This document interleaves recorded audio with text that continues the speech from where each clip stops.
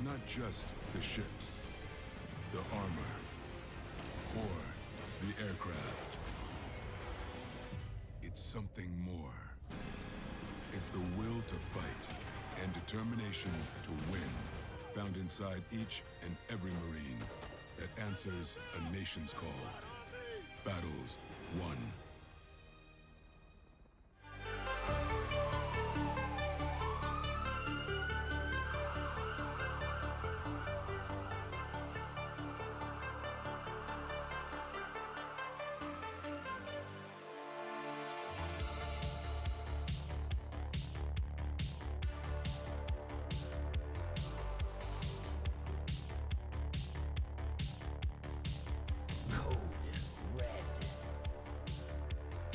The name is Doctor. Dis. Respect.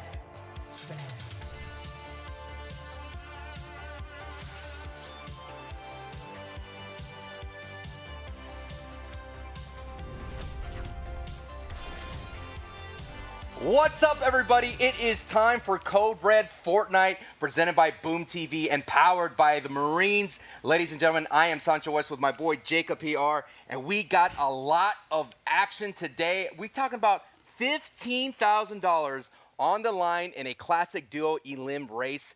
Jacob, I'm very, very excited. Looking at this player pool that we have, man, it's going to be some good times today. Yeah, a lot of exciting matches. Yeah, we're talking about it. I was trying to look at the list, like, who do I think is going to win this? I was looking. I was like, I don't know. There's literally a stacked roster of players, and to me, there's so many to choose from. You got Chap, Vivid, Zextro, Myth, Ewoks, Funk Bomb, and over on the other side, Hogman's Bucky. To me, Bucky's been showing up lately. Dude, the story of Bucky is amazing, and hopefully we get to see him on the broadcast today. But ladies and gentlemen, look at this teams. It's just insane. They have people from the World Cup. You have former fall skirmish, summer skirmish champions. You got people competing in the Fortnite Championship Series and trios.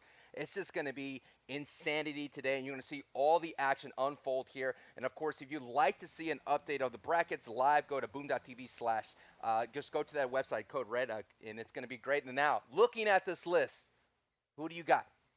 If you had to pick, Jacob, who do you got? Man, it's really hard. It's really, really hard to choose. My heart says Assault and Innocence, but realistically, I don't really know. Them or Skeptic and Slappy. One of those two teams. Assault and Innocence or Skeptic and Slappy. All right. Here's my pick. I'm going to go with the first ever Code Red champions.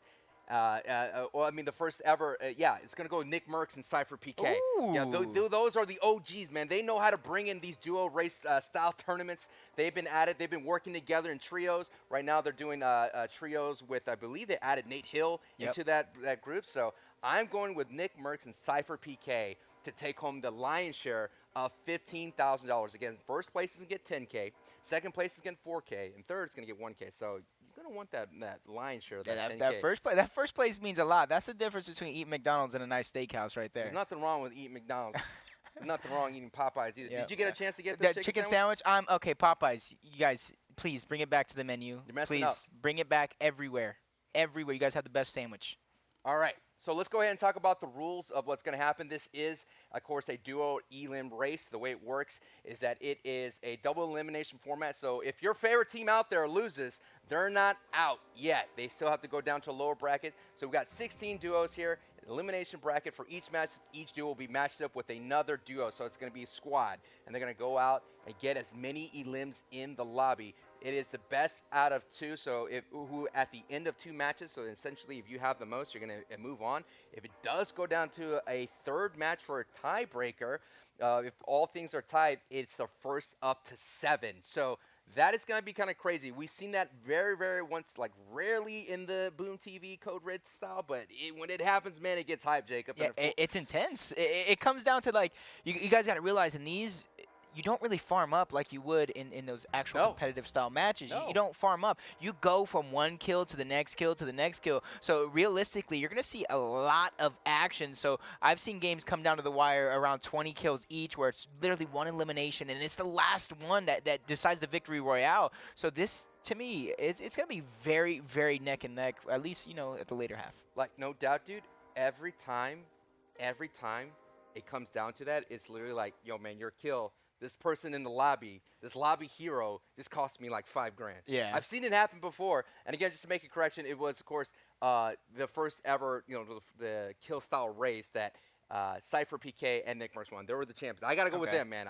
I've been watching them. I've been watching Nick Merckx go at it. And, of course, Tilted Town is there. There's so many options for those two duos to get the job done. And that's my pick for the day. But we're about to get started. We're waiting for the matches to get booted up. And we can't fail to mention that there is a newcomer into the Twitch world, and that's Nick A30. I think we're going to try to get that matchup. He just went up with kind of paired up with Punisher. So that's a new grouping together. And, man, Punisher, he is no joke in this competitive scene. Yeah, no, and I want to talk about, like, Nick at 30 again. Yeah, because he's one of the guys I didn't really watch when Fortnite really came out, but then my boy Enzo, I started to play with him. Ghost Enzo. And then I really started to watch Nick at 30, and he wasn't really a competitor at first. He didn't really pick up the game with the aspirations of being a competitor, but he slowly learned it. He got a control, and he grinds the game every day. And to me, he's phenomenal now. You've seen his growth, or at least personally, I've seen his growth as a player, obviously, when he started on YouTube and now to Twitch.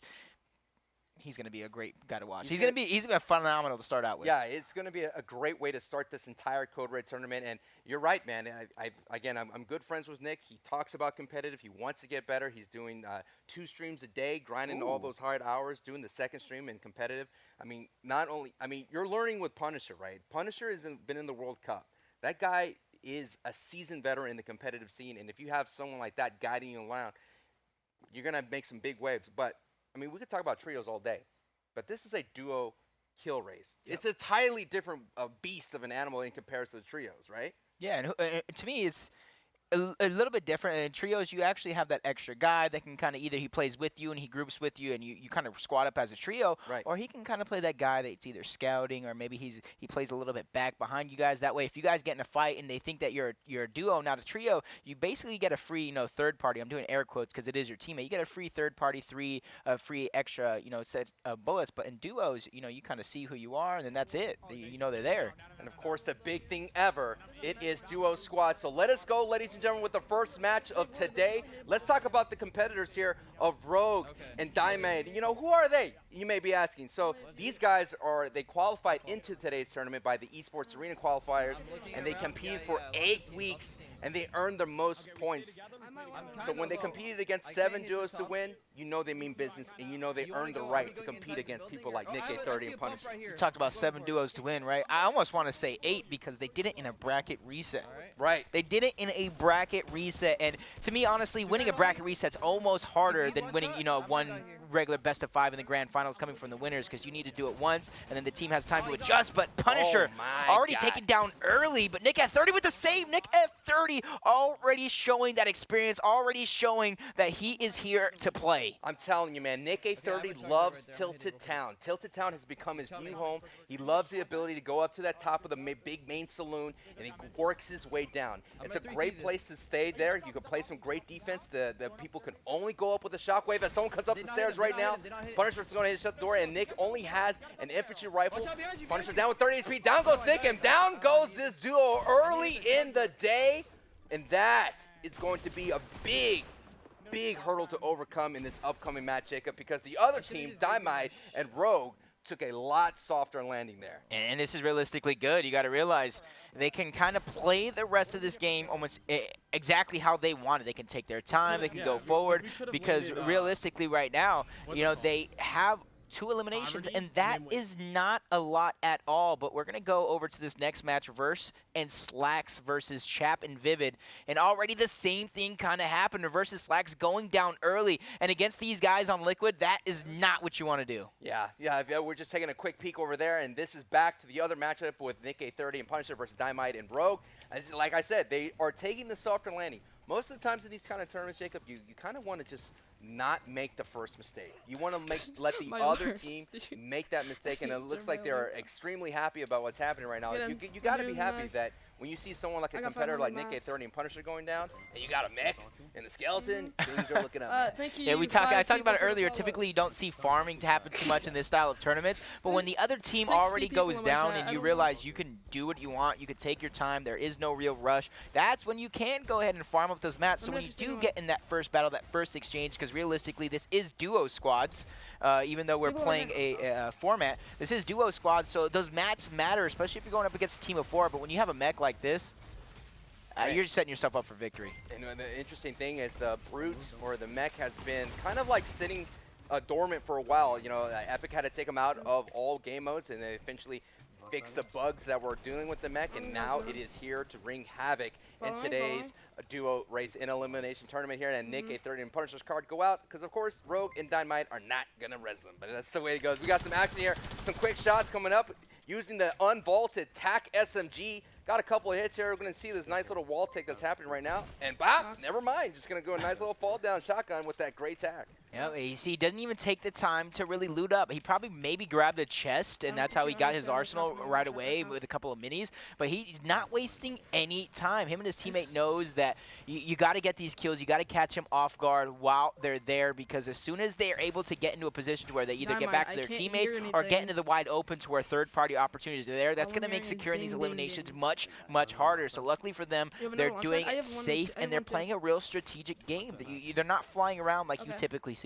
One thing you have to make sure, though, Jacob, is these guys cannot, you know, take this easy. I mean, the second match, Nick, A30, and Punisher could definitely pop off. And so, especially if you look at the lobby health. The lobby health is at 47, including them. That's not going to be a great opportunity to rack up a big score. They cannot squander this opportunity to build a big score. From what I've noticed is that, like, 10, 15 lead going into match 2 this is the only time I'm going to have pressure on the opposite team. But like I talked about before, Nick, A30 and Punisher, no strangers to the competitive scene, especially Punisher competing at the World Cup. Yeah, I've seen these guys time and time again do it. So even though we're talking about this is a good situation for Rogue and his teammate, but you're saying it. They got to react a little bit quicker. They got to begin to close in on these eliminations because before you know it, you got 10 eliminations going into game 2, the possibility of dying early, and then the tables have turned, and Nick, F30, and Punisher, you don't want to give them anything. You give them an inch, they take a mile. Yeah, but I'm very excited. You know, what I like about Code Red is people make names for themselves. So Dynamite and AKA Rogue could definitely have that opportunity here, knocking down Nick, A30, and Punisher down to lower bracket. Looks like a guy is going to go ahead and pad right out. Man, don't tell me, man. That nothing scares me more than anything. When you hear a Brute breathing down your neck, and nice use of the pad there, but these guys are in hot pursuit as they're going ahead and chasing right into lava area. But there is a lucky llama there that's about to get scooped up, and all the mats in the world are about to fall right into AK Rogues. But no, he disengages, going to go ahead and help out Dynamite here to secure this elim. Yep, playing it smart. He realized he can go back for it, but he actually lands in. He doesn't even see him coming. A quick bop to the face, taking him out, and that was really with a tag right there. So luckily for him, he now gets a pump, and he's going back for that loot llama. Or you can obviously assume he marked it. He's going back for that loot llama. He knows there's possibly another jump pad in there. So what looked like him going past it to go for the kill, he knows where it's at. And realistically, you talked about the mech kind of being dormant, not really used. And it's what we're seeing again here. It's they had it for a moment. They're choosing not to go forward with it, and they leave it at a moment's notice. It created a lot of pressure, though. They made that person use that pad, made him get out of there, but they're still in dominant control. The lobby's down to 35 people left there. They only have a looks like, according to the numbers, do quick math, like 2. Only 1 kill lead right now. So, like, even though that Nick, A30, and Punisher went down, they were at least able to get 2 kills at Tilted Towers, and those 2 kills could be a big factor here going into game 2. Yep, and they find another llama. So I talked about not really farming up, and luckily for them, you don't need to farm up when you got around 1,500 free mads there for you. It's insane. I mean, the Epic did boost it up recently. I know lots have changed since the last time there was a Code Red tournament. And, you know, we got changes in POIs, and, of course, we got an increase in llamas. And also we've seen a big notice in a decrease in mobility. The last time we had a Code Red, there was slipstreams. But now you're going to see a lot of our competitors today utilizing the hoverboard, utilizing pads. And as you saw there, they use the mech for a little bit. And, of course, there is a big monster rift down in Loot Lake. So all these things coming in as Rogue gets somebody else in their sights. And that tech SMG, man, does so much damage, and it's insane accuracy. And this guy's getting stunk right in that box. Yep. Goes right into the box, not wasting any time. His teammate has that machine gun,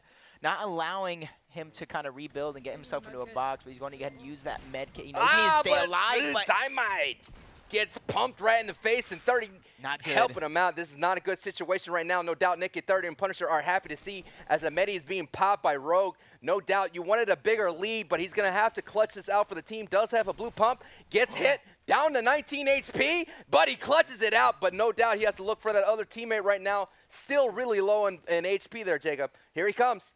On the other side, about a couple of grids ahead. Misses with the flick, but he got that elim right there, and that was huge. It's kind of risky. They kind of just jumped in, not really with a whole arsenal of weapons either. You saw he didn't really have an AR. He's trying to spray the guy out of the sky with that unvaulted SMG. So it's kind of scratching my head a little bit of why they played the way they played, because realistically, I said they had all the time in the world. Yes, you want to try and move quick and get those eliminations while you have that advantage, but at the same time, you want to play safe enough to where you're not just going to leave 30 points on the board. Yeah. I mean, they had that opportunity to build. Like I said, most of the people that are very successful here in Code Red is the people that know when they got a league, they busted up to like 10, 15, and they just went ahead and smothered that. But that is the experience. I mean, these guys qualified, even though they went through a tremendous task to get through 7 duos, they reset the bracket and all those kinds of things, coming from Oakland, California, all those things. It doesn't matter when the lights are on here at Code Red. Things change, man. I'm going to go ahead and give them the benefit of the doubt, though. It's the first game of the day. Yeah. It's literally game 1. Yeah, like you said, just shake it out just a little bit and get ready for game 2, because you don't have a big lead even though you had all the advantage. And Nick at 30 and Punisher, they're waiting. They're probably talking it over ready. Like, oh, hey, we did this wrong. We need to do this. And you realize where the POIs, because you mentioned it before, there are new POIs on this match, which means the hot drops from earlier on are not going to be the same from where they are today. Yeah, it's kind of crazy. I mean, for those of you who missed out in yesterday's update, Fortnite they brought back Greasy Grove. Yep. But there's a crazy stipulation in Greasy Grove that's called Taco Time,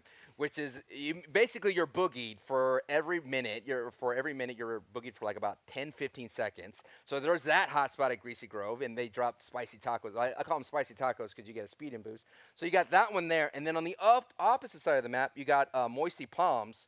Moisty Palms, of course, is a mashup between Paradise Palms and Moisty Mire. So you have that on the other side, and with the prop stipulation that every time you crush. So you got 2 different POIs that are hot spots on the other side. You have Tilted Town as well, which is always a popular spot. Oh, 100%. So you have all these spaces spread out. So how you can get all these skills? The bottom line is you got to stay on your feet. And Nick A30 and Punisher did not stay on their feet that first time around. Let's see the stories change for the second. I see them going towards Tilted Town again, but let's get it, bro. You can see Nick is trying to get hyped up because he knows he dodged the bullet when the other team went down, and they only have a small deficit to make up here in match 2. Let's get some good. That's a little gift from the Fortnite gods, you know. Oh yeah. Not allowing that huge lead that could have taken place, but both teams going for that same strategy. You see Rogue on our top right and on our bottom right. They're both going towards Bones. They know that there's free mats there, a couple of free chests. It's not typically overload, and you can quickly rotate and get those kills from Salty. You just can't waste any time. Right now, Nick is in all-out mode. He's definitely communicating to the gills. Nick with only a gray pistol right now. Going to go ahead and push, knowing that Punisher has a blue pump right on his left side. This guy in the corner of the room. A lot of white hits, and bam, gets the knock right there. Going to hopefully get a pump. Does get a green pump there, Jacob, and he's going to go ahead and push the second story. Nice hits right there. Punisher and Nick A30 already closing on the gap on this first part of the second match, Jacob. I didn't see how many Punisher got individually, but if Nick A30 and Punisher got all 4 of these eliminations, they're already, I think, tied up or in the lead. I think they do trail by 1 as well. If you look at the score at the top. Again, guys, if you want to see, if you want to see the scores, simply go to boom.tv/code red. You'll see all the brackets unfold in live time. There are a lot of great matches happening around, and we're on board here with Punisher. And Punisher already racking up 3 elims. So Nick and Punisher together have 4 already in this matchup. It is 6-5. And, man, that's what I'm talking about. Now the pressure's back to Road and Dynamite. Now they're going to be thinking about their previous match. Like, what a wasted opportunity. But a top competitive player knows how to forget what happened. And nice shots ringing out. Get a couple of blues on the other side there from Punisher and Nick, all focusing on the red stables. And he does hear somebody on the right side here. Again, this is Tilted Town. No building, no breaking. It's all about the way of the gun.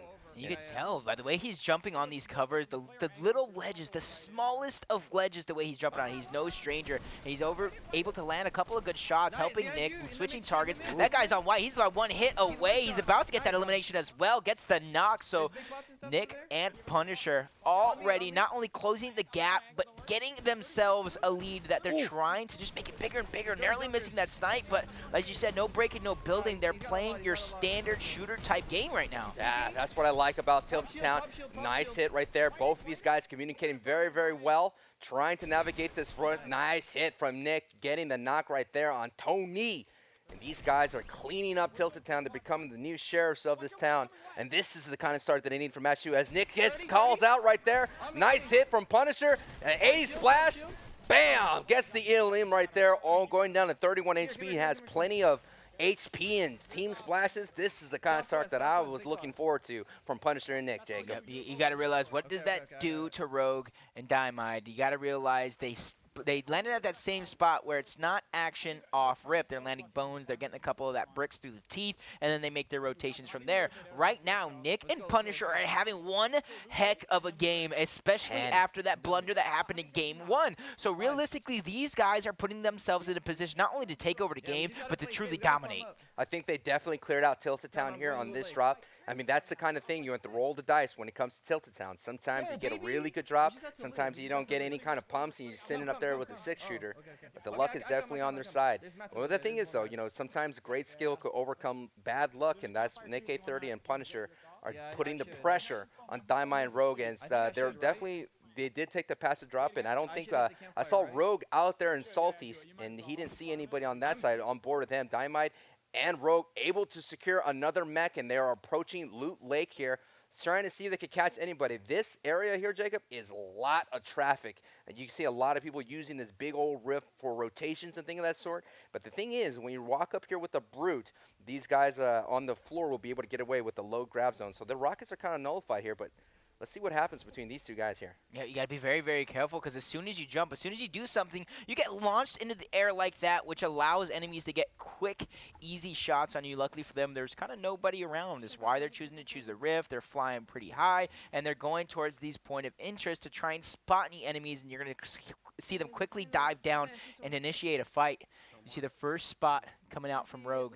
It's interesting, though. Nick A30 and Punisher are now making their rotation to Loot Lake as well. That is a common rotation outside of Tilted Towns. And Punisher and Nick are going to go towards a Dusty Depot as we have Rogue here catching someone unsuspecting. 76 crack in the back.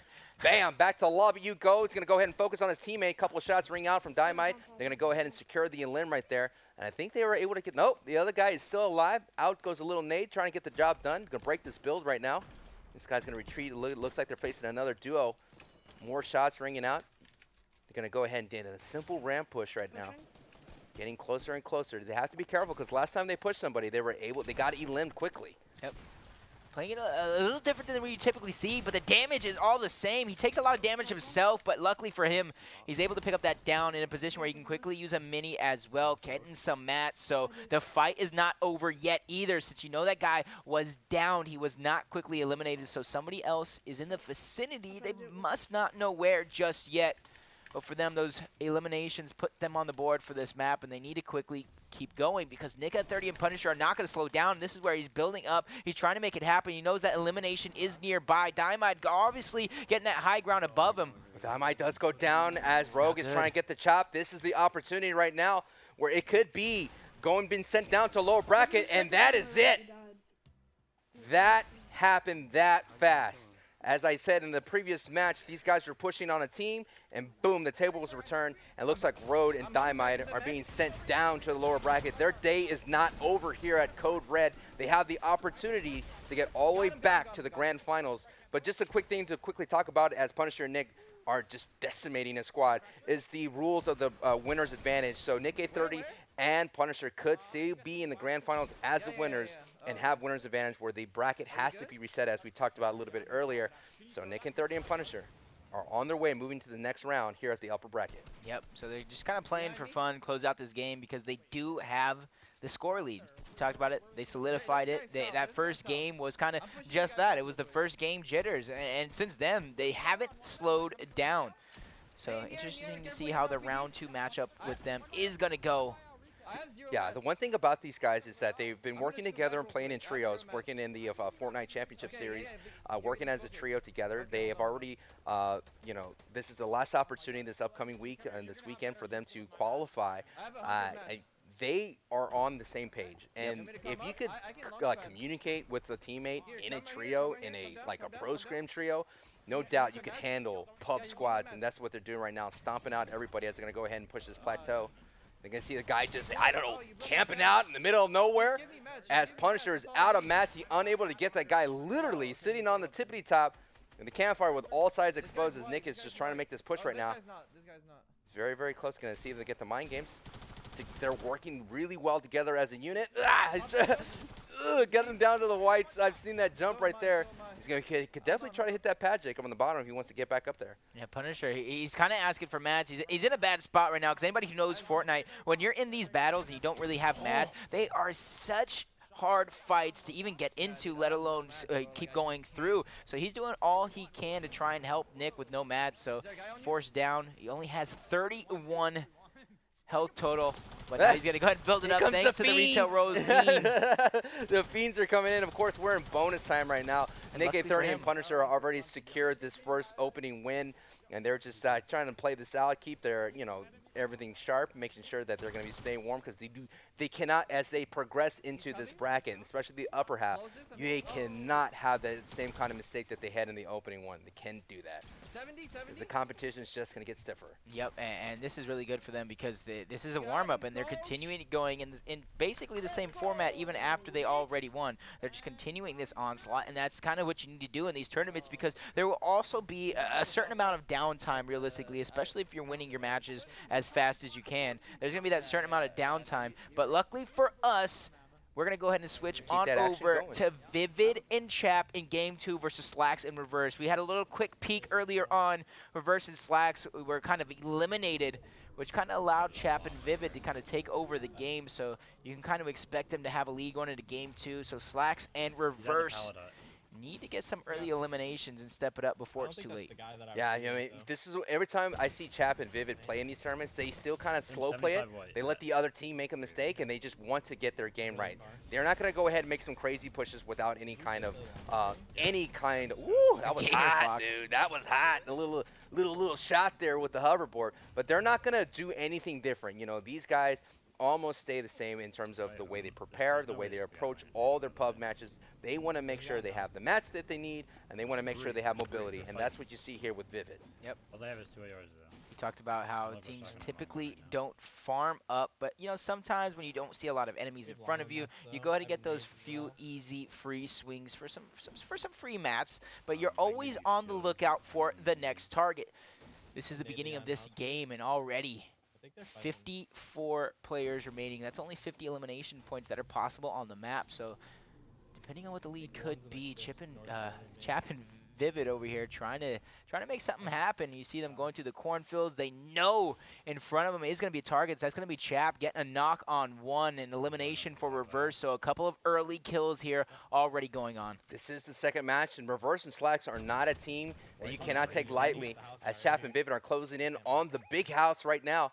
They got a nice little spread of focus right now. There you go. That guy's going to do a double ramp push. This whole team is going in right up front of Champ as Champ finds out in the corner. But they're not seeing Vivid on top of Big Barn. Getting some nice hits here with the AK. Switching over to the spray AR. Got it as Reverse is lighting up the kill feed. So as soon as we get a score update, we'll definitely have that on the tippity top for you guys. As Chap, Vivid, Reverse, this whole entire both squads are just getting some work in this lobby. Green skin is 10. I like what Vivid's doing right now. He's kind of anchoring that high ground, anchoring that position. He did it without Mad, so he's just kind of lighting everybody up that is going after Chap. And you look what Chap's doing as well. He's kind of in the cornfields. He is not making himself an easy target. All the while this is going on, Reverse and Slacks are in their own fights, picking up eliminations as well. So Chap and Vivid, they kind of need to secure these eliminations, and they can't waste too much time because, like I said, in the kill feed, you see that Reverse and Slacks getting kills, but as I say that, Vivid and Chap getting a knock and an elimination for themselves as well. So depending on what the score is for Game 1, this Game 2 could be rather close in the series. I mean, I'm just going to say this, man. When I'm sitting up there in the barn, getting some shots in on somebody with no build, someone hits me in the side of the face with a sniper. You get third party by I somebody. get third party by somebody. But Vivid, with no bills up there for a long time, no one touches him. I mean, it must be that, you know, they know that pro, you know, there's streamer loot, and then there's like that pro shield, you know what I mean? That pro protection. That right there, a little Vivid's bit of having. extra. Yeah, but yeah, you see this numbers right now. The squad is racking up together between Slacks, Reverse, Liquid, Vivid, and Chap. They have 13 elims together. Vivid only having 2 of that. Let me give you some background on Vivid right now. Of course, Vivid is a fall and summer skirmish champion, 3rd place finisher in the Lux and Gauntlet Cup with 72 hours, and he finished 3rd in the 3rd week of the championship series in this trio with C's Lucky. So these guys work together in trios. They finished 3rd in a trio FCS event. So they know how to slay. They know how to play. They just need some luck on their side and some crazy bad luck on the other side. So as we see Chap and Vivid pushing up to what used to be Pandora, looking down on Lucky, getting some nice hits. I've been seeing this strategy here, Jacob, where people carrying the AK and a spray AR like the gray AR, they don't care what they have in their hand. They just want this right here, creating a crazy pressure, maintaining high ground, picking apart this team down below. They're panicking, getting some 34 whites, trying to recover. It's just so methodical, Jacob. They're just slowly inching them closer and closer. It's like slowly shoving this team out of the lobby. Like, okay, you guys, time to go. You've had your fun, but we're here to make some big money as they go ahead and clean up that entire squad. Easy money right now, easy. I will say how Chap and Vivid are fighting these fights. They're dominating, taking out full squads, but they're not doing it in the same fashion that you typically see. You see a lot of building and box fighting and a lot of shock and play. Vivid is being that support player for Chap, and Chap's actually not just pushing in and fighting these fights recklessly with a shotgun. He's playing it smart. He's playing it strategic, and that could be because of what you said. Those accolades that you pointed out. These guys are not strangers to how the game is to be played. They know when to play full aggressive. They know when they should be able to take their time, and that's exactly kind of what you're seeing. Like I said, they're dominating full teams, but they're just not doing it in that same fashion, and to me, that's impressive. On board here with Reverse 2K, part of TSM, and they're sitting on top of Dusty Depot, which is known to be a high traffic area. And as you can see, Slacks and Reverse have someone down below in their sights. And again, the TAC SMG has been recently unvaulted since yesterday, has become the go-to weapon for spray weapons in comparison to the suppressed SMG. Man, that TAC SMG melts builds, and it is so accurate from close to medium. Man, some people even use it as an AR, especially the purple AR, the purple TAC SMG, as Slacks is getting someone on the other side here. And here comes Reverse, but Slacks gets the knock. And the rest of the team is now on their heels right here as this duo as well. Look, 4 elims already for Reverse. Of course, Reverse is no stranger to the competitive scene. You may have seen him with Ninja and competing earlier in previous tournaments in the fall and summer skirmishes as well, competing with Daquan. So you've heard of Slack, you heard of Replay, you heard of Reverse. You know why he's here. He's here to make money. Yeah, but you see, they're not strangers to how this is played either, especially Reverse. Reverse is actually, when he was playing with Ninja, he was putting on a show, and you have seen him play with Ninja in these style of tournaments as well, the kill race style tournaments. So like we said, he's no stranger to this form of competition, especially with his teammate Slacks. They know they need to keep it going, especially since we saw them early on in that sneak peek in Game 1. They were eliminated, so they know they have their backs up against the wall for just a moment, and they need to find these eliminations quick. And right there, I just want to point out that smart play. Typically, you see teams get high ground, then they box up, and then they heal. These guys were not afraid to do that on the low ground. They knew its timing matters. If you take that extra second to try and build up, not only do you let the enemy know where you're at, but you waste that time to where you could be using the actual healing items. Reverse as well is a former Code Red champion, winning with Hamslin, and we're back on board with Team Liquid here with Vivid, getting a knock right there, and as they're amping up the number of elims, creating so much chaos for anyone else. I would never try to turtle up against this team. As you can see, they spread the focus, they broke the box, they got the elim, and this squad is just decimating the lobby right now. Total of 20. And of course, if you want to see an update on the score, go to boom.tv/code-red for the bracket to see what's going on. As soon as we get that scoreboard up, we'll let you know what's going down as Reverse gets another elim on the other side. And you brought this up a little bit earlier, Jacob, but it's quite fascinating to see the juxtaposition in playstyles. You're seeing box warriors on the other side, box takers, and then you just see like this slow suffocation from Liquid here as they slowly just creep up closer and closer.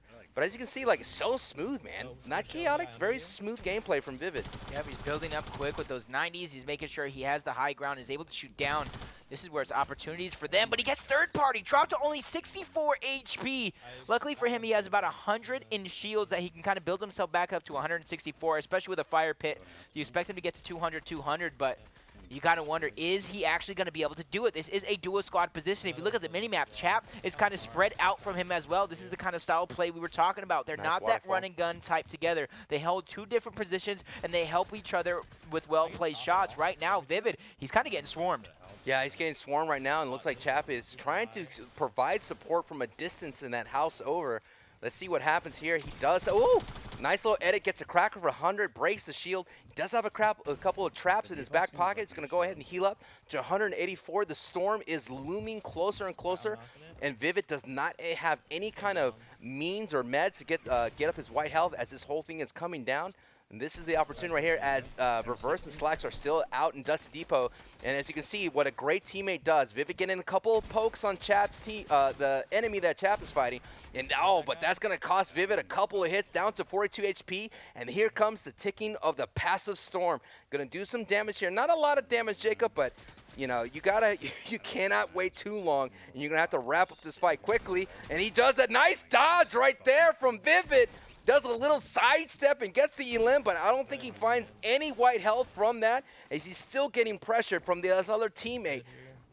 Can he survive this, Jacob? This is bad because I think even if he wins this fight, they are so far away from the save zone. They have a long way to go. They need some sort of white health. And if you look, he's down. Chap is actually dropped. He's trying to do what he can. Either that's a slurp or some sort of a fire that he needs to get out of there. The fight. Actually, he actually needs to fight this. Excuse me. He needs to fight this, and he needs to hope and pray that there's some sort of white heals there because he will not make it out of the storm on the other hand. That is one of the dangers of fighting on Storm Edge. On board with, is Vivid watching Slacks as he's using the low grab zone, getting higher and higher, trying to take the walls, and these guys are just going to go ahead and destroy that Matador. Out he goes back to the lobby, and no doubt Vivid knows that when you're going down against Reverse and Slacks. But we've seen Chap kind of clutch it out as we see that Chap's health is back up to a decent amount, but he's still deep into the storm. So this is going to be a tough situation for the Liquid boys to overcome. Right now that both of these guys right here of Reverse and Slacks are just on point right now. Boy, does he have a long way to go. I saw him right there. Yeah, on the that's what I'm saying. He has a long way to go, dude. Look at his health. Luckily for him, he did have some sort of, I do believe it might have been a slurp juice that he was able to pop and get himself up. Yeah, because I saw him taking damage and getting damage. But now, yeah, he has nothing right now. He has the hope maybe a hoverboard's on there. As we're going to see a nice little rift. Maybe we could jump on board Chap just to see what's going down on his end. Maybe he's going to be able to walk out of the storm, but he's very, very low. I don't think he's, well, almost. Nope. Look, he's deep. He's deep. Yeah, he's gone. I don't think he's going to get out of there. I mean, it's going to require a miracle. And wait, what happens here? Yeah, he's still alive. Oh, yeah, he got a medi. He popped the medi out. Yeah. But the main thing that ends up happening here, guys, is that if your team goes, the opposition goes down, no one's going to help you. As you see Reverse getting some nice hits, and they're going to go ahead and just sandwich this player right here. There you go. Right here, north of us. Nice little guy right there. A nice little friendly elim. Going to go ahead and create some pressure. Gets a nice critical hit right there. Just so quick. And that's the thing you want to do, Jacob. Moving on in this tournament, you want to get your elims quickly done so you could move on to the next encounter. Yep. And that's where a lot of these players do get their mats from, is eliminating these squads and then moving forward. So Reverse, Slacks, hit the pad somewhere. Really impressive. And you see Chap's still taking damage. Chap is a warrior. And this is something I want to point out. He's doing a great job getting back into the zone. He's doing a great job making sure that he has this opportunity to keep the game alive. But I kind of feel like as soon as he makes it out of the storm, if he didn't already, he's going to have to move and get towards the next zone. You see him kind of off to the side over towards Dusty Depot, so Chap in a position to finally put some damage down, finally get himself back into the game. But you got to wonder, with 32 eliminations total for the squad, how much of those are Chap and Vivids and how much of those are Slacks and Reverse? It's very interesting to what's happening right now. In terms of, in previous seasons, if you hit a pad, right? If you hit a pad, you're able to get out, right? You're able to think you're like, oh, cool, I'm safe.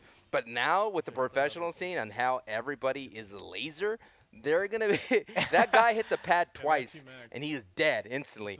And, like, that's the new thing that I'm seeing every time I see competitive play is, like, pads are no longer safe anymore. Yep. Usually what players will do is you see Reverse fighting A mech. He's doing what he can. Luckily for him, that mech doesn't really have a driver. But as I say that, that's Slacks trying to go into that, trying to make something happen. But he does get the first knock.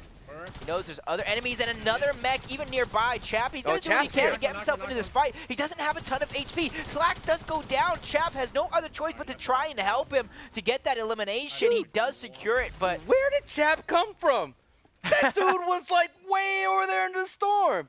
Where did he like find like a magical portal? Yeah, so that's really good. That's really good for Chap to kind of go in there and get that last elimination where did after he come from, battling the storm all game long. Guys, we'll get the update on the score, but literally Chap was so far past Dusty Depot and shows up at the end, and I don't know what that squad was doing. You had one guy driving the mech by himself. You had another team, and all that unfolded so quickly, but that is the calm, cool, collective nature of Chap, able to eat all that storm and make his way into the fray and get in some more elims, that maybe that will be able to be the key factor in determining if Team Liquid of Vivid and Chap move on in the upper bracket. But that was insane, man. That was actually a real treat to watch. Like you said, we saw the play style of the way Liquid boys were playing it. They were playing a strategic, land those right shots, and then move in. But then you saw the other style of versus Slacks. They were kind of going in, box fighting. They didn't care who they were going up against. They knew that they were going to try and kill them. Yeah, we're going to go ahead and take a short break as boom.tv/CodeRed continues.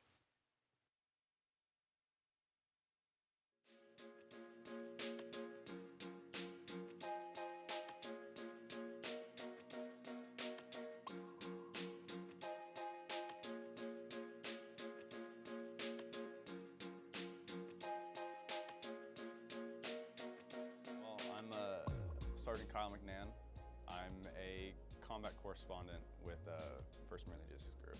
My name's Connor Robbins, and I'm a production chief at MLG Comstrat. My name is Corporal Quintarius Johnson, and I'm a 4512 graphics specialist. I'm Staff Sergeant Nicole Cassidy, and I'm a recruiter from RS Seattle. I've been in the Marine Corps now for about 7 years. Almost 5 years. 10 years now. I've been in the Marine Corps for about 4 years now.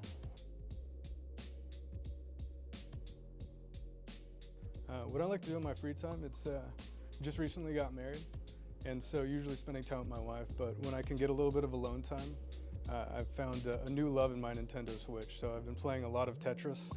Tetris 99 is probably my favorite game right now. Well, me personally is gaming.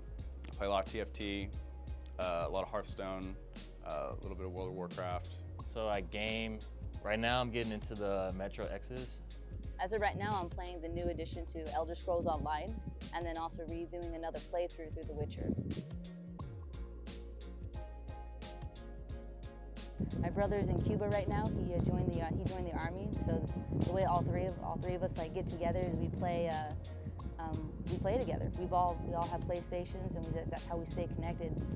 Borderlands is what we play. My younger brother, we were like really close growing up, and he would like come in my room, we'd be playing video games together. So like now that I'm not there, like that's like the closest way like we can stay in contact with each other and like still keep that bond. My cousin just recently graduated college, and so I got him a Nintendo Switch for his graduation present. So him and I have been playing Tetris online when we can, and we've been playing a lot of Smash as well. And since I played a lot of competitive Halo, a lot of my friends still play. We don't really play too much Halo as much as we like. We usually play Battlefield. So we have a random Facebook chat, just like, it's time, get on. Yeah, it's just a good way to keep in contact with them. And it's like they never left, honestly.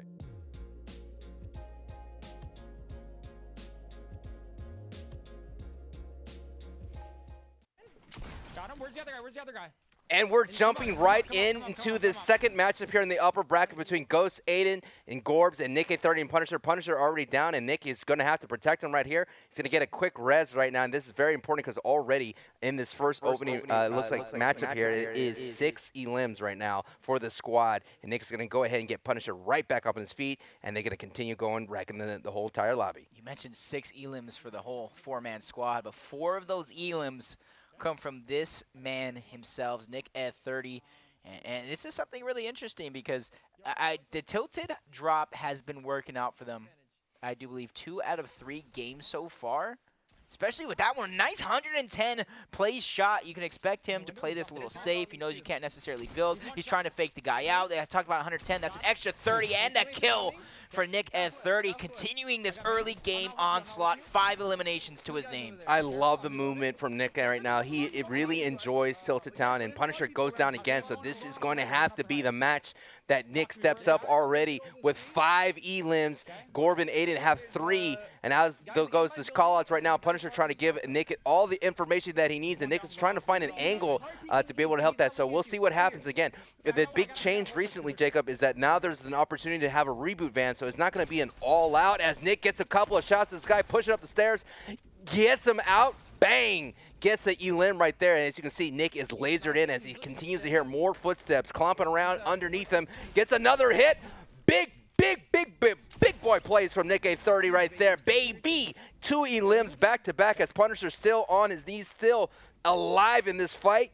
Can Nick close out this squad so he can pick up Punisher and continue going into this matchup with Ghost and Gorb? Yeah, this isn't necessarily even the worst thing that could be happening, because right now he can kind of get the reboot card if needed. You see him 76, 140 in 2 shots. Nick at 30 putting on a show as 8 eliminations to this man's name in a matter of minutes. Yeah, it's not going to not fall asleep on Gorb right now with 6 elims right now. And of course, Aiden, that's a tremendous teamwork, and out goes the shield bubble. Looks like they're going to go ahead and decide, beat and tie. The first time we've seen Taco Time here on Boom TV, and they're going ahead and clean up so many people here at the new Greasy Grove that's got recently unmelted. And the good thing, oh no! Gorb gets smacked right in the side of the face, and out he goes, final. Now it's up to Aiden in that side of the thing, on the other side of the world here. He's gonna go ahead and see another person gliding in, couple attack shots. Guy phases right through his build, but he was able to recover right there. Aiden now realizing that he is kind of hurt right now. He's gonna have to get the job done, as you can hear a call out from his teammate Gorb saying that Nick's in trouble as well. Gonna go ahead and use that shield, gets cracked right in the back. Aiden is gonna have to clutch this right here. Quick edits, and that's it. It's not good. Not good at all, man. That's not good for Aiden and Gorb, but you know who that is good for? That's good for Punisher and Nick. And luckily for Punisher, he's not even eliminated yet. He's still up. 11, dude. That is insane. I bet you're probably personally happy for what you're seeing right now. Listen, when I came into and parked today here at Esports Arena, I parked in the number 30. And I knew I had a good feeling that Nick A30 would have a big day, as he did get the reboot on Punisher, brought him back, clutched it up, sitting with 11 elims. I would say this is where Nick is at his most comfortable, playing in duo kill races. Of course, we remember back in the previous tournaments, him and One Shot Girl, along with, I believe it was Tfue and Cloaksy, were able to secure, at that time, the most kills in a PC squad lobby. So he knows how to slay in these elimination tournaments, and like I said, he's been landing Tilted Town for a long time, and Nick is feeling good knowing that he is putting on a big show today. One thing I want to point out, which is kind of funny to me, no building, no breaking, but look at this guy's mats based off of like eliminations and kind of finding them around the map. To me, that's impressive. That's another perk kind of for Tilted Town. You don't really need to break anything. You don't really need to farm, and you have access to a good amount of mats still. It's just you can't really use them until you leave Tilted. The best thing about landing Tilted Town for a long time is you're going to get shields. You're going to get a great loadout. You're going to get everything that you need to set you up. The only thing that you may not need, you brought it up, is mats. But when people come in, rotate through, they walk into Tilted Town. No doubt you take that mats from them. As you can see, Nick is really close to max mats on both wood and brick. But, yeah, now that minigun's into play, this is a really interesting loadout, Jacob, because, as you know, they did vault the drum shotgun, the combat shotgun, the proximity launcher. So you don't need to work really hard to getting a great loadout on set. You can pretty much set for the whole match, as in comes a Brute. Here comes a minigun to welcome you into Tilted Town. Nick has to be careful, though. Yeah, that's what I was talking about. Those rockets have come out of nowhere, and splash damage gets Nick right on the side. That's Punisher, and here comes more. He's going to know. Hopefully he learned his lesson. Moving a little bit more on that left side. So Nick cannot put a pad down to get up there, as they're going to go ahead and kind of build a fortress up right there. So these guys have to be careful, eating a little bit, and their pressure is now on as that team overlooks down into Tilted Town. Can Punisher and Nick turn this around? Yep. And realistically, we talked about the mech, and there were quite a few nerfs to the mech. They're trying to make it a little bit more balanced, but one thing in squad, it kind of got buffed to around 1,250 HP. You see him trying to use the machine gun to try and chip at it little by little, but to be honest, I don't even think he did half of its health. I mean, that's what you got to do. Create pressure against a brute pilot, make them scared that you're going to go have a boogie bomb, but the more you kind of pepper a brute from a distance, the least likely they're going to push ahead. But as you can see, they're kind of teetering in and out of Tilted Town. You got to be careful. I've seen a lot of people kind of like fall down. It's going to go ahead and make a crazy push right up this hill right here. Nick does have another pad. He's going to go ahead and use it to get on top of that high ground. I don't see him. Oh, yeah, they are. I'm gonna Here we go. Minigun in. He does have some stinks. Boom. It's only one. It's only one. It's only one. All right. This is going to be, it should be easy. Out comes some splashes. All down to white. Destroyed, melted by the gun. The minigun. Taken out. Luke kind of, this is kind of good. Luke kind of falling down towards the jump pad. Gets another jump pad just to use the jump pad. Yeah, and Gorb and Aiden are sitting in the wings watching as Nick A30 and Punisher build the lead right now. It is still 12-9. So, you know, that is going to be something that you got to keep advantage of. This is what I was talking about. In the previous time that we saw Nick and Punisher go at it, you saw that other team, Rogue and Daime, not able to take advantage of having the other team completely dead. So that is what Nick and Punisher can do. They know they have to keep the pedal to the metal in order to get to the fast lane and keep going. And I will say one thing. Fast and Furious. If there's anybody on this squad right now that can kind of try and mimic what Nick and Punisher are trying to do, that is going to be Aiden. Kind of. Yes, Aiden could pop off. One of the grandfathers of Tilted, one of the grandfathers of the kill race style tournaments. Yes. So, interesting to see how they're going to be able to strike back in game number 2, but we're still in game number 1. We're still watching Nick and Punisher completely dominate the opposition. Quick mark by Punisher breaking the tree. Nick doesn't necessarily see him, but he's trusting his teammates' call-outs, and he's going in nonetheless. It's a nice glide right here. Able to get a clean glide all the way down to the bottom here. Looking at Nick's loadout and his mats, he's already set. And it looks like that guy went back up, so Nick's going to have to work his way back up to help out Punisher right now. But Punisher should be able to hold his own as the call-outs are happening. Let's go ahead and listen to some comms here, Jacob, and see how this unfolds. I popped one's shield. Okay, you're by yourself? You're by yourself? I'm going to launch you, Pine. I'm coming. They're above me. Okay, I'm coming. Don't worry, don't worry. I'm literally gliding. I'm going to be 5 seconds. I have no mats, bro. Are they a good team? Yeah. I'm They're coming. on me. I'm literally coming right now. Got one. Okay, don't worry. Yeah, I'm gonna spray him. Got that guy knocked. There's still one more in height. Unless he dropped down. He's trying to pressure. We're getting glided on. I got this guy down in my box. That was a big play, Sancho. That was a big play. That was a big play, and shout out to the awareness of Nick. He knows they were getting glided on. Quickly tries to go for a couple shots, and then boxes himself in with traps. Even though he was knocked, he was able to get the elimination and the kill with the traps that he plays. Great heads-up plays, great thinking, and that is some outside-of-the-box plays. That was really cool because when he was down, he blocked that guy with his own down body from leaving that box, and the double trap play was able to get that elim while Punisher was cleaning up the action down below. And Nick, no pun intended, got there at the nick of time, and this duo is continuing on and creating a bigger point lead right now as Nick with 14 elims while Punisher has 2 in this opening matchup of round 2 of the upward bracket here at Code Red. Again, this is Code Red, brought to you by Boom TV and powered by Marines. Go to marines.com for all that kind of info right there if you're interested. And this is going to be more action coming to you today. We're going to be here for about a couple hours at least, maybe to 6 p.m., how things all rolling out. But no doubt, Nick has finished as high as 3rd place here at Code Red, playing with, I believe it was, let me take a look at it. But, yeah, Nick finished really well. He is no stranger, as you brought up, to these kill-style tournaments, and we're seeing why he's one of the best. Yep, so right now, both players choosing to take that Loot Lake Rift. And this is where they're going to kind of glide slowly over. They're checking out everywhere, even behind them, where Tilted Town, where they originally started from, and they're making sure no one slips through. So this is a little bit of a waiting game. But I Nick believe it was with he's going to be Hogman. the first one to pop. He's going to be the first one to spot somebody. You see, with that ping feature, he's making sure Punisher kind of knows where he's at. Punisher spots him as well. Punisher with the ping as well. So multiple enemies, multiple points, possibility. But he actually tries to go for some quick shots, but takes some himself before he starts to build.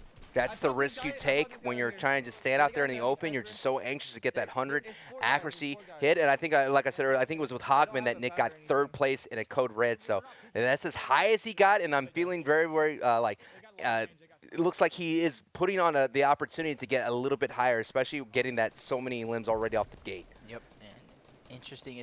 These guys are not forcing this next fight. They know as the game gets later and later, the team that they're fighting up against skill, has a They're all spread potential out. of getting higher and higher. And as you said, this is a solo squad position. Nick at 30 taking a shot, dropping him down to what was 50 HP, but I do believe he's also standing on a campfire to try and build himself back up.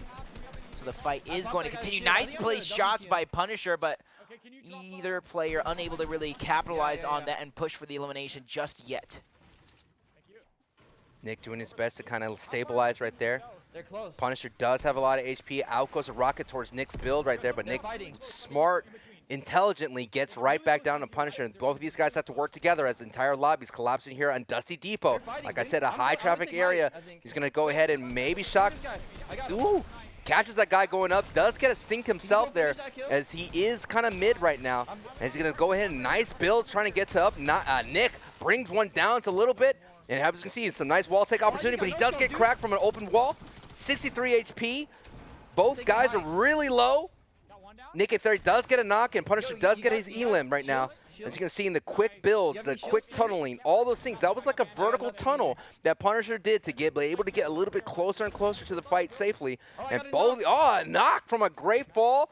Punisher now putting in the points, and no doubt Gorb and Aiden cannot be happy that what's happening that's unfolding right in front of them. You see, he's looking for that elimination. He knows he needs shields. Nick needs shields as well, so both players kind of trying to drop down towards that other early elimination to try and scrape up any of the materials, any of the resources, especially the shields. Like I said, neither player kind of has anything to be used just yet. And you see they're going to go for an opportunity here to go for a little bit of high ground, building up. Nice structure built, and they got the high ground straight away. But he gets dropped out of the sky, and now it's all up to Nick. Nick is all by himself. We've seen him save Punisher once, and with the game he's having right now, he is going to do it again. That TAC SMG must protect. What a great hit from Nick as he's focusing on the other guy trying to challenge at high. Nick does have the dominant position in this build right now. As Punisher, he's going to go ahead and go for that quick res.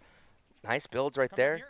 This is an opportunity, though, for get both of them up as the lobby is now down to 5 remaining players as well as these two. So there's some more opportunity to put some points on the board. Right now, Nick already sitting with 16 elims. Punisher with 3 elims. That's a big lead right now at 10, and that was the magic number that I brought up earlier, Jacob, that you want to have a 10-point lead heading into match 2 because it creates so much pressure. We'll see how Aiden and Gorb reacts as these guys are trying to get the reboot. Sprayed down from Nick from high ground. Get a couple of nice hits. Let's see if we could go ahead and get the other guy. They got a great hit. It's going to clean up right there. I'd be wondering, you know what's interesting, though? Just like they do in Apex, maybe should Nick let that, let that come back? That guy, oh, he gets cracked. I remember my first time actually casting an Apex and seeing that thing. As cheesy as it is, with this amount of money on the line, you're going to do everything you can to get that 1 or 2, maybe even 3 extra eliminations. So I like where your head's at. Yeah. And I haven't really seen it too much in these Fortnite-style tournaments. But as soon as teams are able to kind of catch on and start to get in the swing of able to, figuring that out, I can see it coming into play, especially when games are close. Yeah, absolutely. Nick is down to music bandy up right there, and Nick left his side exposed and got sniped on the side. And that happens frequently when you're trying to clean up elims. You don't want to let people get re-res, especially when you're in a duo squad lobby. You got to understand that you're facing 4 people, and all it takes is, like you saw right there, Nick getting hit from the side, but Nick is dropping down, so is Punisher, looking for a guy in the like a box-up turtle right now. Bam! Right in the back. Rah! Down you go. getting hit right in the back with a shotgun. Nice cleanup right there from Punisher. As like I said, man, don't sleep on Punisher. You could look at the score and be like, wow, you know, Nick, yes, Nick is definitely doing the lion's share of the job right now, but Punisher is a great support teammate, and he has the ability to pop off at the same time. Recognizing that Nick is popping off, Punisher is doing all that he can to keep his teammate in the fight. Oh, nice heavy snipe getting to the What did box. I just Nice say? couple of What did I traps. just say? Don't sleep on this man. He is competed in the World Cup. I don't know who that was, but that was a very ambitious move, and I'll give you respect for trying. Nah, man. You just got sent right back in the lobby, Siskabob style. He got hit with 2 traps, one from above and one on the side. He got sent to the Shadow Realm after that one. Yeah, absolutely. Punisher and Nick are continuing to decimate this lobby. It is a 2v2 right now, and they definitely have some nice builds, taking like a lot of land right here. They're positioning themselves. They're making sure they have as many builds as possible to control any kind of edits, and they have decent meds here. So yeah, here he comes. Can he get the snipe? They're looking for an opportunity to crack this egg wide open. Realistically, oh, there it was! Nick with a 126-meter snipe. Egg has been cracked, and it's time to make some omelets, baby. Here it comes, dude. He's actually choosing for the jump pad. Getting the lowest portion of the ramp. Now he's building up. They know they have that knock. They know they have an opportunity here, and they're choosing to capitalize. A little bit of a build fight going down, as you said, a nice little cone. Now he has the high ground. This is himself in a good position, especially on the mountain. He's going for a jump pad to try and steal the high ground out from under him, but a nice knock by Nick to save that one. So Punisher still securing that high ground, already landing some shots onto that down to secure the elimination.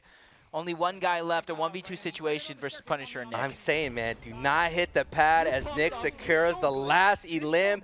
And what a big pop-off from Nick A30, getting 19. Wow. 19 elims. A grand total of 24 for both as they put the pressure on Gorb and Aiden into the second match. But like I said, if Aiden and Gorb, they go, again, it could happen on the flip side, Jacob. Yeah.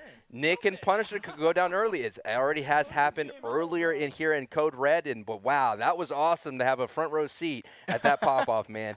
This is going to be interesting because I know Aiden personally. I know what he's thinking right now. They have to make plays. Right. They have to make extra plays. I'm not talking about the normal. You gotta go and just jump on a team. No, you might see split drops. You might see these guys trying to solo squad in order to catch up on these eliminations, especially early on. So Aiden right now probably talking with Gorb, thinking over a strategy, figuring out where they're gonna drop against Nick and Punisher, and on that flip side, you know, they don't really have to do anything special at all. It's interesting, though. We didn't get to see, like, how their strategy developed, but Gorb and Aiden are dropping into Greasy Grove, which is now Taco Time Town. So in Taco Time, when my experience from there, it's just so chaotic. So chaotic because it's like you could have someone literally in a trap, and then Taco Time hits, and they get saved, and they don't die. So it's like they were racking up kills at a really great pace, but as you can see, the chaos of Greasy Grove, considering how hot of a drop it is, and I feel like it's very uncontrolled. Like the random numbers games, like kicks up in that area. So let's see if they adjust it. Again, I am Sancho West with Jacob PR. We're calling all the matchups, all the action here for a Boom.TV, part of Code Red, and it's going to be awesome here. We're going to be here for a couple hours. You want to see all the updates, go to boom.tv/Code Red to check out the bracket, and also support all the people that are competing today. You see all the links. You can click it and see who's competing. Drop them a follow, drop them a sub if you can. Just to let you guys know, I don't have to say this, but it's September, okay? Half off, dude. Half off. So support some of these people if you got like $2.50. Yep. Or if you got that Twitch Prime, go ahead. Or you got that Twitch Prime, do it. Free. And if you guys don't know you have it, just click the subscribe button,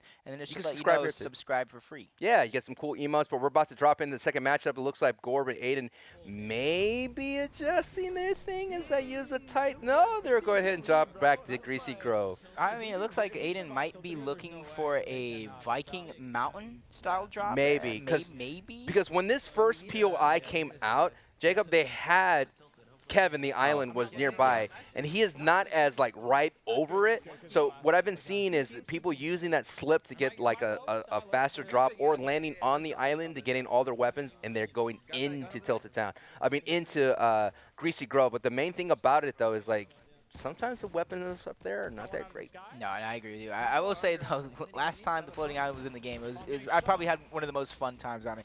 You land on it, quickly grab a weapon, and then you can just float around and just play with people. But nice shots already two, dude. by Nick. again.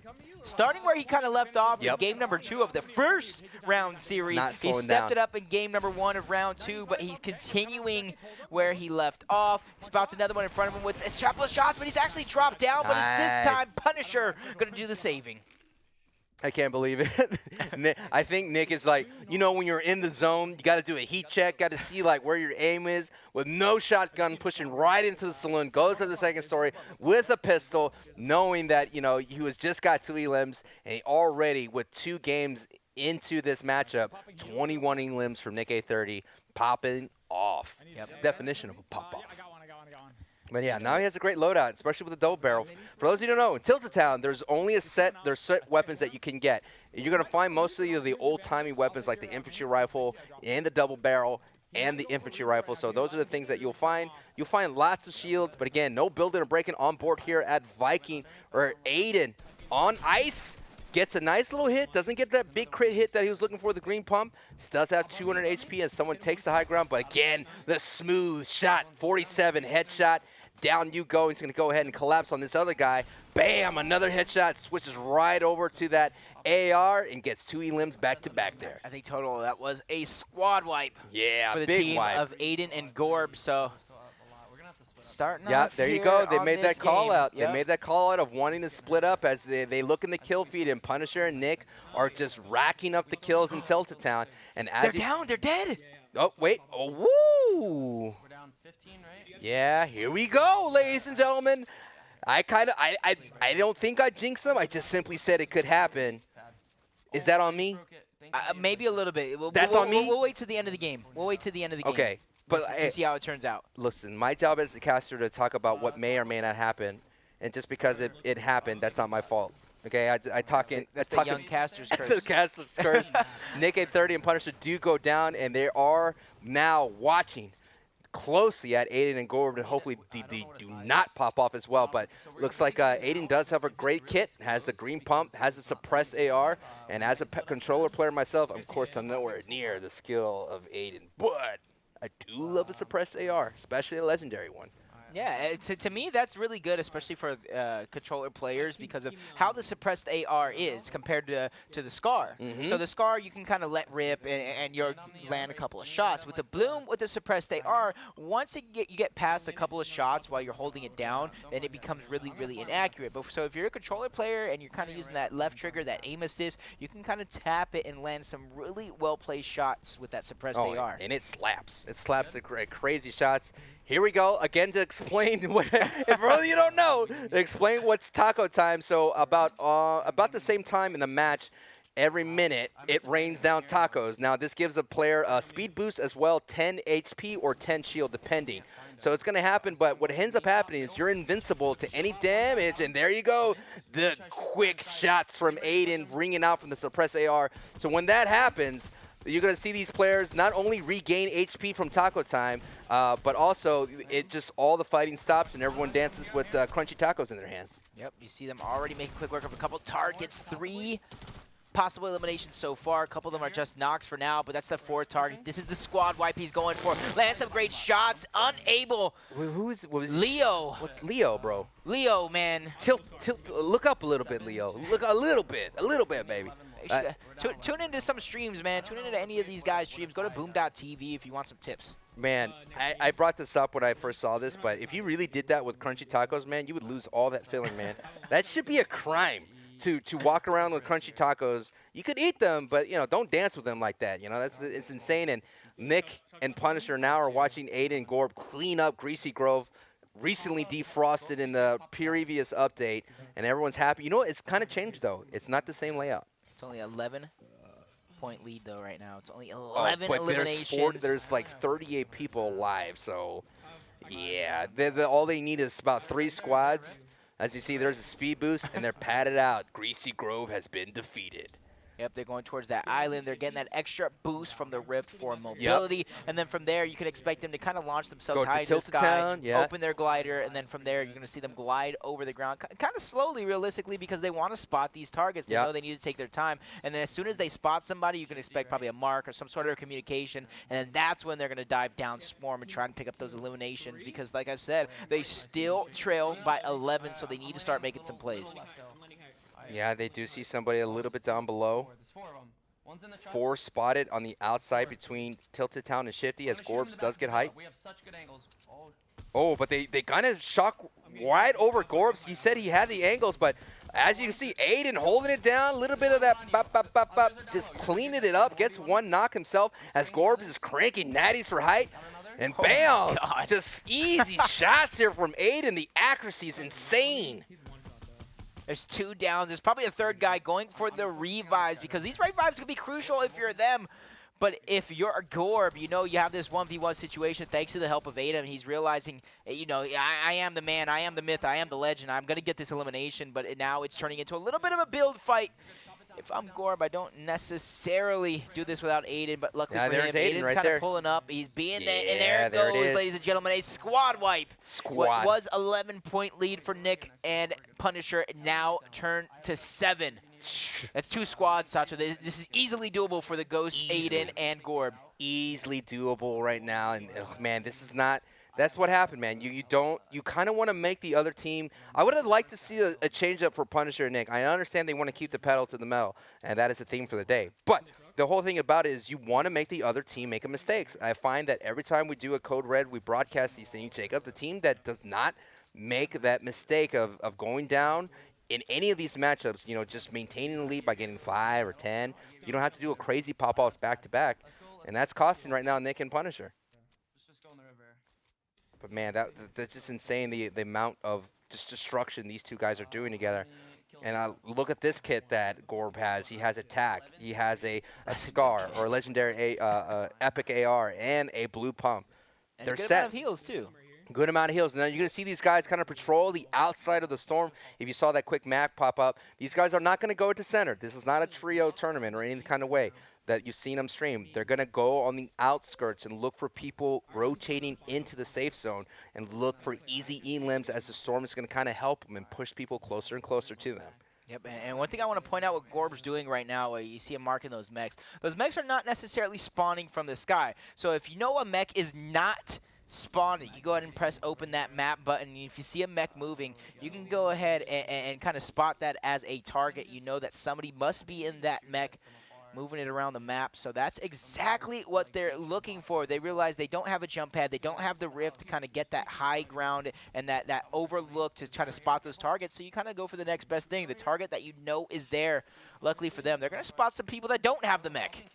This is going to be some, hopefully, for them, it's going to be an easy knocks here. Another squad wipe, and it's going to get them closer and closer. Again, if it goes into a Game 3, it's a tiebreaker, and the first duo to get to 7 elims as a unit will move on. If it goes to, again, there is another tiebreaker if it goes to another 4th, but we'll see what happens right there. So, actually, just to clarify, if it goes to a 3rd game, it goes to a full game. Yep. If it goes to a 4th, that's when it's first That's when it's first to 7. It rarely happens. I've never seen it. That's why I'm not so used to saying it. But I'd be like to see it between these teams because, man. That would be a no-biter. That would be a crazy one. I'll be expecting a hot drop at Tilted Town. Yeah, from both teams almost. Yeah, I'm happy that I was able to correct that because, you know, some people would be like, what? We're going to Game 4? So right now, Gorb right now and Aiden are kind of patrolling. I thought they would go deeper into the skeleton area, but they're staying a little bit safer. They do got some hoverboards here in case there's any kind of rotations. And see how that rolls out. I think they're still looking for the mech. Yeah, they're marking it. I mean, they could use it as bait. Maybe they want to use it themselves, rack up some easy They're looking for elims. somebody that was driving the mech at one point or another. Yeah, they're up on the housetop right there on the mountain. I think one's going to, here it comes, the easy elims. I mean, why not? I mean, you have money on the line, might as well use it. It's a nice boost right up there the mountain, and here comes the Brute. And goodbye, dude. Bap. You got to be careful, though, man. You could kind of like put yourself in a bad situation because the Brute, once it gets all the way down, the low HP, it becomes a ticking time bomb. And this team is actually melting this Brute completely.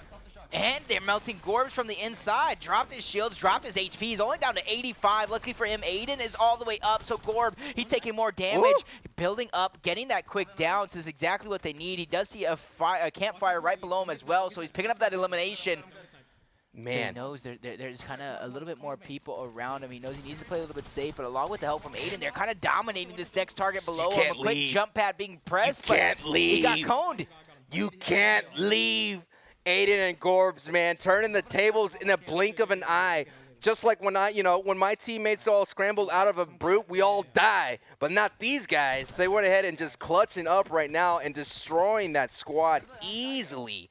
What a great match, the turn of the tables here, but what a great matchup we're seeing here, Jacob, in round 2 here of the upper bracket of Code Red Fortnite, playing for $15,000. Yeah, you see them kind of healing up, trying to get it close to 200 as they can. You see another campfire nearby just in case. They are in the zone. It's a 7-point lead. Yep. 7 points. And with 20 elimination points on the map. Said it earlier, I'll say it again. This is 100% doable by Gorb and Aiden. What was a bad start in game number 1, dominated by Nick and Punisher. The tables have turned in game number 2. Nick and Punisher going down early, leaving it wide open for Aiden and Gorb to do exactly what you guys have been watching.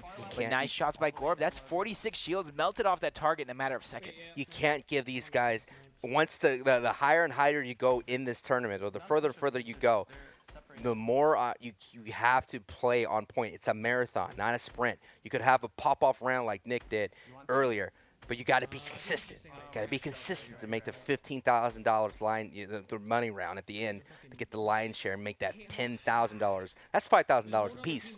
That's quick math right there. And so the match folds out right here. You got they do have a great dominant position to catch anyone rotating in, as they're going to protect this mountainside right here. So there's going to be some easy knocks here if a team pushes them up directly.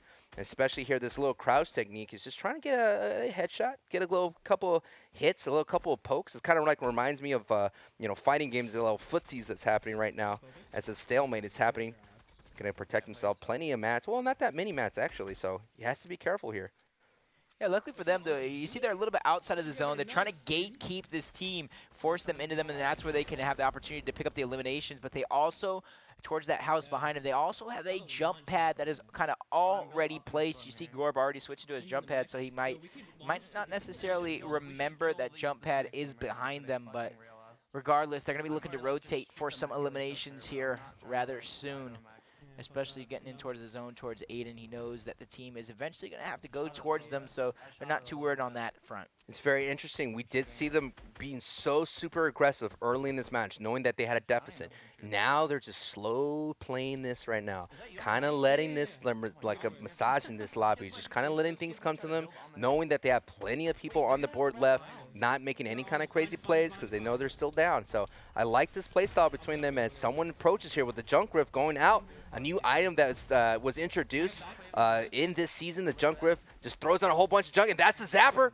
That you got to be careful of that. Creates 2 traps on each side, does 50 damage right now, and more junks. Ooh, he almost got hit by that junk, Jacob. He almost jumped into it. That Junk Rift would have destroyed Gorb, as he was right at that apex of it.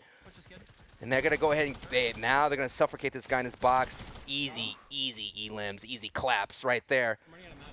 Talked about it. It's about 2 full squad wipes to get back into this game and get the lead. Nice flick shot. What a big shot to help out Aiden. Gorb. Low on mats, and you called it out that he was low on mats, and Aiden's going to get him some mats, but what a crazy flick shot there that we saw from Gorb right there. Yep, you see quickly building up towards that high ground again. You see Aiden with another knock. I do believe that is 3 out of the 4.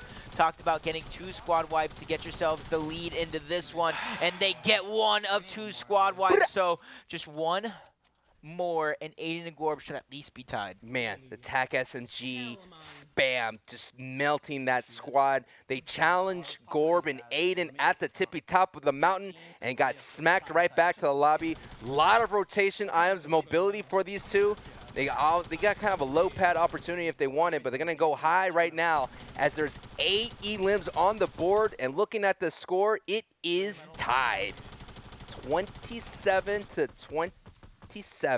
1 elim moves these guys to the next round, round 3 in the upper bracket here at Code Red. Yep, with that jump pad, you see them spotting the next target. They're going to waste no time going in. We talked about this score. It is Here they come. It's rather close. It is tie game right now. Yeah, actually. yeah, tie game. Oh, yeah. So Oh, yeah. if they get eliminated right here, we're forcing a game number 3. So the game is in Gorb's and Aiden's hands. Oh, and Gorb actually goes down. This is big, Sancho. This is big. No.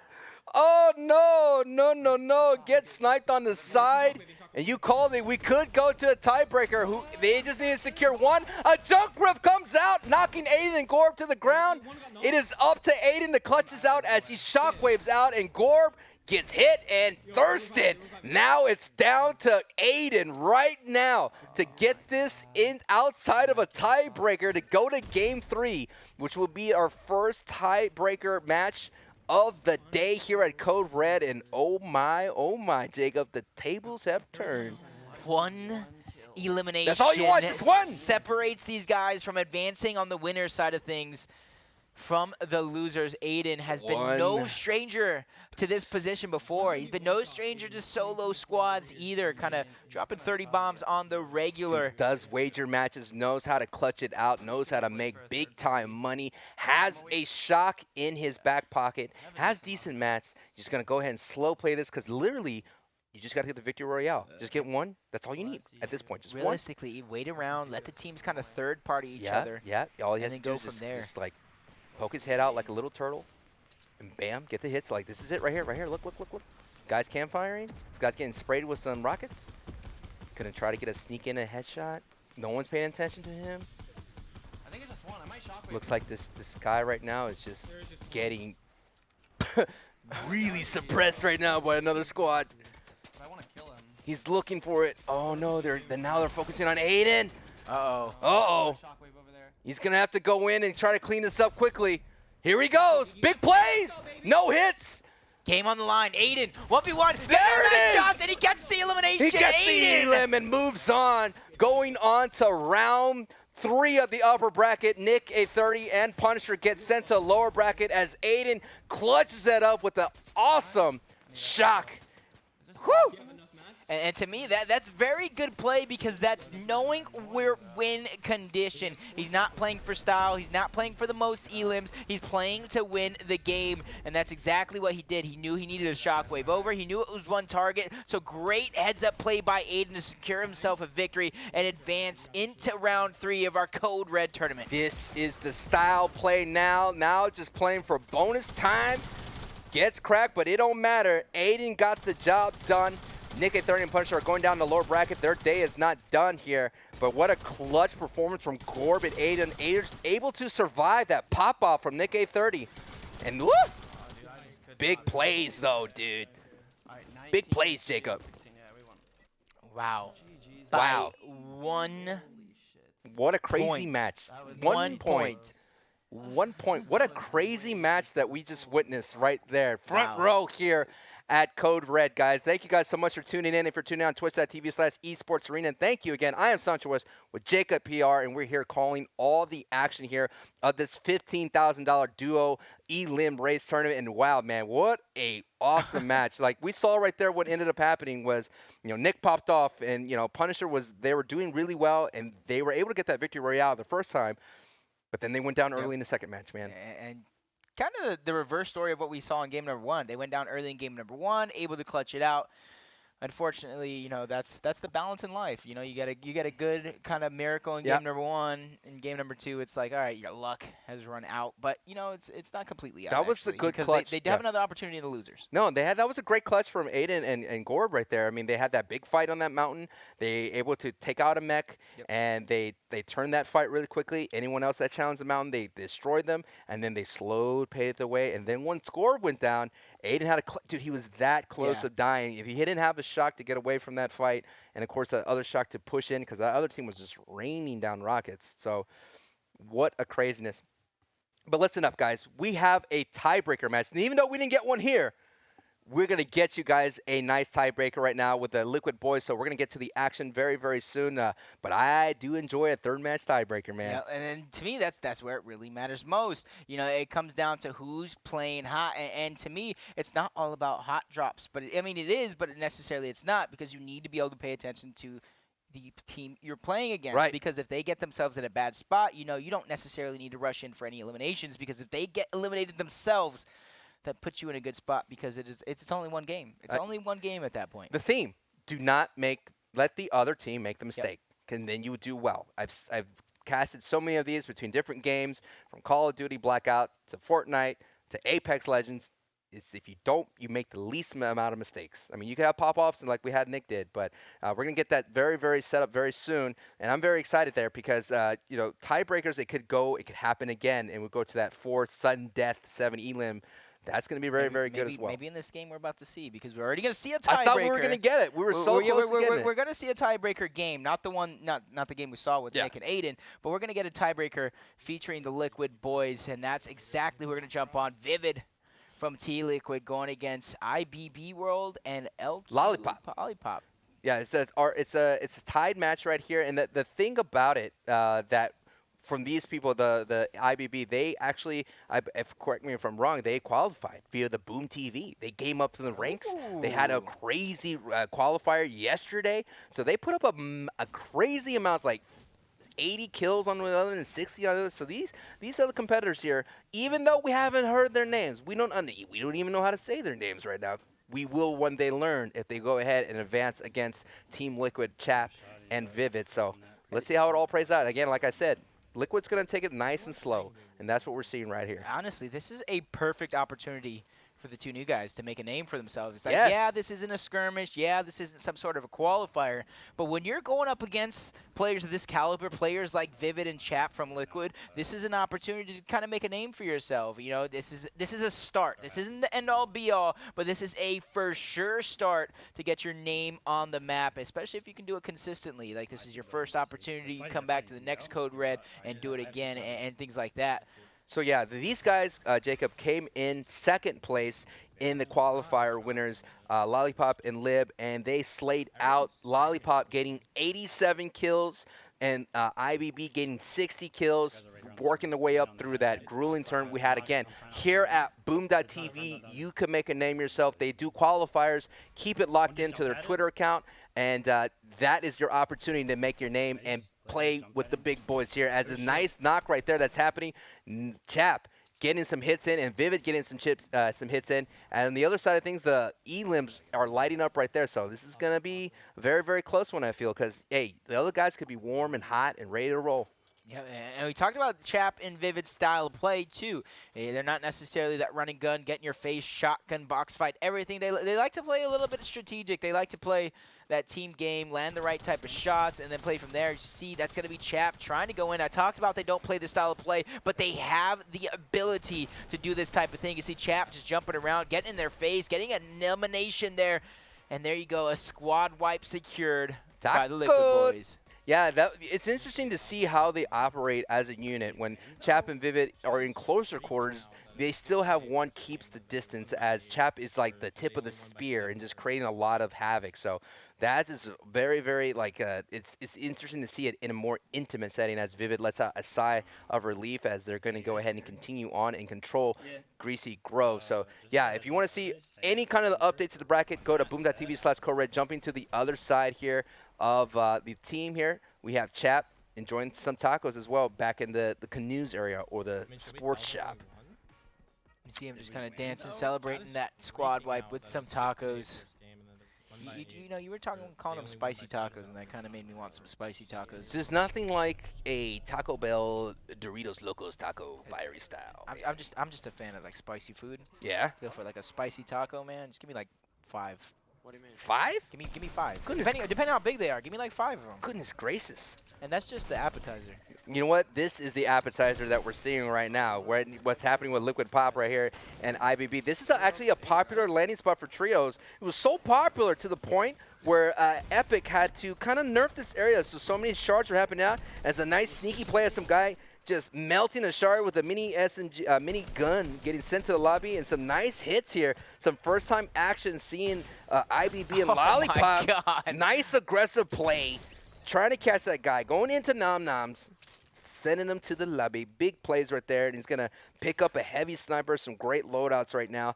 And now it is 5-2, make that 6-2 right now between Chap Vivid and IBB and Lollipop. Yeah, that shockwave was like perfect. It landed perfect. literally right in his back pocket for him to get the elimination, but you see them moving up on the next target, forced to build up because of the zombies kind of tearing down the covers. But as he picks up the elimination, they're going to go ahead and continue to loot Retail Row.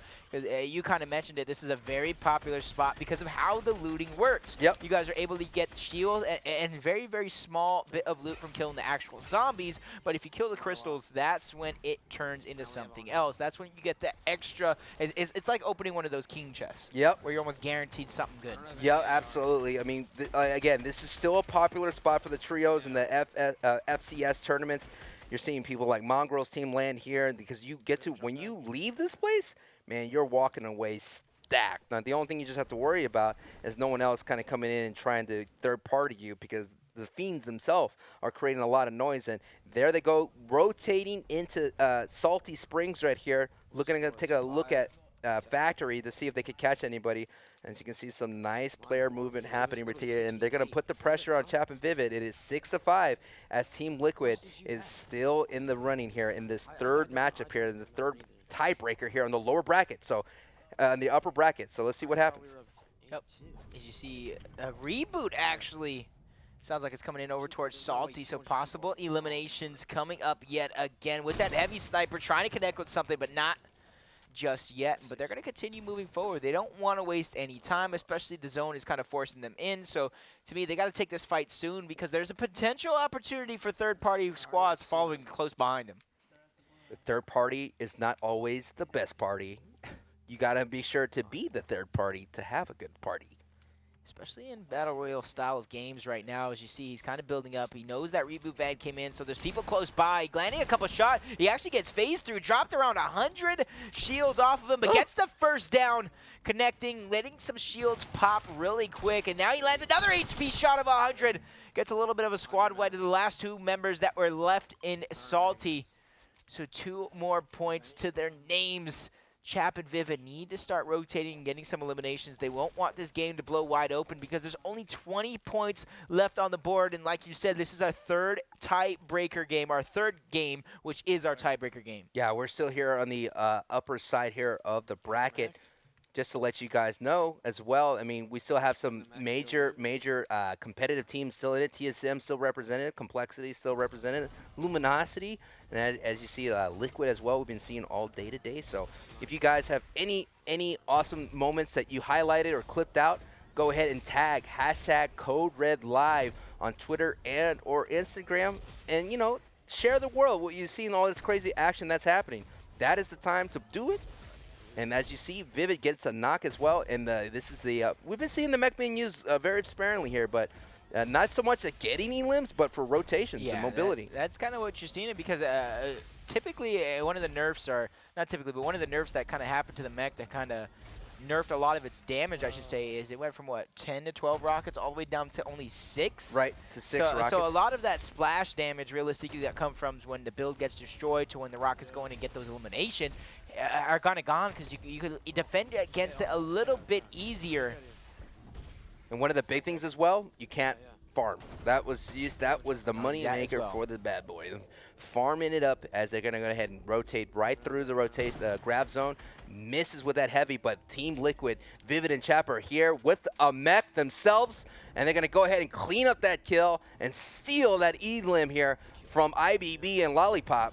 And this is where it gets so messy right now. When both teams are nearby, you're going to see a lot of kill steals, and you have to pay attention to that E-limb. It just misses to that right. No doubt, knowing that the pressure's on Jacob as Vivid and Chap are moving in with the mech. He's going to try to go ahead and swing right in as well, trying to just get this E-limb, but it's too late. Chap gets it with the brute stomp, and Chap gets that E-limb. And right now, IBB and Liquid Pop, their Lollipop are racing. It is 9-8, and all the E-limbs are popping right now. Woo! I see Lollipop trying to just build and get those shots in because he knows Chap and Vivid are realistically going to break the walls down, so he's trying to land those kill shots when it matters most. So far, he's unable to connect with it. It's been all Chap, all Vivid since Wow. they got in this Brute. And there's another elimination. Even though IBB is going to go ahead and pick it up, that's going to go on to Chap and to Vivid's count. Man, I don't know what it is for me, but I just said, like, yeah, we haven't been seeing any kind of mechs used for elims. We've been seeing nothing but rotations as he finds somebody in a bush. Slayer just trying to survive for that onslaught of the Team Liquid and hiding in that bush.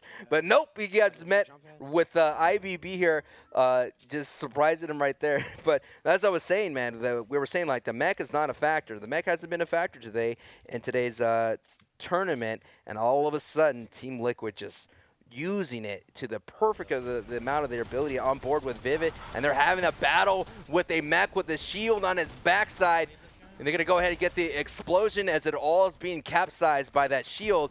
And there it is, some nice hits on the top side.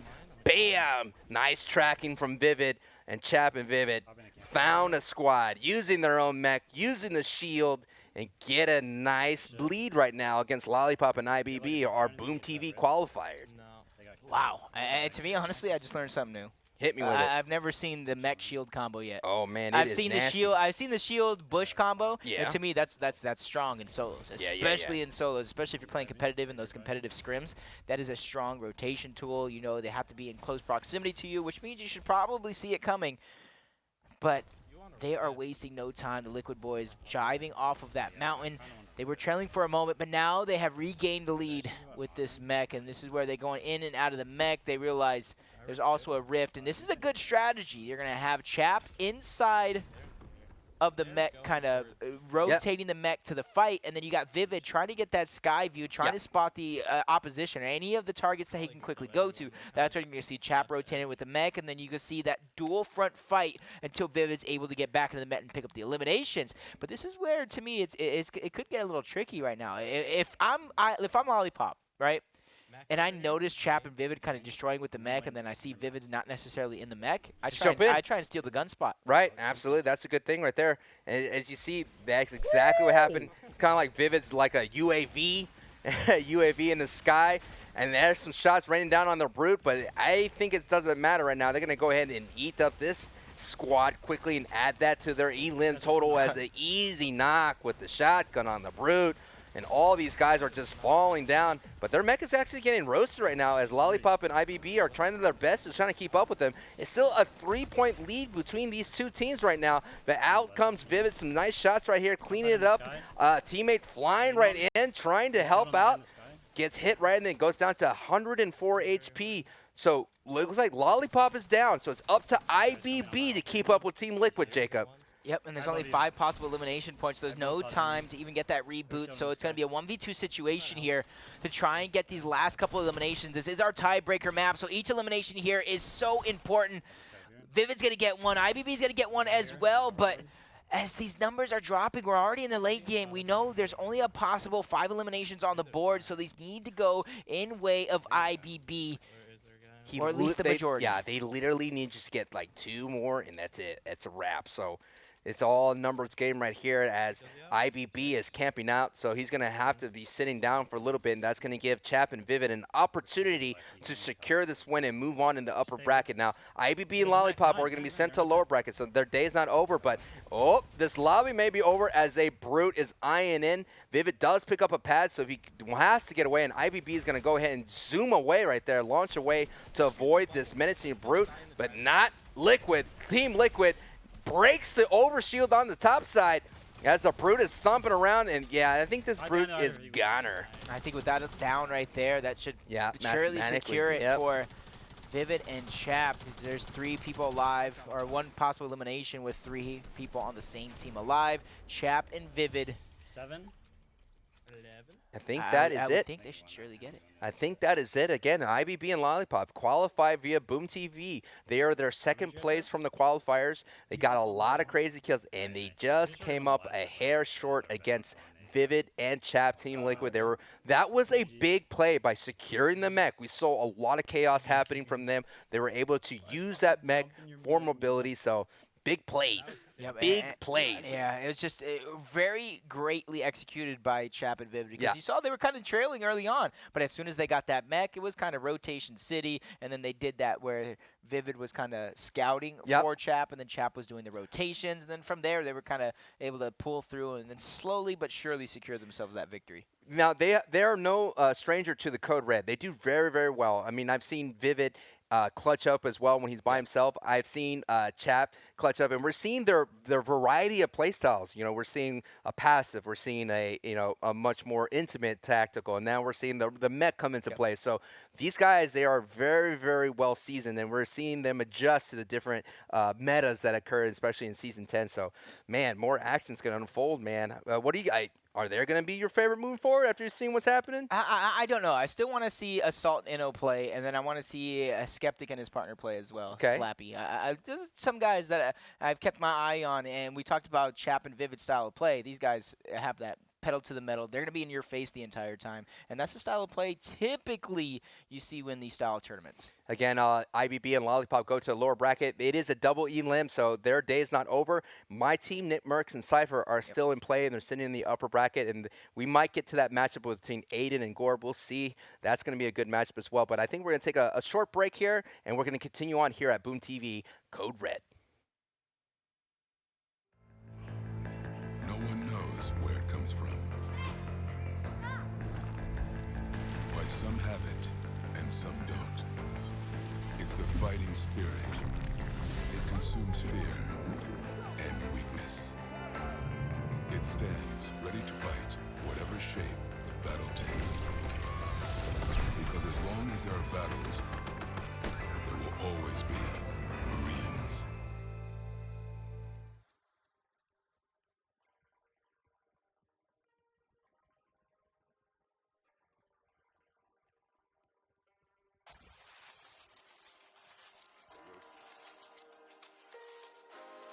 The way it goes. We got some action here. Some quick shots coming up. Using the unalted.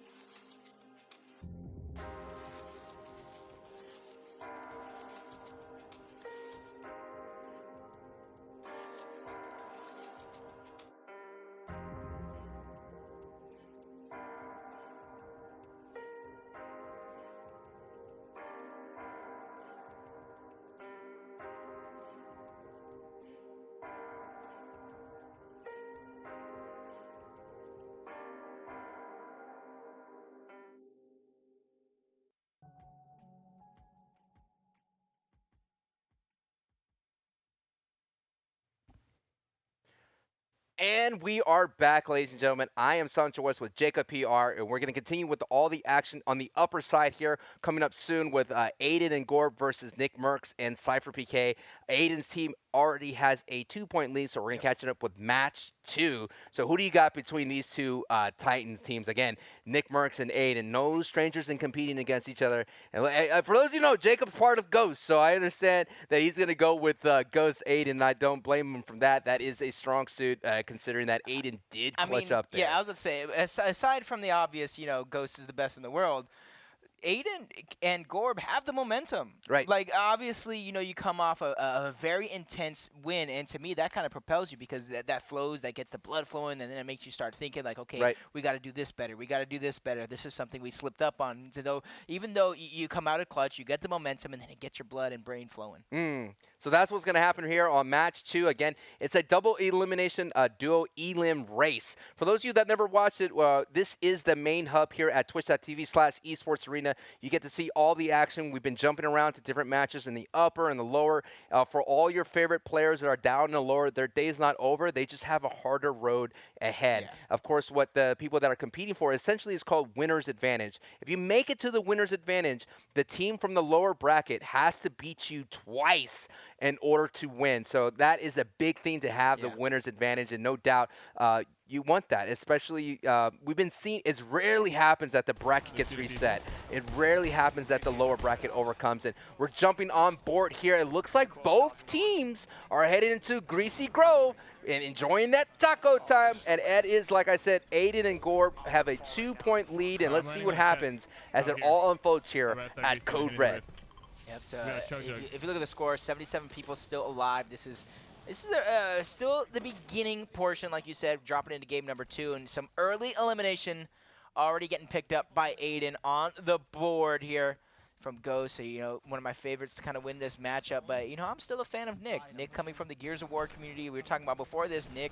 I have a pass with him. Yeah, competed against Nick in other games as well. And he's no stranger to when his back is up against the wall, or at least trailing just a little bit. So neither is Cypher. And we talked about it before. These guys have put in an immense amount of time practicing for their trios event. So I do believe a lot of that can transfer over into here. But Gorb's actually stealing a kill out from Nick and Cypher.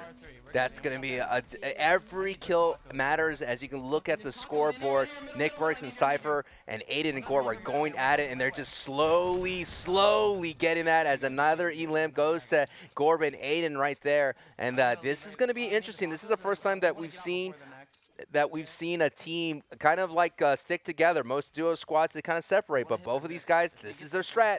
And as we've been seeing, but the entire rivalry between Nick Merckx and Ghost Aiden, now they're going to determine who's the king of tacos. That's all going to fold out here at Greasy Grove.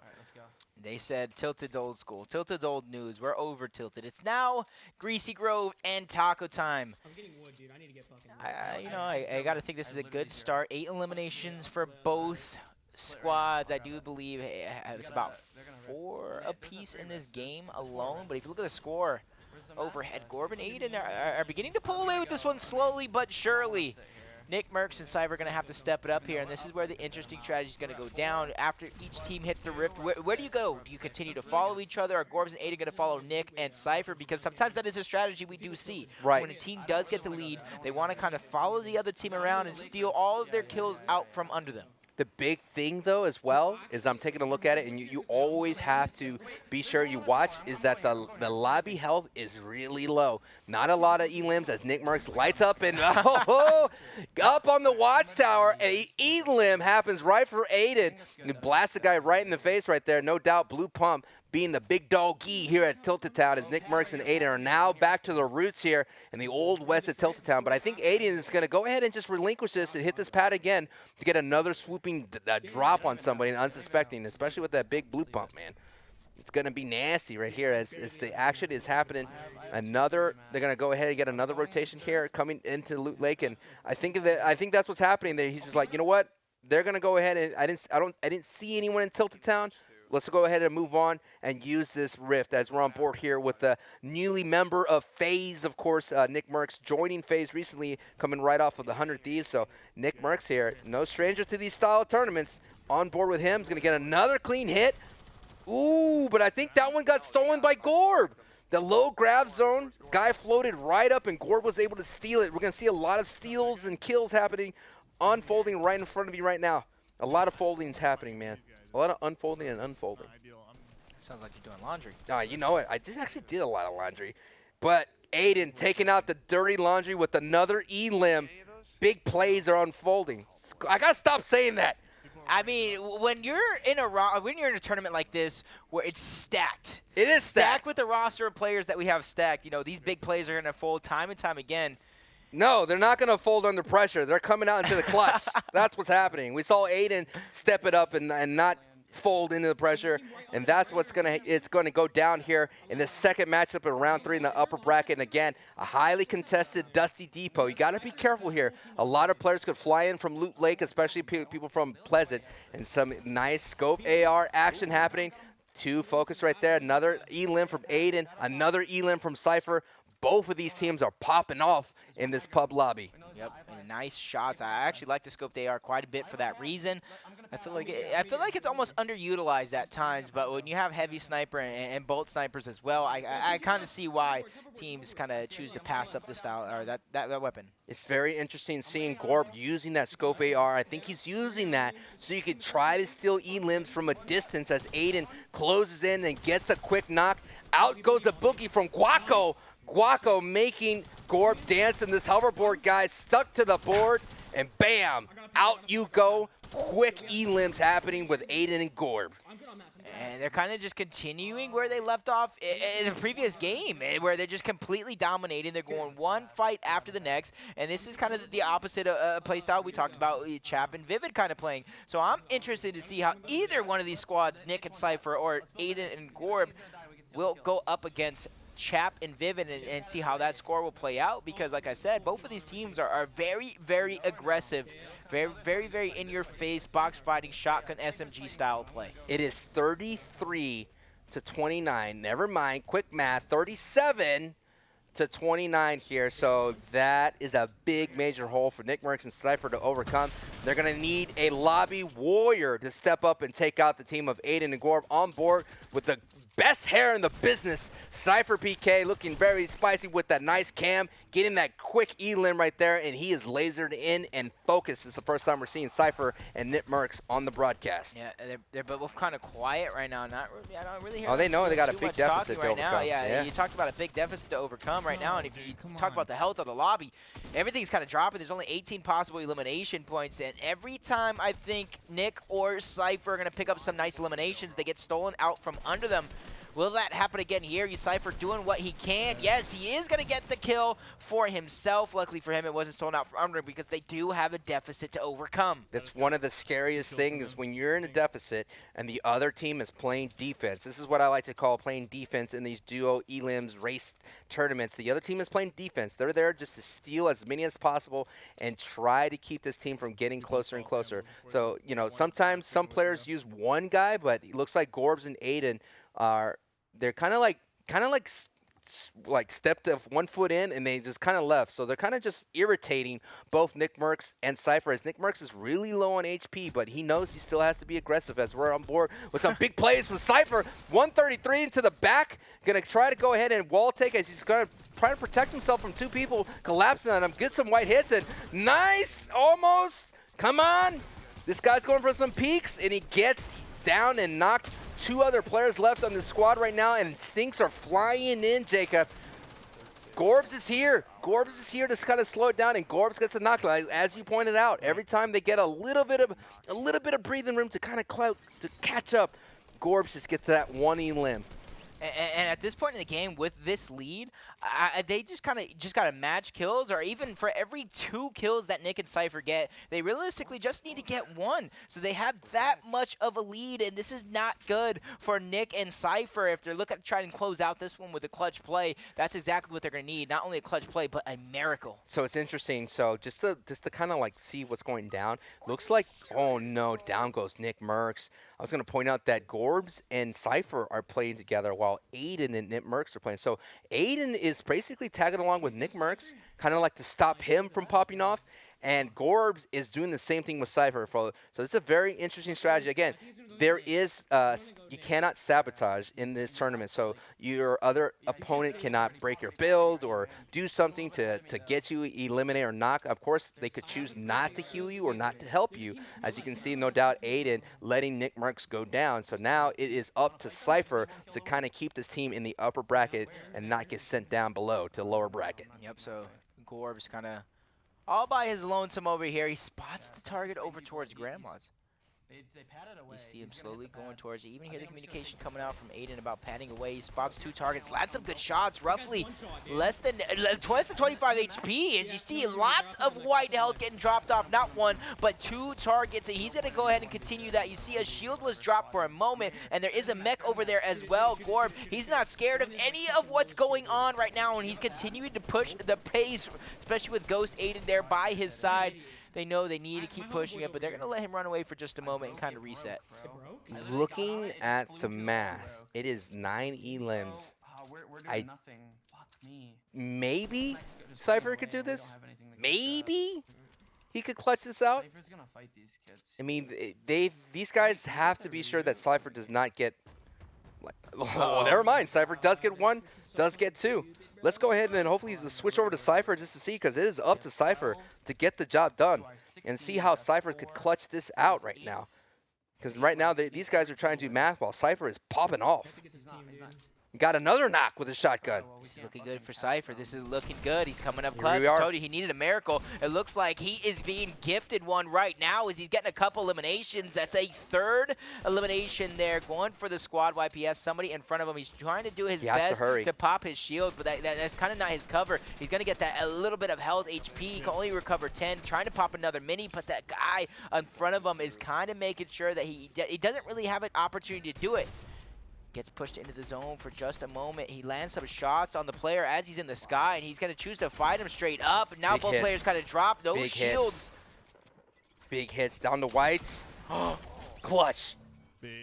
And luckily for him, he gets popped with a slurp juice there and a couple extra shields thanks to the Fiend. Rarely Cypher is very, very calm, very, very collected, but he is intense right now. He knows that he has to perform at the best of his ability to get this. I mean, he's very, very close. So what's happening right now?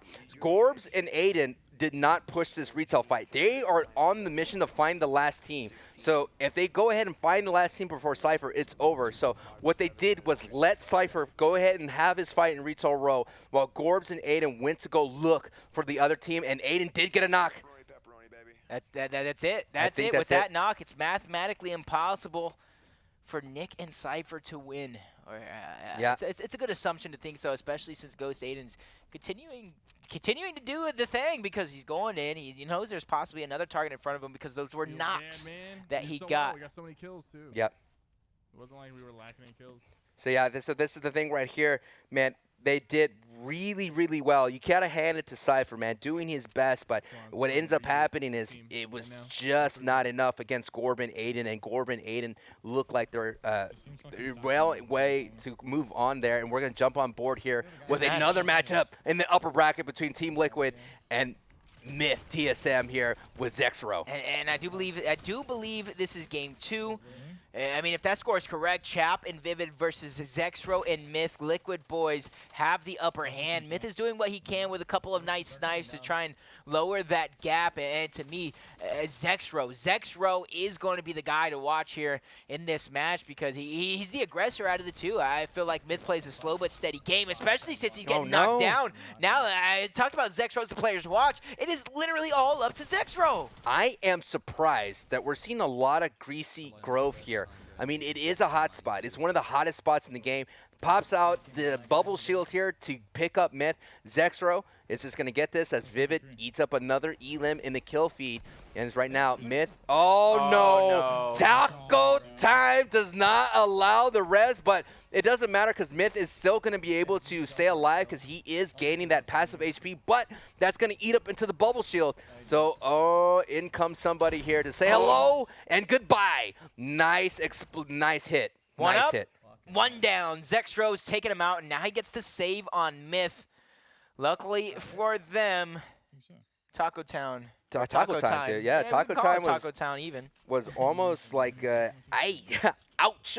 That was almost an adios right there for this duo, but they're going to stay one behind against Team Liquid here. Again, it's Team TSM versus Team Liquid here in this upper bracket in round 3.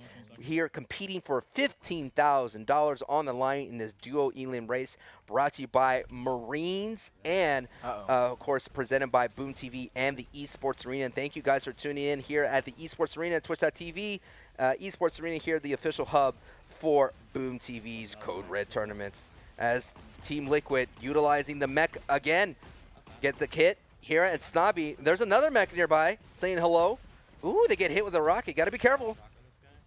Getting that one knock on the first enemy. That's going to be Vivid manning the mech while Chap trying to go for a couple of well-placed shots with this. We have a mech versus mech fight. Mech Assault coming at you live, ladies and gentlemen. Mech. But to me, these are typically you see one person that's usually good with the mech while the other one isn't right now. Liquid Boys are dodging a lot of these shots, and this is a nice fight. You don't typically see this style of fight, especially with one of them going out. They get the knock, or that's actually TSM Myth and Zextro getting a couple knocks. Chap finally getting one, landing some good place shots on the shield, and they get the elimination. So now they have an opportunity at 2 mechs to try and rotate around this map. One thing I want to point out, though, even though this mech battle versus mech is happening, it is taking Team Liquid a long time to get those 2 elims. So while all of that was unfolding, Zexro and Myth were racking up some kills down in Greasy Grove, and it is a very close match. Again, we're trying our best to keep up with all the kills that are happening as the scoreboard has been updated. Myth and Zexro 17-12 against Chap and Vivid, and as you can see, Vivid knows he's been a part of these before. I've said it a countless times in this broadcast. You have to get rid of the elims quickly. You cannot waste your time. And even if a team is unskilled or if a team is highly skilled, it's all about how much time it takes for you to get them out of the lobby. Yep, right now, and you talk about that time, is like this is exactly why that matters so much, because you take so much time getting the eliminations, whether they're easy kills or hard ones, that you also have to keep in mind that you don't necessarily know where the next target's going to be. They can be within 1 second of you, or they could be within, searching around across the map. But if you look at Myth and Zextro, they're still here in Greasy Grove landing some eliminations. That's where you talked about it being one of the bigger hotspots right now, because typically in these style of tournaments, a lot of the eliminations come from whatever point of interest or whatever is new on the map, and Taco Town is one of those spots. It's one of those things you just have to keep up to date with all the patch notes and see where the challenges are happening. Nice little 180 from Myth there. It's going to go ahead and contest high ground, and there it is. Some big hits. Gets a little toast. He's going to get another guy trying to contest down to Whites. The TAC SMG eating through the builds. Get a couple of hits. 34 on that Cuddle Bear. Now, yep, that's easy peasy. Easy claps. Taking both of his walls from each side. Not really giving Toast an opportunity to fight back as Zextro and Myth are continuing the onslaught. Goes down. There you have it. Vivid is going to be the first man in the game. I thought it was actually the first man. It was actually Myth kind of dropped first, but Vivid's actually turned to drop. So now it's going to be up to Chap to try and save him. You got to assume they're in a fight, so Chap probably trying to deal with whatever is around him. He's kind of... It looks like somebody jumped inside the mech and pushing Chap away from this fight. So he has no option to self-destruct here in the low grab zone. Let's see if he gets CC Limb. This guy's high in the sky. A couple of hits with the minigun and into the rift. This is what I was talking about a little bit a second ago. The time that is ticking away from Team Liquid as the TSM boys are racking up kills in Greasy Grove. Crucial here in this matchup. Tick, tick, tick, tick, tick, tick, tick. And it doesn't even look like Chap is going to even be able to go for this revive on him as he gets taken down to only 85 HP. He's able to clean up that elimination, but not without taking that damage. Luckily for him, he does get some shields, or he has at least some shields handy to back up. It's a big play, though. Damage to his HP has been done. He doesn't have a teammate as well. He's going to have to get that reboot card if it's something that he can even do, because you see over on the minimap, it's kind of around a mech, so you got to think a team might be camping it, making sure that anybody that coming in, they're either going to get eliminations or another fight.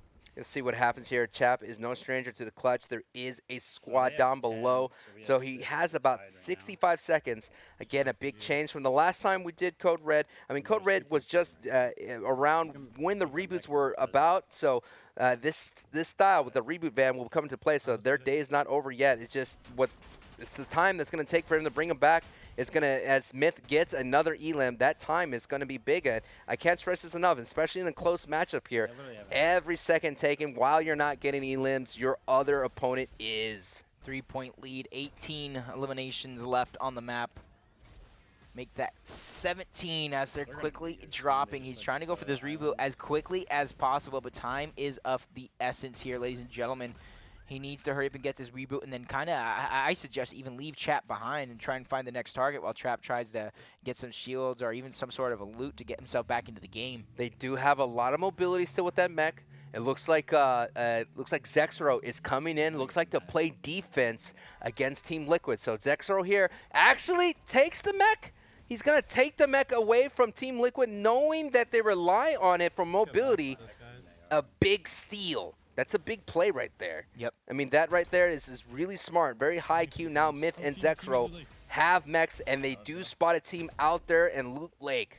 Use your mech's rockets until they blow it up, I guess. You hear them telling them, use your mech's rockets until they blow it up. Probably even try and keep your distance and then go from there, but Myth Zexro already hunting down for the next elimination. In a game this close, we talk about not wasting any time. That's exactly what TSM is looking to do. Zexro is spotting that next target. He's playing it kind of safe. He's making sure he tries to prolong the mech as much as possible, but Myth Zexro reuniting, so you can expect them both kind of getting into the mech together, and then from there they can go, but no, unable to get in the mech just yet. Rebooted Liquid boys are back into the action. Zexro trying to find Myth. Now they have an opportunity here to close out this game because now Zexro in the gunner, Myth in the driver, mobile as can be.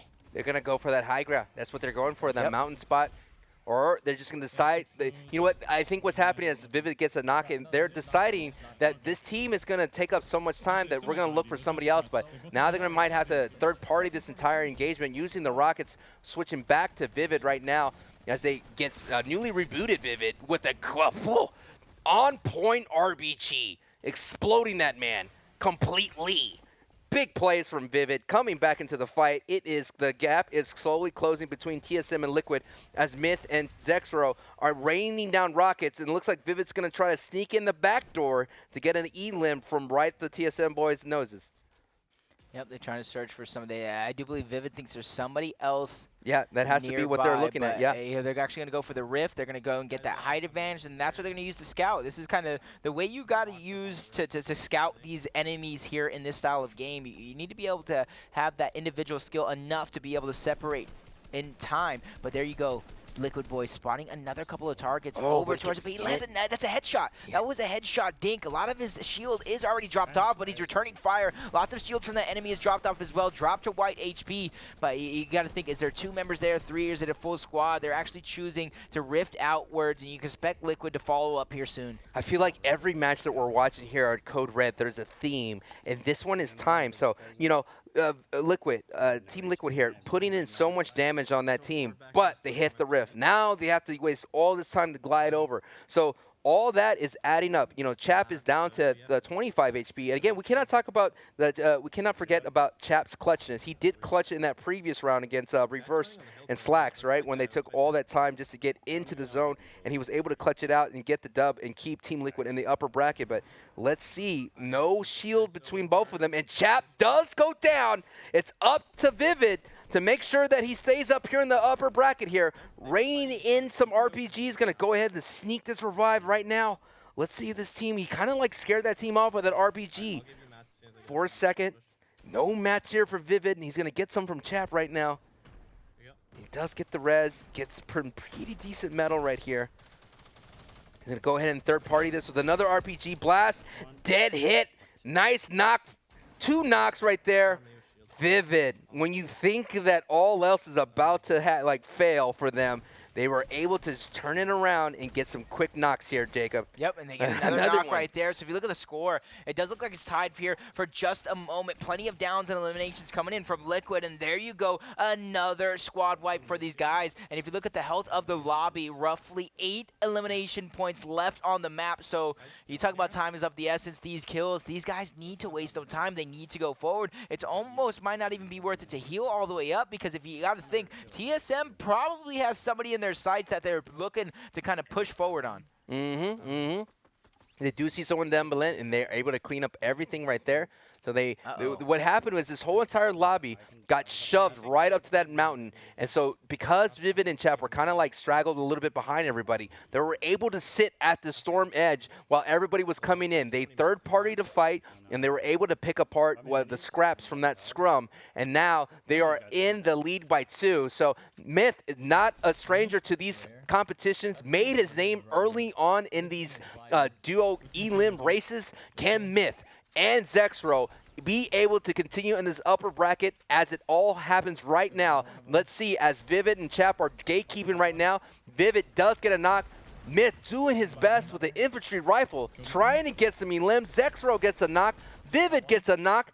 Myth only gets a cleanup, though, so it's still very, very close. It's all going to come down to the final encounters. Yep, and this could be it. You got to obviously wonder, is the other team that they're going up against a full squad, or they're a couple of stragglers? And this is a full squad. We got a little bit of a 4v4 going on, but you got to think, Liquid and TSM are not going to help each other. These guys are going to try and steal the kills out from under them. No, he's not behind the tree. I thought this guy was just sitting behind the tree. So it looks like Zexro is going to go out. Myth is going to play on foot as soon as they find this team. But it is now becomes who is a better hide and seek, like, you know, the champion of hide and go seek right now, because it's all about finding the squads. And this squad that's remaining, or it could be just you know, who knows, a bunch of solos, they seem very, very passive. And right now, Liquid, Chap, and Vivid are got the high ground. I think Zexro may have spotted them in this back house, as Myth is going to stay on the ground here to try to pick off any kind of elims. And Zexro with the rockets, sending them into that wood build. Vivid gets knocked out by the storm, though. So now it's right here. This is it. This is it, Jacob. Can TSM capitalize on this situation?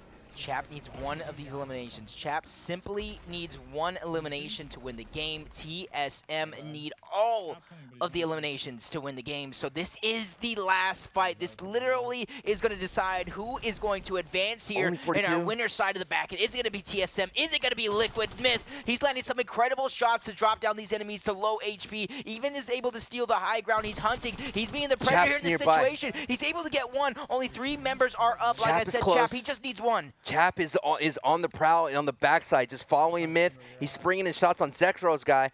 Chap is very, very close. Like you said, he only needs one. It looks like Zexro goes down, and Zexro has been eliminated. And I'm looking at the thing. Looks like Zexro did get a knock with the trap. So it's between 1v1 between Chap and Myth right now. Oh, nice 44 blue. Gets cracked in the back a little bit. He has to hurry up and get this knocked Elin quickly. Oh, Chap goes down. It's up to Myth right now. Myth has to clutch this out. It's a 2v1. It's a 3v1 right now, but all he has to do is get these elims Jacob, and TSM advances. The game is in the hands of Myth. Oh, no. And he drops down. He drops down and loses 50 HP. He's out of mats as well. Wow, what a position for him to be in. He spots his first target, unable to build, unable to really defend himself. He has to be a little bit of the aggressor, but he needs to be careful as well. You got some the team splashes, goes out on the other side. The storm is on the backside of Myth. No mats. Myth does have a trap. Gets cracked really bad down to 40 HP. Has to clutch it out right now. Gets a white health, 18 HP. Dodges. Oh, the guy catches himself. Gets the knock. Here we go. A 1v1, and that's it. Wow. Just gets the one elim. 21 to 23, I do believe, is the final score. Myth able to get both of those eliminations. It kind of forces another tiebreaker game, but he's just unfortunate, unable to clean that one out. So Team Liquid, yet again, clutch up to advance in our winner's bracket. It's so close. You can't. It all just. It's like the cacophony of just madness, and chaos that unfolded. We're confirming the scores right now, but no doubt Myth was so close to clutching that out. And Myth, I mean, no mats, almost got the job done, but no doubt I bet you what was happening was that other guy that was got the victory royale was just sitting there waiting, just watching this whole thing unfold and watching no mats, and probably heard his teammate, this guy has no mats. No, see what I think happened was because before Zexro, he got that knock. Got the knock with right? the trap. So while Myth was over on the side fighting that one team, he was able to get that elimination. I do believe they got the revive after killing Zexro, and then from there they were already in the zone. They realized they didn't really need to do anything, and since Myth killed the guy's partner, that's when they were able to go in and strike and then get the victory royale from there. So great heads-up plays by TSM and Myth and Zexro to try and do what they can to get themselves back into the game. Still waiting for confirmation of the actual, winner of the match, but I think it might be Liquid. Yeah, I mean, again, if the TSM goes down to lower bracket, their day's not over. But as you can see, it's like this crazy butterfly effect of like everything happening. You thinking Zexro and Myth are going to be okay? They have a mech on their side. They're spamming that house. No hits happen, and then they get separated by that entire thing. Yep. So it is confirmed. That's Liquid. Okay, Team Liquid does move on in the upper bracket of that round. Yeah, they're the winner. As you can see, man, all the action is happening here at boom.tv/code-red. If you want to look at the brackets, this is the official hub event here at twitch.tv/esports arena. Thank you guys so much for watching. The action's not stopping because we have to figure out who's going to win the lion's share of $15,000. And we have a treat. We've been a treat here on the stream so far because almost every one of our matches that we watch have came down to the wire. It's been coming down the wire. I mean, what's interesting as well is the players that they're up against. I'm talking about the public, the lobby pools. They're pretty competitive that we're seeing right here. I mean, they're not making it easy. It's not as pub stompy as it was in the early days of all these things. So, man, plenty of time to go, and we're going to see more action here. Thank you guys for tuning in. We'll be right back with a quick break.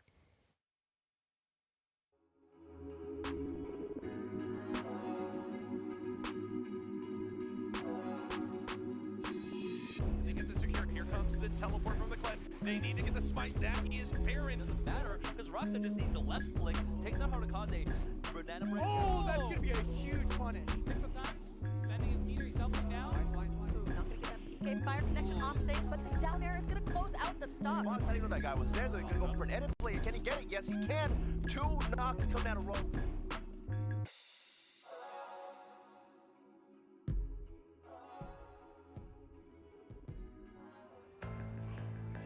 No one knows where it comes from. Why some have it and some don't. It's the fighting spirit. It consumes fear and weakness. It stands ready to fight whatever shape the battle takes. Because as long as there are battles, there will always be Marines.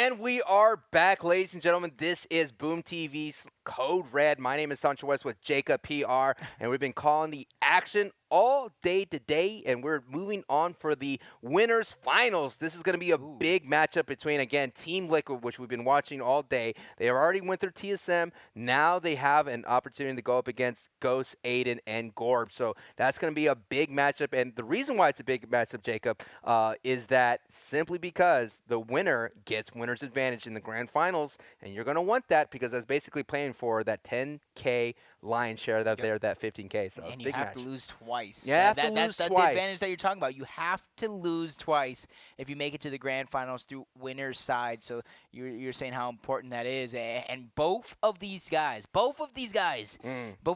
in order to make it this far, have been clutching up time and time again. So I expect nothing less going into this winners finals match. I mean, we saw Aiden and Gorb get that clutch win against Nick A30 and Punisher in the opening match, or the second matchup, I believe. And then we saw Chap and Vivid, of course, just clutch it out right clutch there. it up against it again right there. So, we're all here at Esports Arena, very excited for this. And if you guys are on social media, use hashtag Code Red Live, so you can see it on Twitter. The battle bus is about to get launched, and let's see. Gorb and Aiden have been going down the Greasy Grove.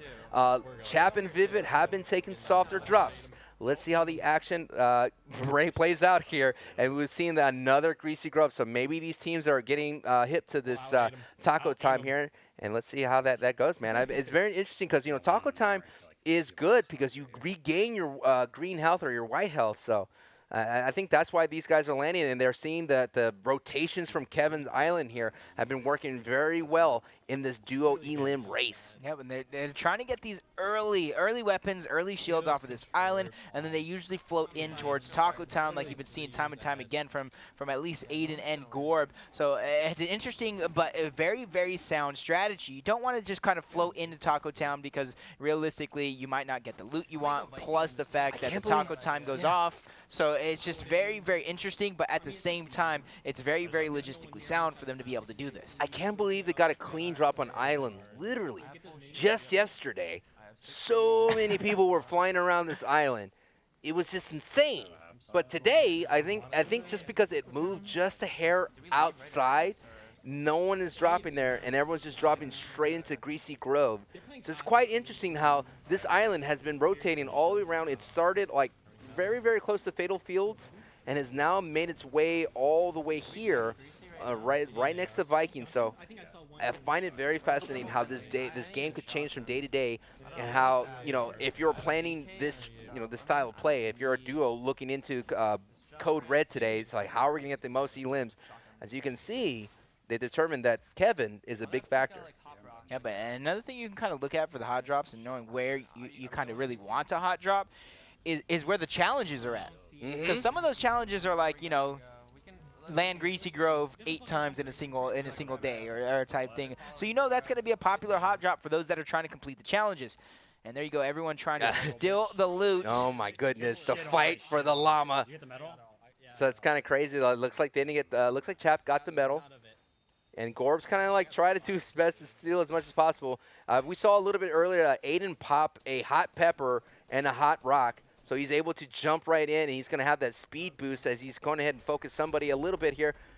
Out goes the shockwave just to get a little bit closer. This is going to be another speed boost here with this taco. Give him a little bit of speed boost. Does not last as long as a spicy pepper that Aiden has, but it's going to give Vivid an opportunity to go ahead and sneak in as Aiden does get a knock in the elim. Vivid's trying to loot whatever's left in the house. Spots an enemy kind of hiding. Pepper plays. And just quickly takes him out. Just but in it the is nick of taco time. Just in the nick of time. Taco time goes out. Again, in this state, they are invulnerable to damage, so you don't have to worry about that. But this allows people to kind of like get closer and closer. And as you can see right there, Aiden and Gorb. Ooh, Gorb was able to get that. And wow, Vivid just swings around. Look at the precision.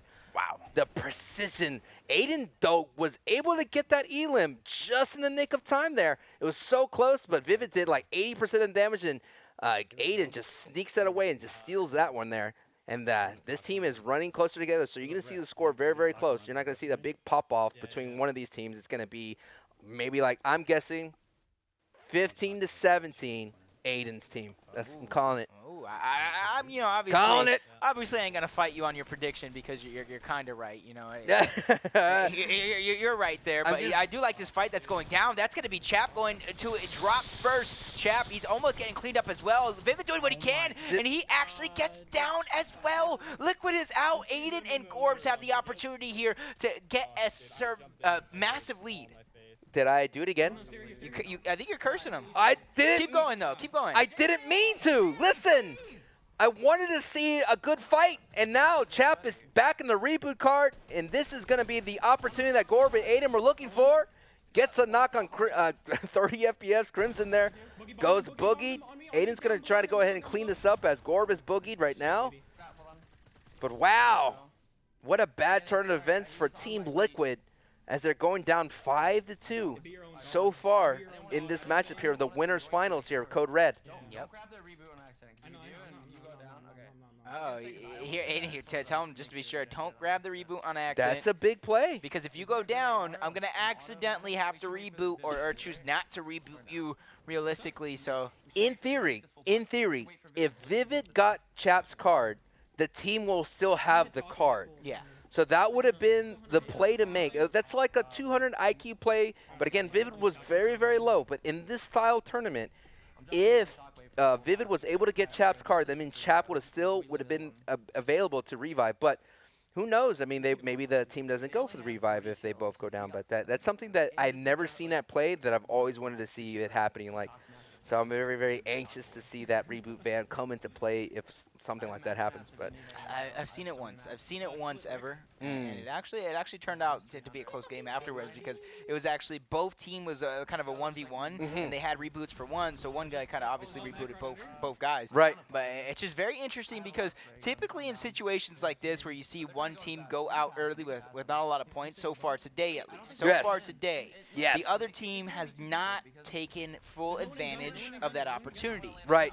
But that could change right now. When you're Nick, or when you're Gorb, and when you're Aiden, and you're having as much fun while slaying like you are, I don't expect that to happen. I expect that you guys to take full advantage of this opportunity and then make such a hill to climb for the Liquid boys. I do believe we have a winners finals champions in Aiden and Gorb. Yeah, and you know what? You said it yourself. It's about having fun, and we saw it with Booga at the World Cup. Oh, he had much fun. When we saw Booga at the World Cup smiling after that first game, and the momentum went to his side. All of the momentum went to his side, and he was just relaxed, cool, comfortable, and was smiling, having fun, racking up victory royales on the grandest of stage for Fortnite. And no doubt, Aiden and Gorb, they're having fun, they're relaxed, they're chilled. They have already overcome some craziness already, so no doubt they're going to be relaxed as Aiden gets another knock and some white hits here for Gorb, as Aiden is cranking up and tarping Rover to this build right now. A little bit higher, has the high ground. Another knock from Gorb, and Aiden cleans that up, and another quick squad wipe for this boys team. Wow, they're just continuing to pull away with this one. Yeah. They're just really, they have 11 points, I do believe. I'm going off of the scoreboard on the right. Their team total is 14. If you look at the top left, Vivid has 3, 14 minus 3 is 11. Quick math. You got to think they have 11 eliminations so far. Oh man, it is 8-point lead, and you know, once it gets past 10, that's when it Ten's the magic really number. becomes difficult, because then in the next game, Aiden and Gorb are gonna have all the time in the world. Whether, okay, are we gonna follow the Liquid boys around, play it safe? Are we gonna play our own game, and then later on in that game they kind of meet up and play that strategy? So realistically, they can do whatever they want. And you called it. You called it when we wanted to see what would happen if Team Liquid had to amp up the energy here and amp up the aggressiveness. Nice little crouch shots ringing out right there from Gorb, getting the guy a lot of blue hits on that. He's going to try it again. Just looking for some hits, some nice footsies right there, utilizing that space bar crouch mechanic. Goes in hot.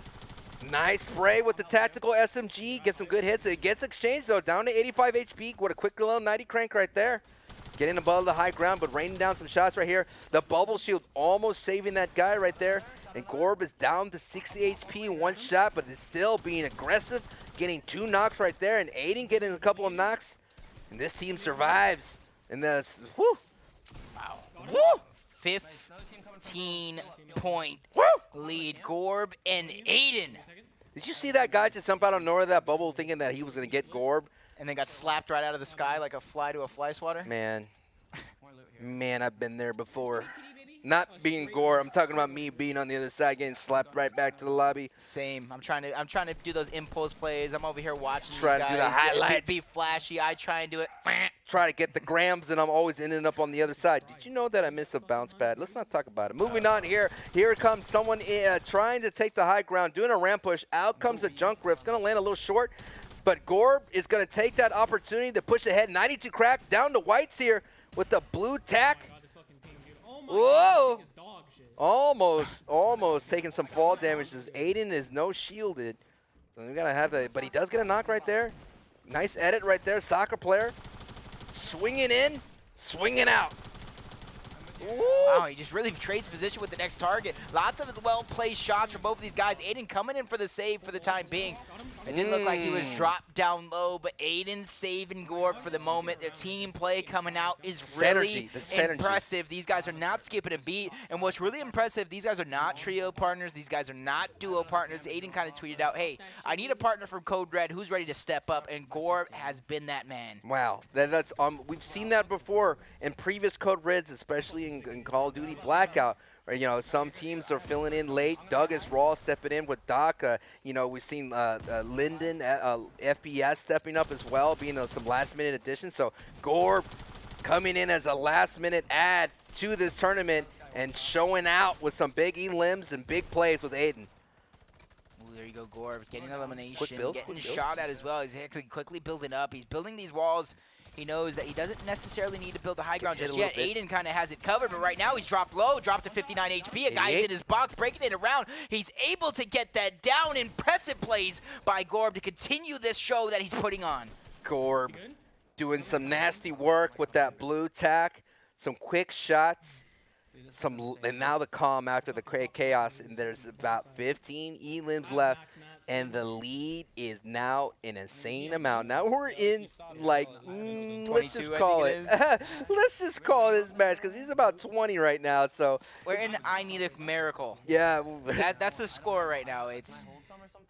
Yeah, what the team, okay, not to count Team Liquid out. I mean, we've seen a lot. It's possible. It's possible. We've seen a lot of zaniness. What's going to require is in the next match here in Game 2 of the Winners Finals, Aiden and Gorb are going to have some bad luck and go down themselves. But, you know, Taco Time has been keeping a lot of these teams in it, you know, keeping people alive with that passive heal in Taco. So, you know, that's something that I don't see them happening. And no doubt Team Liquid and Chap are going to be sent down to the lower finals. And there they're going to have to wait a long time. You know, being in the lower finals, you got to wait for all the other lobbies to shake out on the lower side of the bracket. So, but as well, you know, Aiden and Gorb are going to have to wait a long time as well, waiting for all that lower bracket to shake out. And Gorb's just spraying down some nice tracking right now, and Aiden cleaning it up.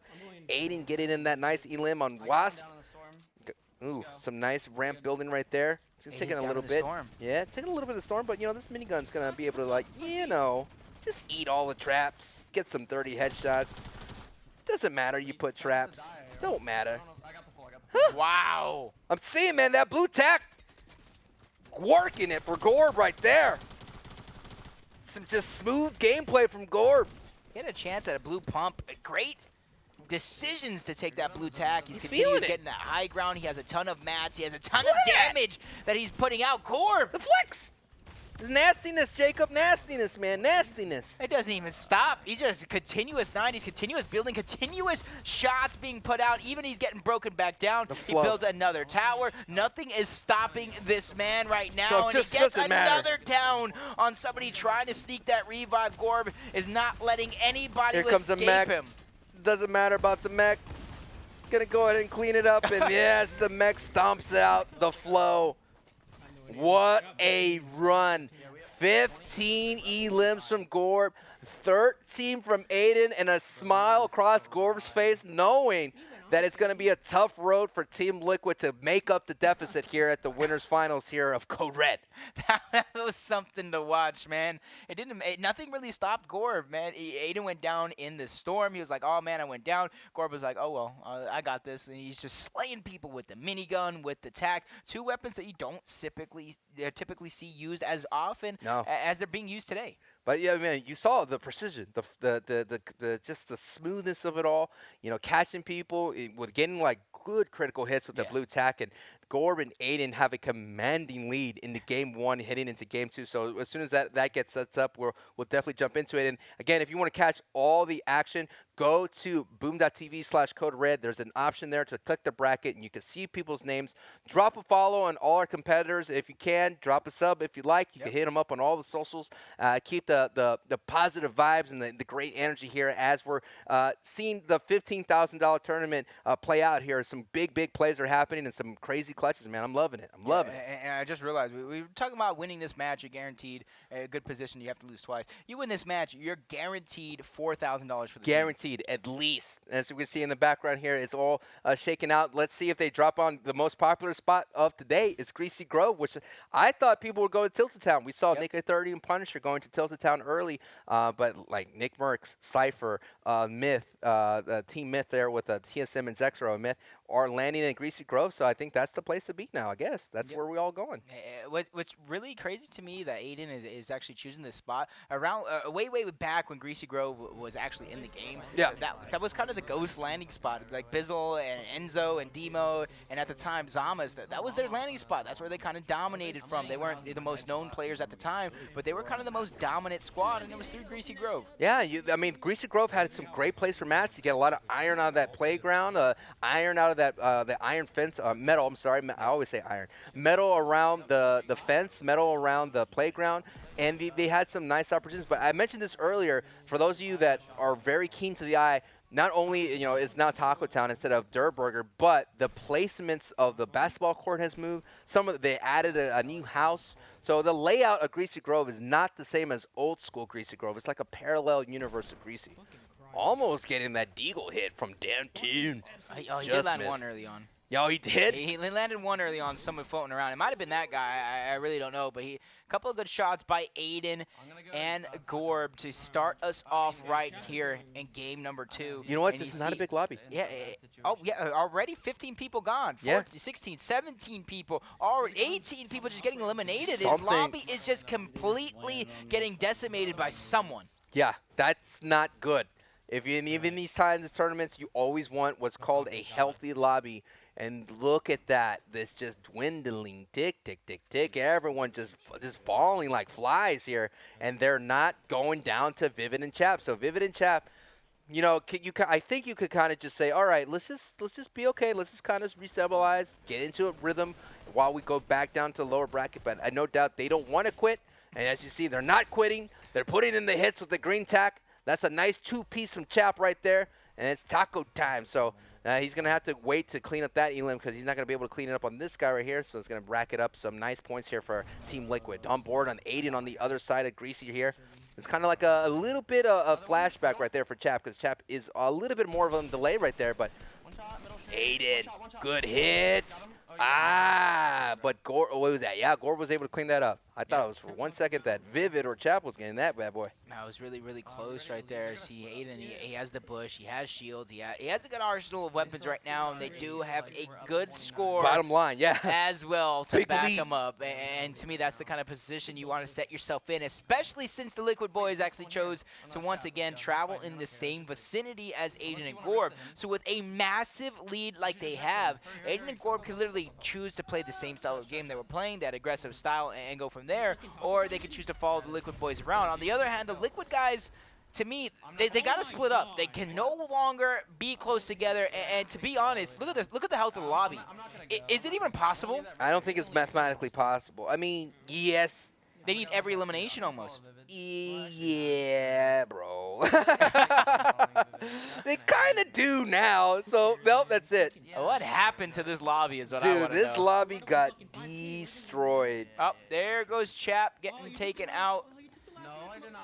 It's kind of like you kind of just put up the GG, man. GG, no hopefully they'll rematch at the grand finals. And if that happens, again, Team Liquid will have to reset the bracket. But mathematically, that ain't happening. And we kind of talked about this before the broadcast, Jacob, that, my observation was like these lobbies tend to dwindle out a lot faster with these hot drops, especially we haven't seen on the other side Moisty Palms. That is a very popular spot as well, especially for memes. Memes never die. But, that is on the other side of the map, and we haven't seen that yet here in the broadcast, but that is causing a lot of people to die out as well. You know, you get to turn to a prop when you're crouched, and yeah. But we're going to go ahead and keep it locked in here. Of course, there's a lot of action happening on the lower side of the bracket. And if you want to keep up to all the action happening via like a bracket, go to boom.tv/CodeRed. This is Code Red, presented by Boom TV and the Esports Arena right here. This is the hub. And, of course, powered by Marines. A lot of good action here. Playing for $15,000. This is probably the most lopsided victory that we've seen today on the broadcast, Jacob. Yeah, and I thought it was gonna be a close game. We both kind of thought. I thought 17-15 match one. Yeah, we thought it was gonna be a close game, but we both had the but winners predicted right. It's not my fault. Not my fault. I mean, I'm not in their rooms knocking the controller out or the keyboard or mouse keyboard out of their hand. You know, that's not me. Yeah, but you're doing the juju. I see you over here doing little dances to curse some people. No, you never know, man. You never know. That's just the typical caster's curse. Because the typical caster's curse, as Aiden and Gorb are just mecking around right now. Vivid gets another elim, trying to keep the score close. Now playing for Pride. You just killed him. Woo! No Dead. HP coming out from that guy, and this is where they can have all the fun they want. Mathematically, I want to say it's still mathematically impossible. Yeah, it seems about mathematically impossible. Gonna wait for confirmation on that one, but Aiden and Gorb not only setting the pace, setting the tone, just completely I gotta work dominating. on that. Did you see that? You see they had like a big, when the ramps kind of like make an X right there across? Yeah. Just that prediction and the timing of hitting that. Big plays from Aiden right now. I mean, at this point, a brute is always scary, bottom line. And no matter whose hands it is, you always got to pay attention to it. But a brute in these guys' hands, it's going to be a fun time. It's going to be a fun time. But let's talk about looking ahead. For those of the people that have never, ever seen a duo elim race, so what's going to happen is Aiden and Gorb are going to be waiting around for a long time, waiting for the lower bracket to shake out. In that opportunity, you have to stay warm. You have to stay hot. They may drop into, duo squads themselves in the regular PUD lobbies to make sure they're on point.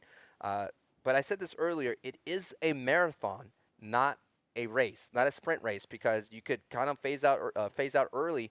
And so, Vivid's been in this position before. They've been in the lower bracket, especially with Chap. So, they competed a lot in World Cup. They competed a lot in fall and summer skirmish. So, they understand, like, this is just, hey, bad luck first match. We're going to come back with a vengeance, and hopefully we'll see these guys again in the grand finals. Yep. So you see them kind of talking it over right now. Realistically, the game's everything but over. Actually over, because right now they're just trying to find these last couple of guys to finish it off with a victory royale, and then from there, we can take a look at our lower bracket after this match and kind of see who's still in it, what kind of matches we have coming at you, and things like that. Yeah, you do work closely with Ghost, of course. I mean, you are part of Ghost, and you do scout for teams. And I brought this up before as we are on board with Ghost. And what do you look for, like, as a pro player? Like, what is the mindset? What are the skill set for those people that are out there inspiring to be in a pro team? What does Ghost look for? So one of the main things we look for in general is consistency. Obviously, we want to pick up those top guys who are winning the tournaments and everything, but usually those guys are kind of snatched up by us already or some other top-tier organization. For those of you who aren't necessarily playing at the top, we look for pure consistency. How often are you in the top 8? Because, yeah, you can tell us, oh, we got top 8, but, like, how many times are you getting that? Another thing also is your personality and social media presence even. Okay. Because there's a lot that goes into doing certain things, because a lot of people are like, okay, I'm good at the game, but then if you don't have that personality, that presence, you aren't necessarily going to be that marketable guy that most of the people look for. Got it. I mean, one of the members of Fortnite community, Monster D-Face, a fellow caster as well, mentioned that the best people in terms of growing their community, growing their brand, is the people that do most of the work off stream. So, getting better at Fortnite, getting better at marketability, getting better at branding your content, getting your content out there, is all the work you do off stream, and that will get you to places. But more importantly, working on your craft, getting better at builds, getting consistent, as you mentioned before, will get you into, maybe on another pro team's radar. And, maybe a Libby, IBB, and Lollipop could get on a pro team's radar if they did a little bit better today. Exactly kind of what you were saying as well is another thing we look at. Obviously, it goes hand in hand with consistency, is are you actually really grinding the game? Because a lot of people can say, I put 6 hours, 8 hours, 9 hours a day into Fortnite, right? But what type of hours are you actually putting into the game? So another thing we kind of do is we'll kind of lurk, we'll call it silently watch people, right, and see how they are in their natural habitat rather than putting on a show for orgs that might be looking to pick up players. So we look at a work ethic as well and make sure that you guys are actually about the grind rather than vocalizing it and not being about it. Well, there you have it, guys. As it all shaked out right there, the winners bracket is now over. The winners of the finals is Aiden and Gorb. They have the winner's advantage. So what we're going to do after we take a break, we're going to go down to the lower bracket, and all these people here in the lower side are one elim out of the tournament, and they're going to try to work the hardest to get to the grand finals. So we're going to see all that good to the point to the loser finals, and that's going to be the third place game between 4K and 1K, the opportunity to get a chance to play for 10K. That's a good chunk. That's going to be a good chunk no matter what. Not a bad paid day for an afternoon's work. So, again, guys, keep it locked in here at twitch.tv/esportsarena. Use the code, hashtag CodeRedLive on your social medias. Just let us know your favorite moments, and we'll be right back after a quick break.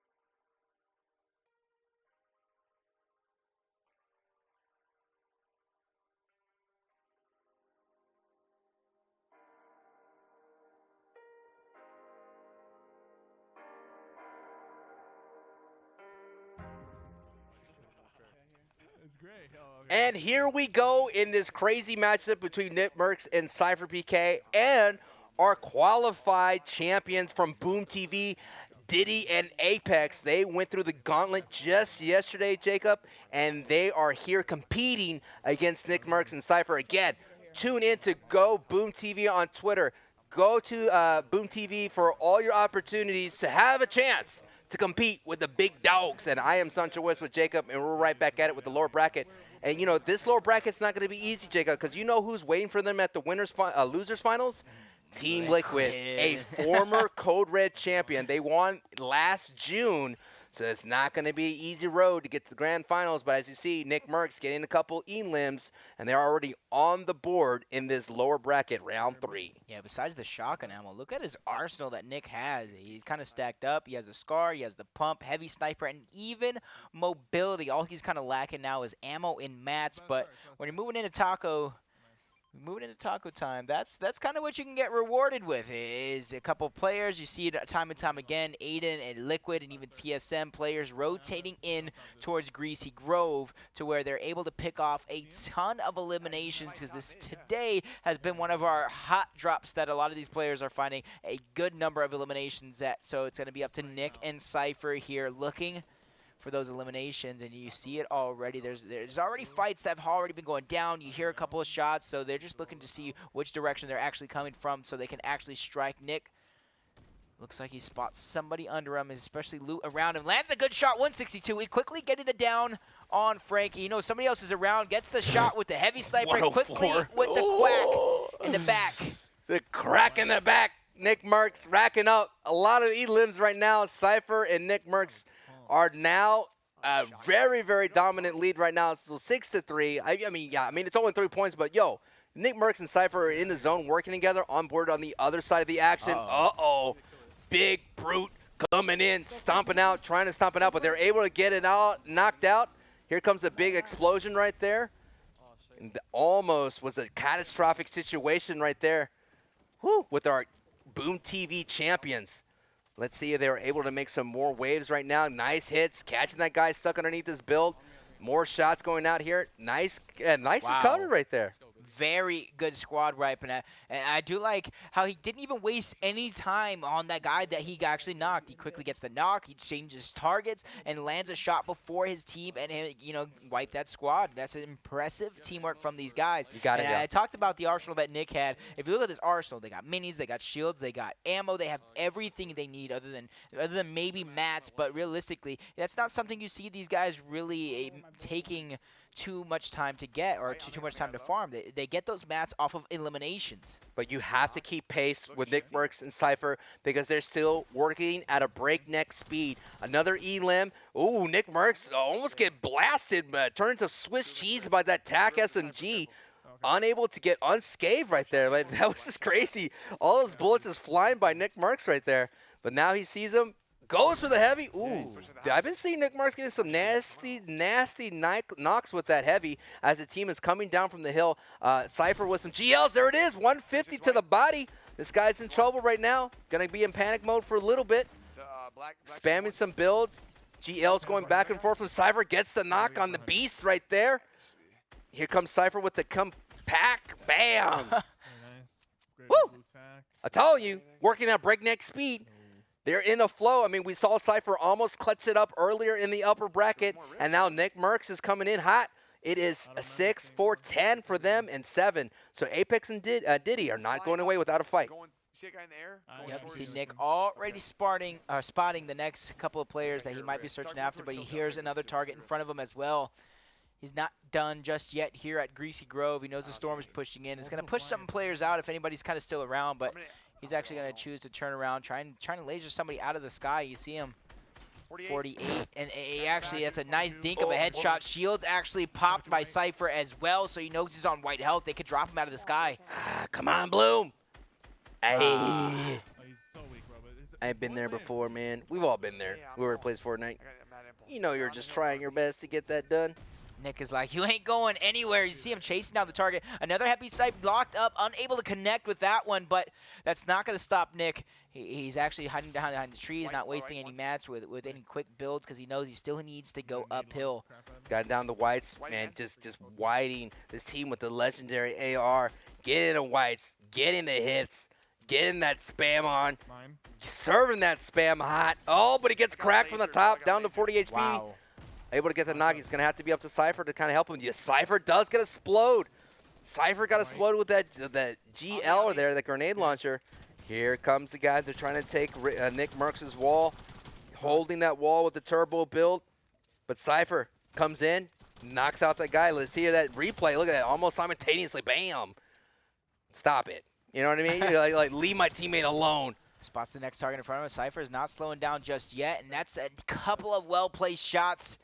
Even with the bloom, even while falling outside of covers and jumping, Cypher, he's no stranger to the game. He's no stranger to this format either. I'm telling you, man, that big clutch that Cypher almost did, no doubt gave Cypher a confidence boost. And, you know, that is going to kind of maybe carry that momentum all the way to the end. I mean, Cypher is known in the community very well for his trap plays, known for his smoothness, his edits, and all those kinds of things. And no doubt, Cypher could get hot, especially being comfortable with Nick Merckx. These guys kind of have a, you know, an unspoken language of call-outs and things of that sort, and they're very comfortable of, you know, communicating with each other and you know, talking to each other about how to improve their synergy. And, you know, they've been together for almost 2 years as a duo. So, you know, they won the first ever kill race tournament together. So, you know, they know they could do it, but can they do it today at Code Red? We'll see. We will see. You see everyone kind of moving into the zone. Possible 21 elimination points left on the map. Basically, you guys are watching duo squads. Each team is racing to get the most kills in 2 games. After 2 games, whoever team has the most kills wins.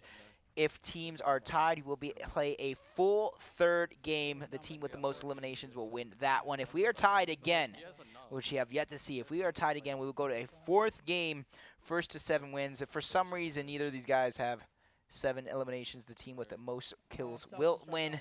But if you look at the score, Nick Merckx and Cypher at the top. It is 14-10. They have the lead, and they have the experience. Absolutely.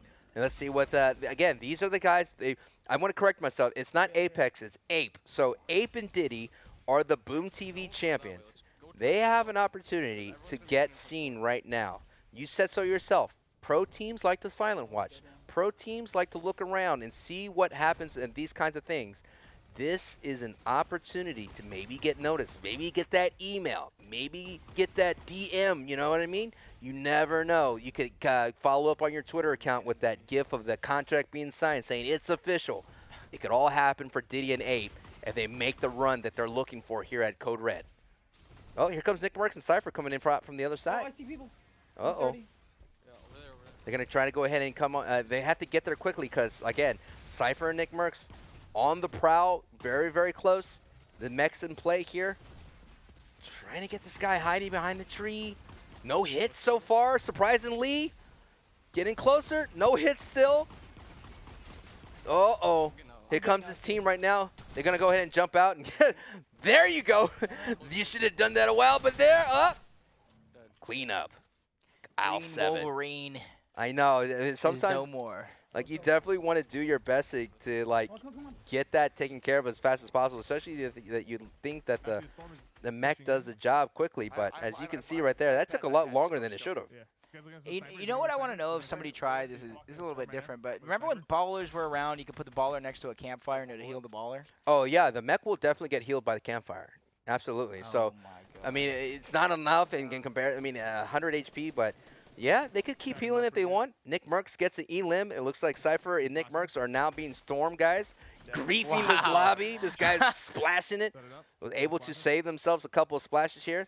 And splash themselves right there. Get that, open up that inventory slot. And Nick Merckx does have a pad here if he decides to use it. Looks like he's going to go for a high pad. Going to stay aggressive. Keep going. Keep pushing it as they have 19 elims to 12 against Diddy and Ape. And they're very, very close to each other. So even though Ape and Diddy have a mech at their side, they're still going to create a lot of noise, and it's going to allow, you know, Nick Merckx and Cypher to get a little bit closer. We are slowly inching closer and closer to Moisty Palms. We haven't seen it. We saw it for a brief moment with Aiden, so I would like to see some, you know. I would love an end game in Moisty Palms. I would love to see some hot, you know, prop plays happening. Here we are with the mech. actually on the bottom side with Fatal Fields, there's 2 unboarded mechs on this net. Yes, there you go. Nice knock from Diddy. Now they're going to try to hurry up right now because they're trying to keep pace with Nick Mercs and Cypher, and it looks like they're going to go ahead and separate because there are multiple mechs here to go ahead and get this opportunity. You see him stopping for a moment. They want to get in the same mech because that allows them to be mobile while shooting as well, even though there's multiple mechs nearby. I don't expect these guys to try and do a 2-mech. Because 2 mechs for 1 duo, because you need to be able to shoot back, especially when they're squads. You're going against a team that will have 2 players in the mech. You see it's going down right in front of them. Lots of action when it comes to the mechs. At least they're choosing to escape. There's only 200 HP left in the mech. No, and they got to pad out. It might break. There you go, pads out. Yep. But that's the risk you take if you don't take a mech. Nick Mercs is there helping them out. This may be an opportunity for them to take advantage here as Nick Mercs is trying to steal some kills here. Looking right here, jumping on board Nick Mercs' side, gets a couple hits, gets a knock with I am Kovacs. Needs to go back and work on them Kovacs. I was going to say, with shots like that, maybe Nick is Kovacs. Oh, man, he's Kovacs out of his mind as Diddy and Ape did pick up an elim themselves as well. But all that Nick Mercs did was able to sneak in. He's going to go for the self-destruct on the stomping mech. Let's see if this gets him. Oh, let's see. Oh, it gets 100 crit. Wow, nice. Nice. By Nick. Big plays from Nick Mercs with 14 elims. And so essentially that was a big play because Nick Mercs essentially steals 2 elims away from Diddy and Ape. That would have been a big factor to have going into match 2 of this lower bracket. So, you know, out of nowhere, Nick Mercs slips run in and gets 2 elims. And here we go. The momentum is definitely on Cypher's and Nick Mercs' side. He snuck in there so well. His teammates Came didn't out of nowhere. even know. You saw them trying to pad away. Oh, Nick is there. And then you see them quickly go right back in because they realize Nick is going to steal those eliminations if they don't get them, especially since they were the kind of last couple guys left into the game. You got to realize you need to get those guys. You either die trying or not, and Nick gets the elimination. I mean, we saw that right there, right? So you had 3 mechs at that outer edge of Fatal Fields. Now, because, I mean, Nick Mercs and Cypher could look at the map and see another mech moving around, they knew the last squad was there, and they were able to kind of, as you saw, Nick Mercs just slipped on in, and that's going to be a big factor right there. That is 2 points that, no doubt, Diddy and Ape would want it, and you cannot be discouraged by that. I mean, you know, that's the thing what makes, we talked about it earlier.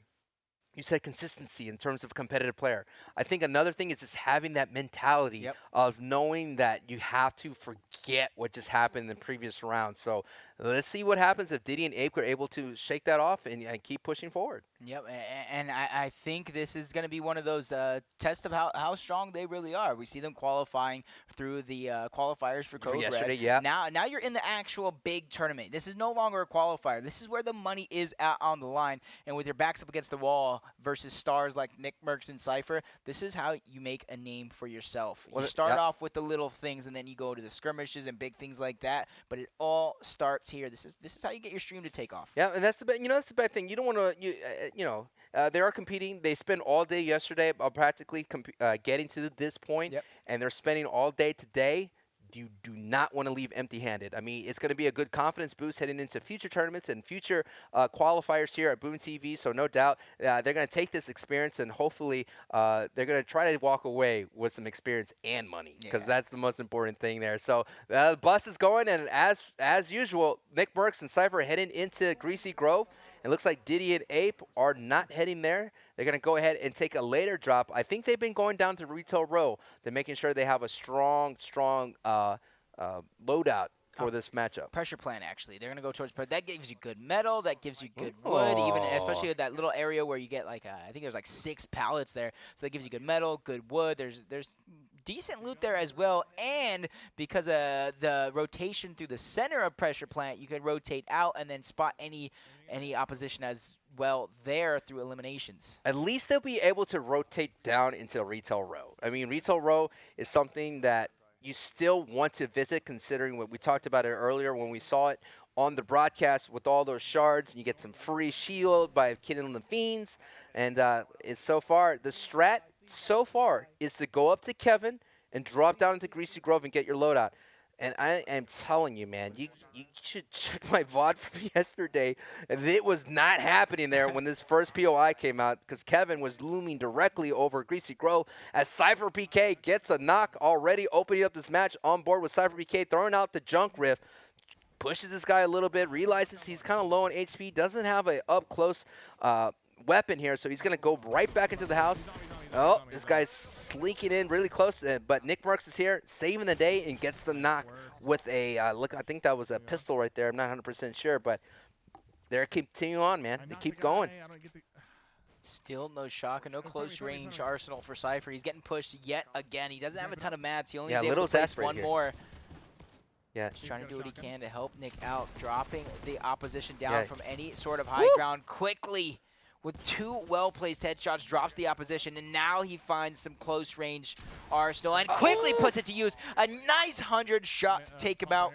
Cypher beginning to heat up. You could hear the exasperation in his voice when he was walking around with an AK. Didn't want to take any close-quarter fights, didn't want to challenge for high ground, dropped back to the house, but as soon as he picked up the Big Daddy Big Blue Pump, gets the elim quickly, and Nick Merckx and Cypher are owning Big Kevin Island right now, and they're no doubt about to take a peek down to Greasy Grove and rack up some more elims. The only thing right now that's hurting them is lack of shield between the two of them, as Diddy and Ape have full 200 HP between both of them, but here it goes, dropping right into Greasy Grove. And no doubt with that big blue pump, you could kind of like glide right into someone's face. And you know what's also that's underrated about this rotation is you can hit up Tiki right here on the left side and get a couple of brick as well as a couple of chests from here as we're about to enter some taco time. Yep, and rifts when it's all said and done. You can rift out and spot your next target, but he's actually getting hit from Tiki. Ooh.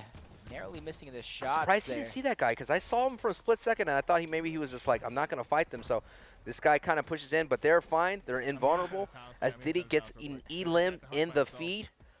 So now they're kind of like grouping up together. Nick Merckx and Cypher, they're kind of have to kind of like scrimming up a little bit here, turtle up, and just making sure. I got no doubt Nick Merckx not having any shield is keeping him a little bit passive right now, considering that so many variables could go wrong here at Greasy Grove. And the lead's not that big. It's barely 6, and the lobby's still young. He did have he kind of like Nick Merckx did go over there to red break and kind of retreated a little bit.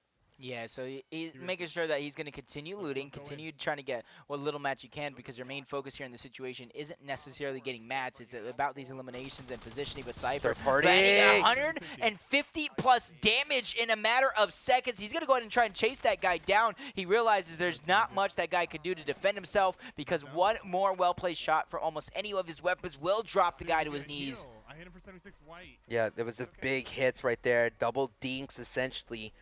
Big hits. The guy's low on HP, but now with Taco Time, the passive heal goes back up, and Diddy gets another elim in the feed. So Diddy and Ape are getting closer and closer as Cypher and Nick Merckx are trying to hunt this down. So that guy at least has 100 HP because of the passive heal from Taco Time. So even though they got him down to whites on board the other side of the fight here at Dusty Depot on Storm Edge in the safe circle here, so they're going to get a lot of people filtering in. So this is some big, you know, making some big plays. Came all the way down from pressure. No doubt used some rotations with the hoverboards, as you see. And they're here, and it looks like Nick, no, his overlay looks like someone went down there, didn't it? And for a second there, it did. Yeah, for a second there he did. But the hoverboard here, the mobility is coming into play. And let's see what happens here from Diddy and Ape as they're down by 2 now in this lower bracket matchup here. And if you lose here, you're done for the day and no money for you. So it's going to be interesting. He's rotating on this hoverboard towards the rift. Yeah, definitely. That's a big factor here. It's always going to be there. No doubt this rift has introduced some mobility. In the previous Season 9, they had slipstreams going all around. In fact, it kind of got pulled out slowly but surely. You had slipstreams around Tilted, Neo Town, or was it Neo? Yeah, Neo Tilted, something like that. There you go, Neo Tilted. You had a slipstream around that and Mega Mall. Man, doesn't that feel like that was so long ago? But it was just like a couple of weeks. Yeah, no, it does feel like all the mobility happened so long ago. And now I'm thinking like, wow, we really have almost very few mobility. That makes it your rotations that much more important.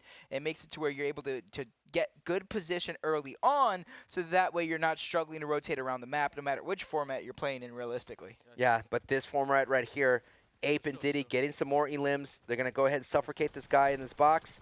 Get a couple of hits right there and gets the job done.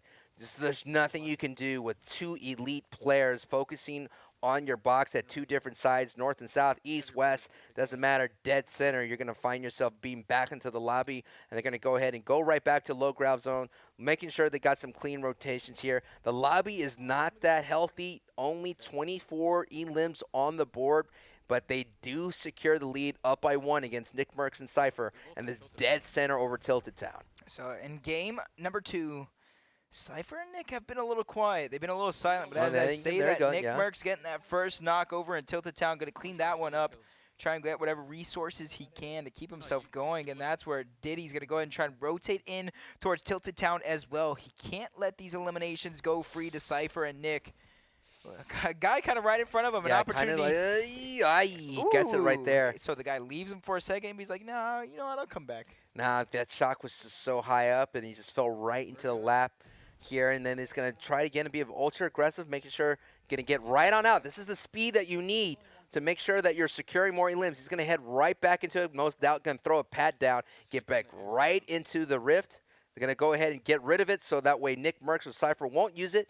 But there's a guy right up ahead. He has to be sure. He has to gauge, like, should I take this guy out for this elim, or should I go ahead and find more teams? But it's going to be easy elim. He's going to catch this guy in the sky, get some good hits, get him down with the white with that blue. Just to point out real quick, do not adjust your sets if you're not used to it. Looks like this is a colorblind setting, so that's why you're going to see a variety in colors. The colorblind setting is known to help players see people in Storm using that nice ramp push technique right there. So that's why we're seeing this a little bit darker than other broadcast screens that we're seeing here.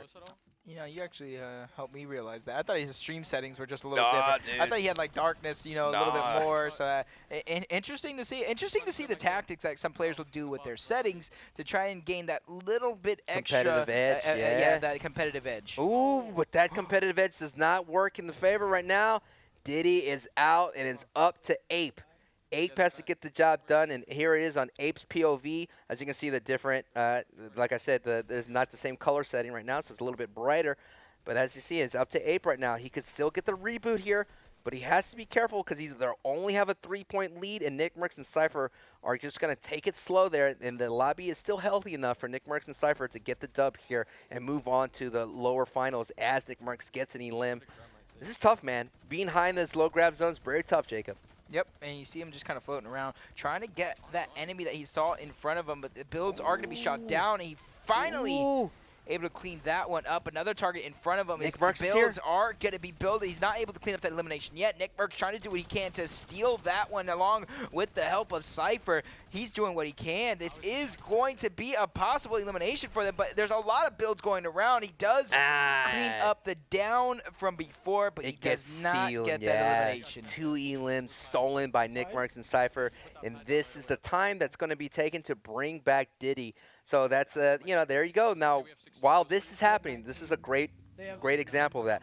While this is happening, it takes about, 30 seconds or so for this to happen, and Nick Mercs and Cypher are already on their way back into the Rift looking for the next squad. So as you see them high in the sky right now, gliding over to the next opportunity. And he's going to have to throw down a pad. Has a lot of mobility, 3 pads, a lot of campfires. So down goes the pad so they could head into the Rift and try to catch up to Cypher and Nick Mercs. And they have lost the lead, Jacob, now down by 3. Yep, and if you look at you talk about the health of the lobby, there is only 12 eliminations on the board. I talked about how the majority of the matches that we've seen on stream today have literally came down to the wire, and this one's only separated by 2 eliminations, and what a better position to kind of launch pad into. Another elim from Nick rather Mercs. than 2 guys right in front of him. That was right out of the sky. He swatted them right out of the sky. Nick Mercs stealing yet another possible elimination out from under these guys. He's landing a good amount of damage, but there you go. Cypher floating in, trying to steal it as well. He's going to go ahead and get that knock. Another kill stolen. The steal is real. That is a big factor, man. Now Nick Mercs and Cypher are on this crazy defensive play. And here comes the chop from the top. Got him. Oh, he barely got that one. That was close. That was very, very close from being stolen. And you know that kind of stuff affects you. That's the kind of stuff gets you frustrated in these style of tournaments. I think there's at least 3 stolen eliminations on the side of Nick At Merckx and least. Cypher in this game alone. In this game And that's the difference. alone. And that's the difference right there. Only 3 elims are separating right this. So now they see this other guy. This guy, 42, very, very low. Has to get him quickly. Who got that one? It is stolen by Cypher. Yeah, man. Somebody call the police. Yeah, These guys are thieves. They are stealing Thieves in the the game night. out from under our qualifying winners. These are the night, man. This is going to get stolen again, no doubt. It's going to sit. Okay. I was about to say, I'm about to get, Ape about to go tilted, about to go bananas right now, for all these stolen elims happening. Out goes the launch, and I think mathematically that is it. That is it. We'll get an update on the score, but I think that may have been it, man. No. Okay, there it goes. The score has been updated. So they need all the eliminations. They need all the tie to send it into a Game 3 tiebreaker. So it all comes down to this engagement. And now it's just going to see who's going to be the hide-and-seek champion. Were you ever good at hide-and-seek? Were you a good seeker? I wasn't a good seeker. I was a good hider. I was definitely a good hider. Yeah. Did you always hide really close to where they counted? I mean, no one expects that play. Kind of, yeah. I mean, you see how big I am, right? Yeah. I come from a very big family, as you can tell. Oh, dude, it's hard to hide your 6'5" figure. But yeah, so I mean, I can get in a lot of the good hiding spots. And here we are, back where it all started at Greasy Grove. So this last team may be protected by Taco Time. It's always fun to say Taco Time. It is Thursday, so it's not Taco Tuesday. Diddy's going to get the first knock. Taco Time's going to happen, and then it's going to get stolen out from under them by Nick. It looks like Cypher's in a build battle. So Is that Taco? yeah, it looks like Nick Merckx and Diddy are collapsing on this final engagement here. There was a call-out that it said Taco. They're trying to find them. They could be anywhere. This is a big circle for the amount of people left. They're in some sort of a house hiding in the bathroom watching TV. They're watching the stream right now in one of these houses. Looking at the score right now, I think this may be it. Again, we're going to do our best to verify the score, but it may be mathematically impossible for this. But again, these guys are going to play it out to the final whistle until the end of the day. Dude. You never know. You hear the excitement. You hear the call. You hear how tense this is. This is going down to the wire. Possible tie. It's possible. We're gonna go ahead and see it, but Cypher's on this horse as well. Fuck, man. Flying into the air. This is the frustration that happens here when these duo style races on board with Cypher. Cypher has a lot of pads, a lot of mobility to get around. He doesn't even know he's right below him. Yeah, this is gonna be easy bops. Easy. Oh, he gets bopped himself, but he doesn't care. He's gonna go ahead and W key this guy. One bop. But it doesn't matter right there. That was the cherry on top, bopperoni. Woo! We won, right? Yeah. There you go. Nick Merckx, Cypher. Moving on to the lower bracket, and again, waiting for hopefully to get to the Team Liquid with Vivid and Chat, because they are the previous Code Red champions. So they won back in June. Team Liquid seeing if they could do it again here. So yeah, man, as you saw, Nick Merckx and Cypher, we called it out. The most important thing in that matchup was the steals.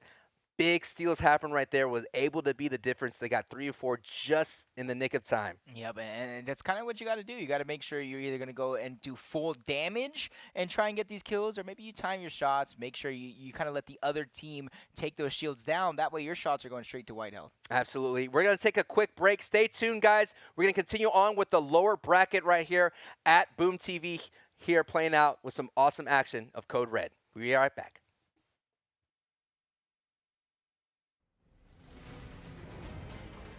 It's not just the ships, the armor, or the aircraft. It's something more.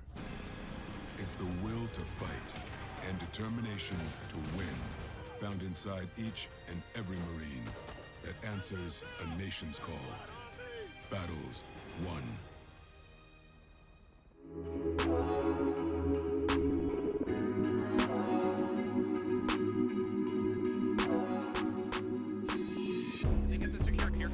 Teleport from the cliff. They need to get the smite. That is barren. Doesn't matter, because Roxanne just needs a left click, takes out how to cause a banana break. Oh, that's going to be a huge punish. Take some time. Bending his meter, he's doubling down. Not gonna get that PK fire connection off stage, but the down air is gonna close out the stock. Well, I didn't know that guy was there. They're gonna go for an edit player. Can he get it? Yes, he can. 2 knocks come down a row.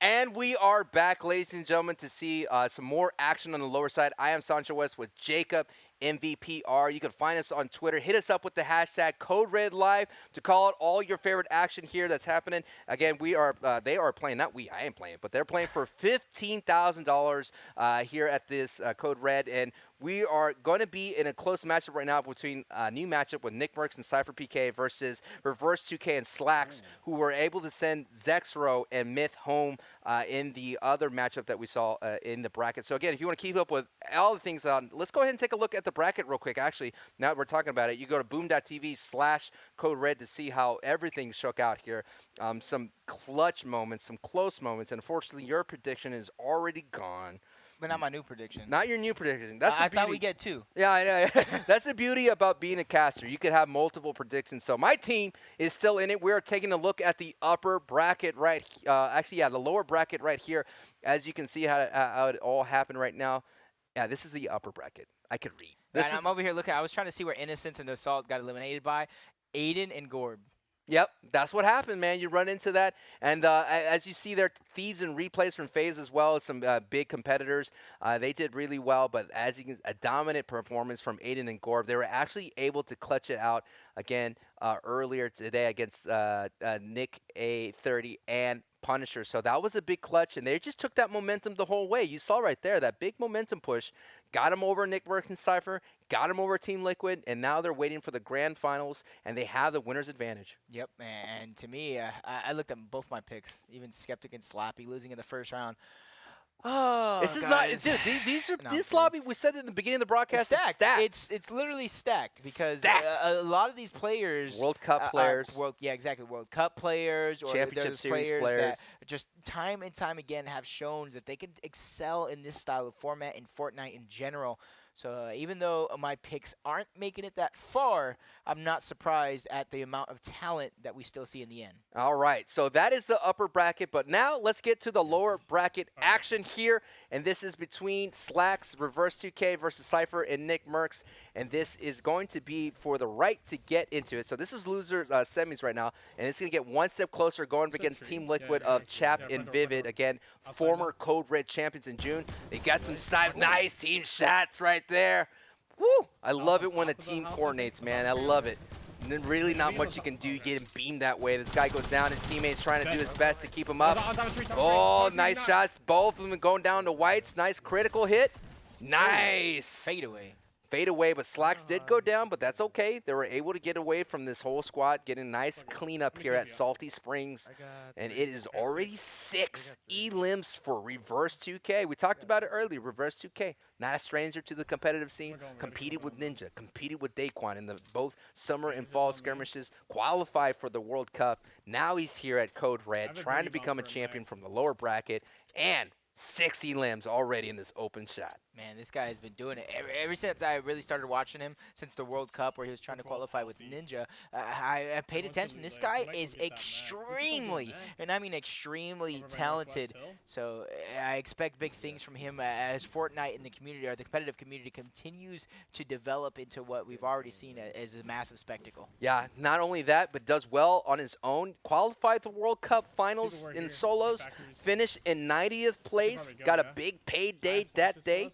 Looking, no doubt, to add to that as well, a former Code Red champion with Hamlin. So, you know, this is a guy that's not afraid of the winners, not afraid of the winners. You know what? There's a famous quote. Some people are afraid of success, not Reverse. Reverse, not afraid of the winner's circle here as he's making his way towards Dusty Depot. Nick Merckx getting an elim in the feed right there. So, Nick Merckx and Cypher 3-9. Heading into this loser semis. Yep, and they kind of need to step it up. They need to kind of do what they were doing before in terms of trying to get near the enemy or their opposition and steal those kills. But nice shots placed by Reverse. Clean hits, dude. Clean, bro. 33. I just see a bunch of threes flying everywhere as one guy is dropped to his knees. Reverse, he's not going to stop just yet. He's just kind of getting a little bit of an angle, maybe even going for that mech for the rotations. So this is what I think what is happening. Like, oh, nice cleanup from Slacks.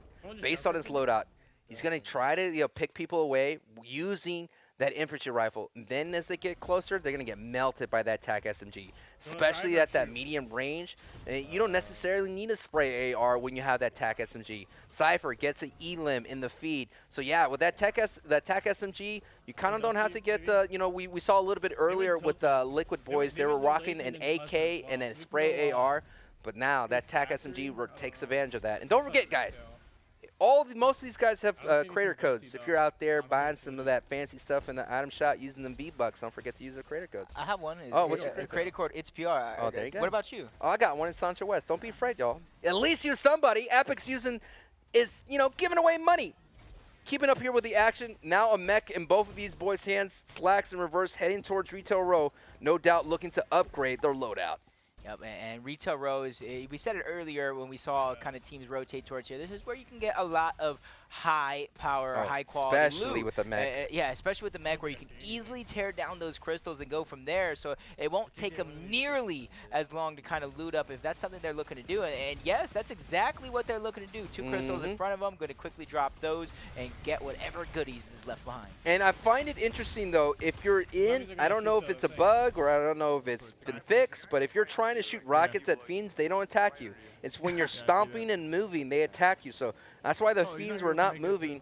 It looks like Cypher does have someone low as they're gliding towards Dusty Depot. The common rotation from Greasy Grove is to take a stop and peek over at Tilted Town, go here, and it looks like they're going to go to Retail Row to make sure that they don't let this Reverse and Slacks get a bigger leap.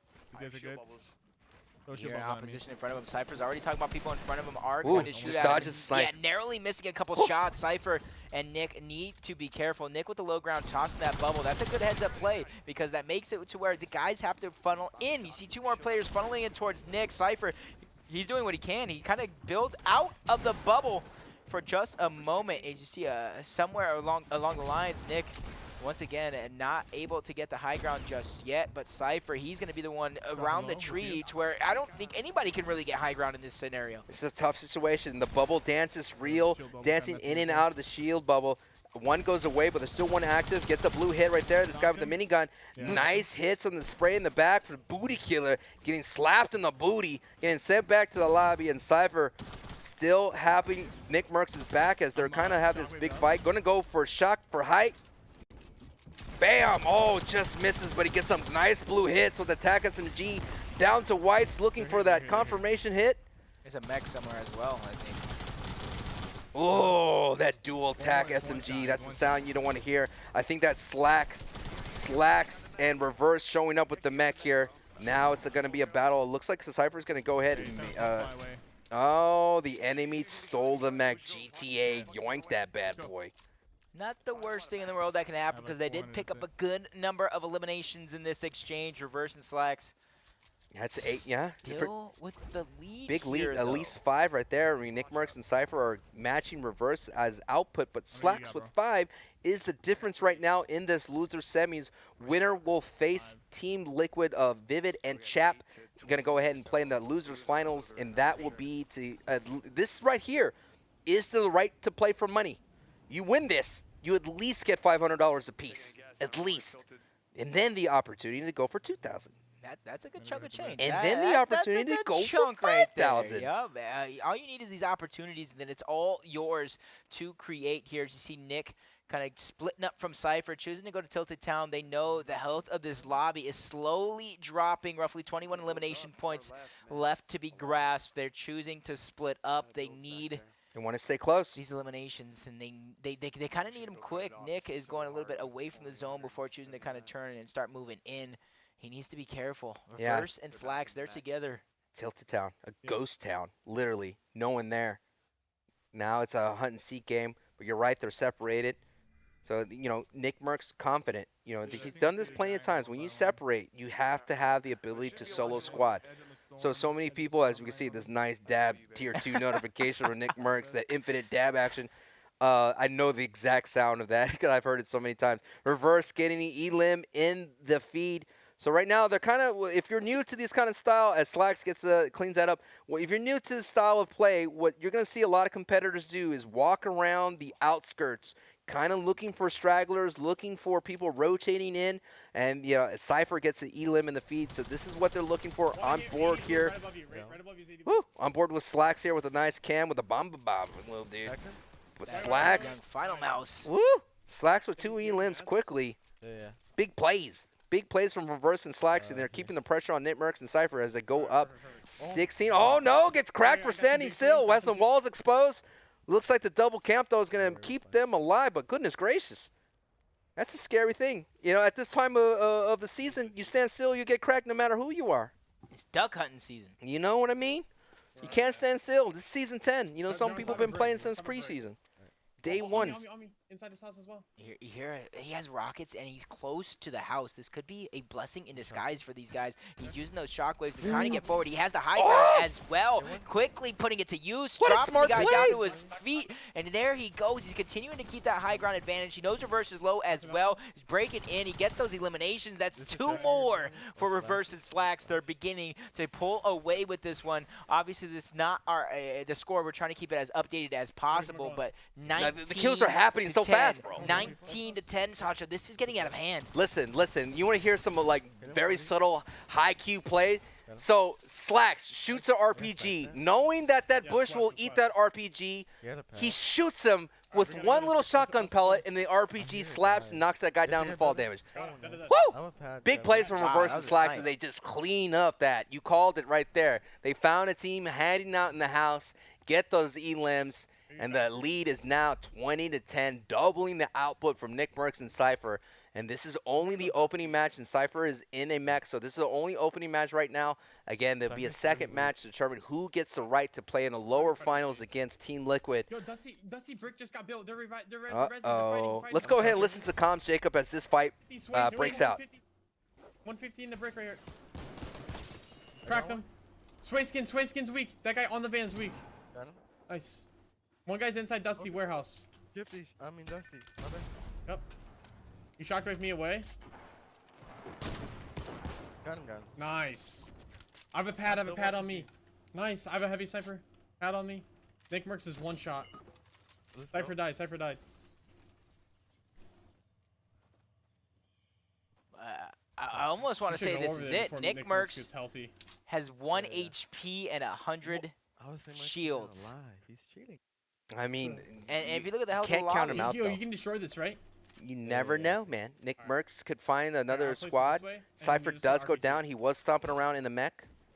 But, yeah, you saw there, RPG you know, does stairs everything or was something. going the Go to way the Nick right of Mercs it. and Cypher in the previous round that got them here, right? They were stealing his kills. This time around, Slacks in reverse, stealing the kills from Cypher and Nick Mercs. Yep, and that's a great heads-up play Yeah, for this reverse and slacks. You hear what they're talking about. You get the jump Might have pad, went for use retail. it, but then No, no, destroy it behind them in by the force. editing the build, so making sure Nick has no mobility to kind of steal these kills like he did in the previous series. And like a Reverse. beacon, that Cypher card is letting these guys know that someone's around, but everybody's here, converging down. Let's see what happens. Let's see if Nick Mercs could kind of close the gap a little bit. Every limb matters from Nick Mercs here. Another guy padded. Ah, but Slacks Over here, gets on it. me, on me. Slacks gets the elim from Nick Mercs. Oh, the pad got destroyed. Oh, the pad got destroyed from the rocket, so Nick Mercs can't join this fight. It's all up to reverse here. All alone, and Slacks gets it. No, I didn't. Man. These guys are they're a unit. They're a good team, and one thing I do notice, and this is very, very abnormal from what I've been seeing in Fortnite for the past couple of months, not just season, Check for past pressure, couple of maybe months, is that pressure. reverse seems to be a huge fan Yo, of the tac shotgun, and to me, he's kind of one of the only players that I've seen use it over Right. the actual pump or even The combat. with it. 4 campfire strat. Eating the quick heals. This is how important time is. Nick Mercs throwing down 4 cozies, trying to get back into this race as much as possible. Trying to at least stop the bleeding because he could get 2 elims and keep it closer, but it's 26 to 10 right now. And that's what I'm talking about, 10 plus elims. As you can see, the kind of like the exasperation in Nick Mercs' face. He's still focused. He knows that he has to at least get these 2 to stop the bleeding right now. But he has 198 HP. Oh, this is going to be tough, man. It can be very, very tough. He's about knocked with 1 shot. Can he get this knock right here? They're going for the drop. You might get He has to be careful that he didn't want to break that build for that RPG. 1 HP. As you see, Cypher is like being on the cams for the other side. Wow, reverse gets a 122-meter snipe. This last kill is available for Slack to get. And that's it. This guy sniped the other guy, too. Yeah, he knows it. Tough, tough, tough. That's going to be one uphill battle for Nick Mercs and Cypher. But Nick Mercs being a former Gears of War national champion, he has what it takes. He has the experience. It's just a matter of executing now. I know, and you need some bad luck on the other side. I mean, 26 points racked in really quickly. I mean, the slacks in reverse.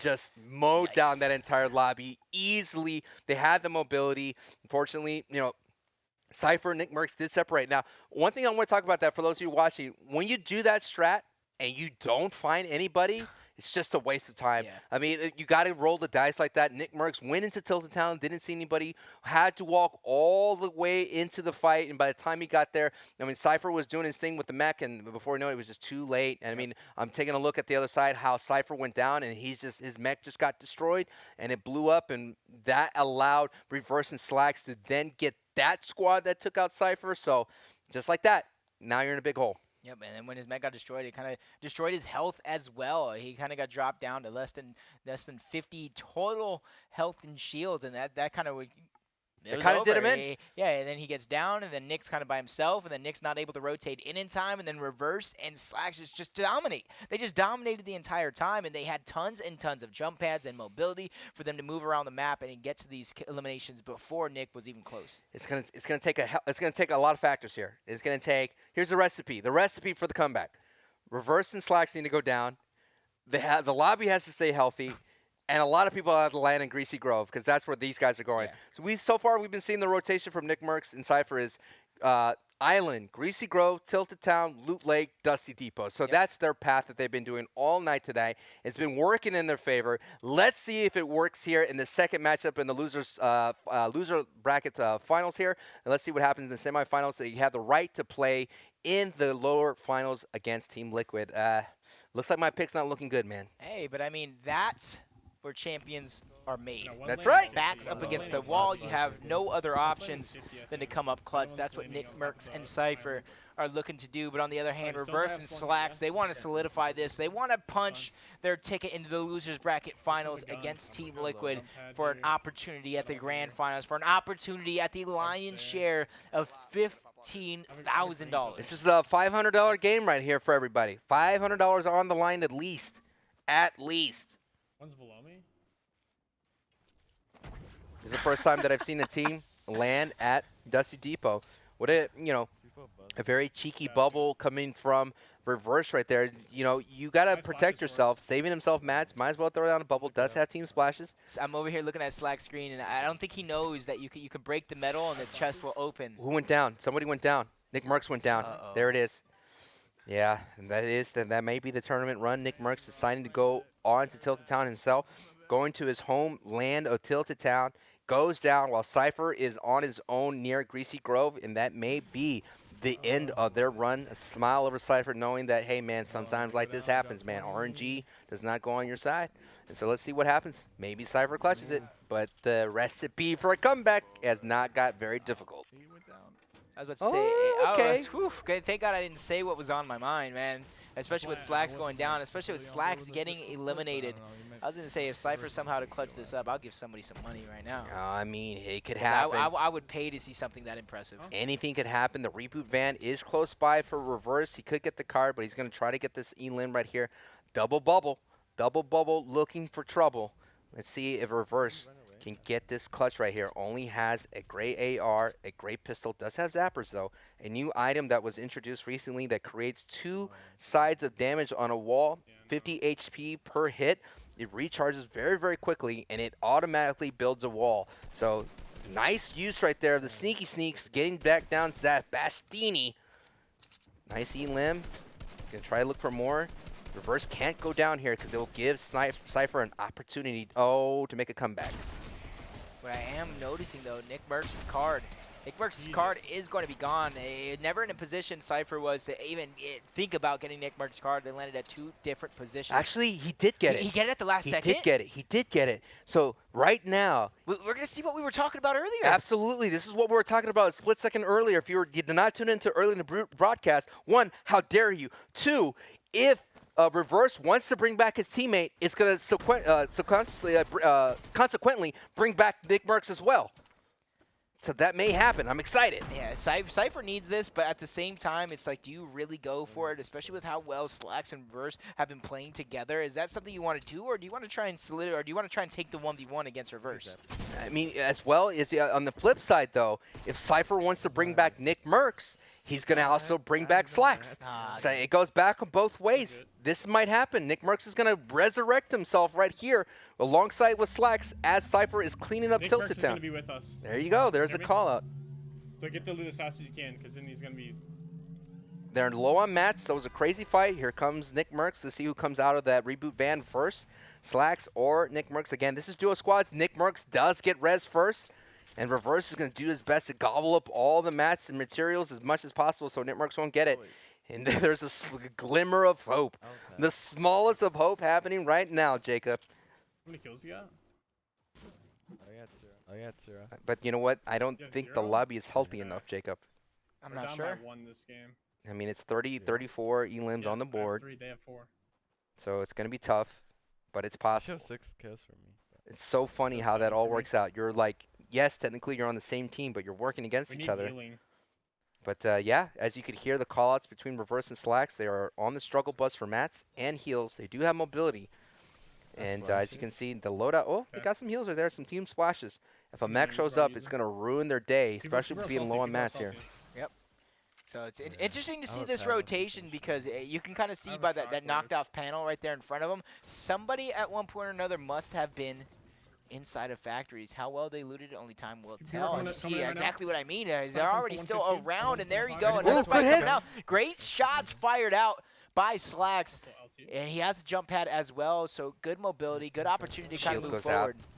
Almost cleaning it up. The guy crawls back into the shield. Reverse is going to try to clean this up here. He's going to almost get there, so he's kind of going to get the almost baited that guy to stop the heal. Nice bait right there. Now he's just trying to find his way. He could use that shock to get himself in. Going to do a wall take. Another quick little poke right there. Nice way to be. The other teammate coming in gets bopped. And that's some really good patience by Reverse right there. He knows he could have at any moment kind of pushed in and tried to make it happen. He waited till Slacks kind of came close, and they attacked at 2 different angles.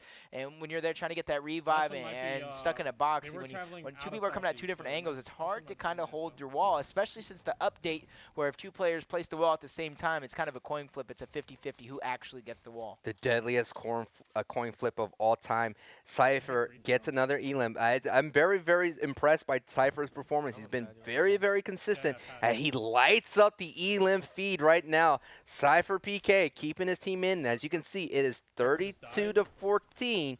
Mathematically, it's possible. It's going to be a tall task for Cypher and Nick Merckx to make a comeback. They're going to need the help with the lobby. One to stay healthy, and they're going to need a hero to stop the run of Slacks in Reverse. Nick Merckx gets a knock himself and cleans that up, so that's another one for Nick Merckx and Cypher.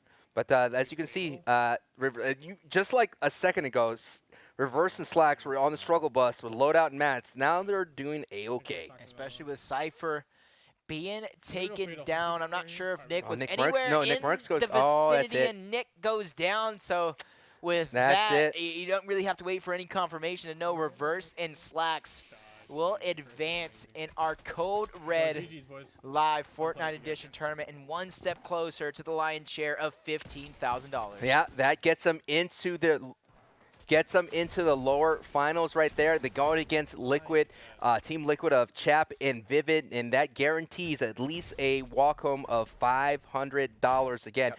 Second place is going to get $4,000, third place gets $1,000, and first place gets $10,000. So don't go anywhere. We got a couple of matches to wrap this up here. I am Sancho West with Jacob. Hit us up with the hashtag CodeRedLive with your favorite parts. Follow us on Twitter, and we'll be right back with more action right after these messages.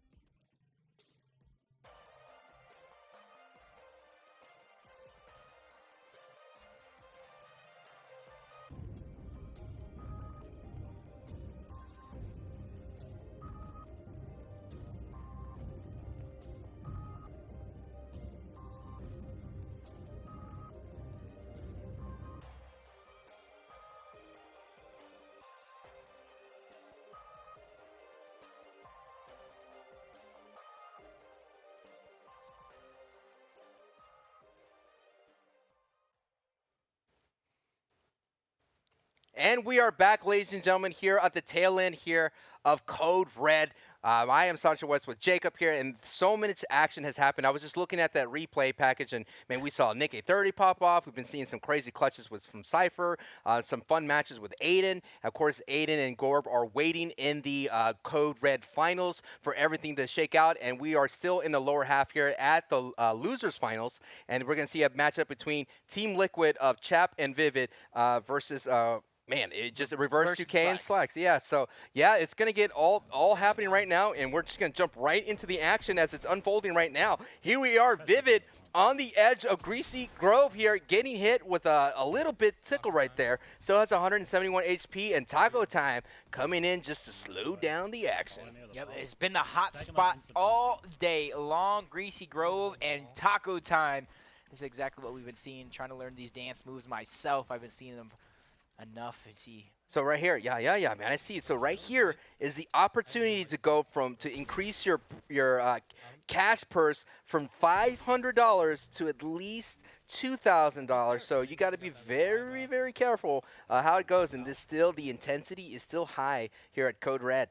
Yep, this game alone, because each of these guys are kind of guaranteed their $500. Yeah, they're guaranteed $500. This is a $1,500 game. Exactly. This is the difference between, you know, a good pair of shoes and a good pair of shoes right now. A big, yeah, exactly. And it looks like Vivid trying to get himself some, like, I don't know, some big pair of shoes to get some Yeezys maybe. Yep. Some big plays from Vivid right now, racking up some kills.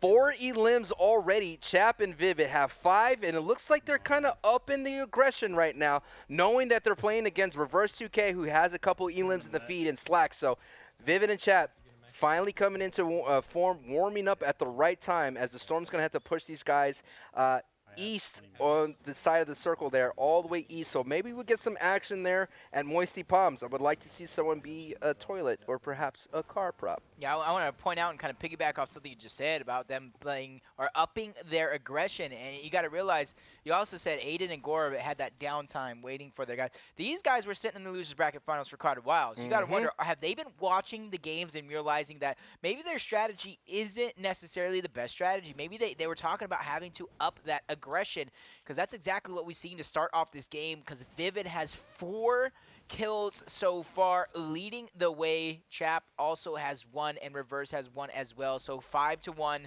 Liquid with the early lead. Some of the things that I haven't been noticing, though, is when you're jumping into a Code Red or this style of play, you have to, not be too aggressive right out the gate. Can't pop off too early.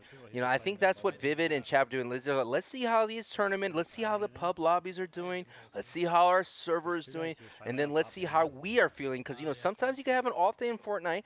Let's see how we are feeling before we turn up the aggression. And right now, they're turning up at the right time. And he's going to get somebody down in the reboot. Get a good hits right here. 30-29 blue. He's going to go ahead and help out his partner Chap as a good teammate would. And Chap finishes up that knock. And he's going to push this guy into his own box. And once you're in this situation with 2 pro players, that's it. That's all you can do. Just drop your loot and go back to the lobby. That's what's a big play from Chap and Liquid, as they were able to get that elim, knowing that someone else is in this house. They're going to go ahead and knock and break right in. Woo! Taking a couple extra moments to farm up, but you expect little to no downtime here. As you expect not Liquid at all. to kind of either hunt for the mech for rotations like you're already seeing, or go ahead and use a shockwave to try and get towards the next setup. Enemies in towards the zone. You see Chap trying to use the strategy of shockwaking him and Vivid in. Maybe even build a little bit higher. That way you go all the way down this creek into the river off of a shockwave. But, I mean, these guys are the pros, not me. Now go ahead and not going into Tilted Town. Either they don't want to fight there. I haven't watched Vivid or Chap enough to know, do they like or dislike or Tilted Town or Cowboy Town. But more on that later. And here we're on board with Reverse with the mech. Slack and Reverse trying to get the easy limbs. Trying to move on. Gets 28. Big hits with the shotty. Getting some nice spray. Looking for the stomp. And he's just going to go ahead and get out and finish. And Snack Attack goes down. Oh! So many dinks over there. Big plays. I think Slacks jumped out a little early.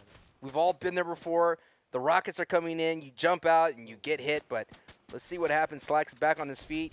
Oh, my goodness. Oh, my God. What was that guy doing? He took roughly like 160 damage in a matter of seconds and then quickly peeks out again.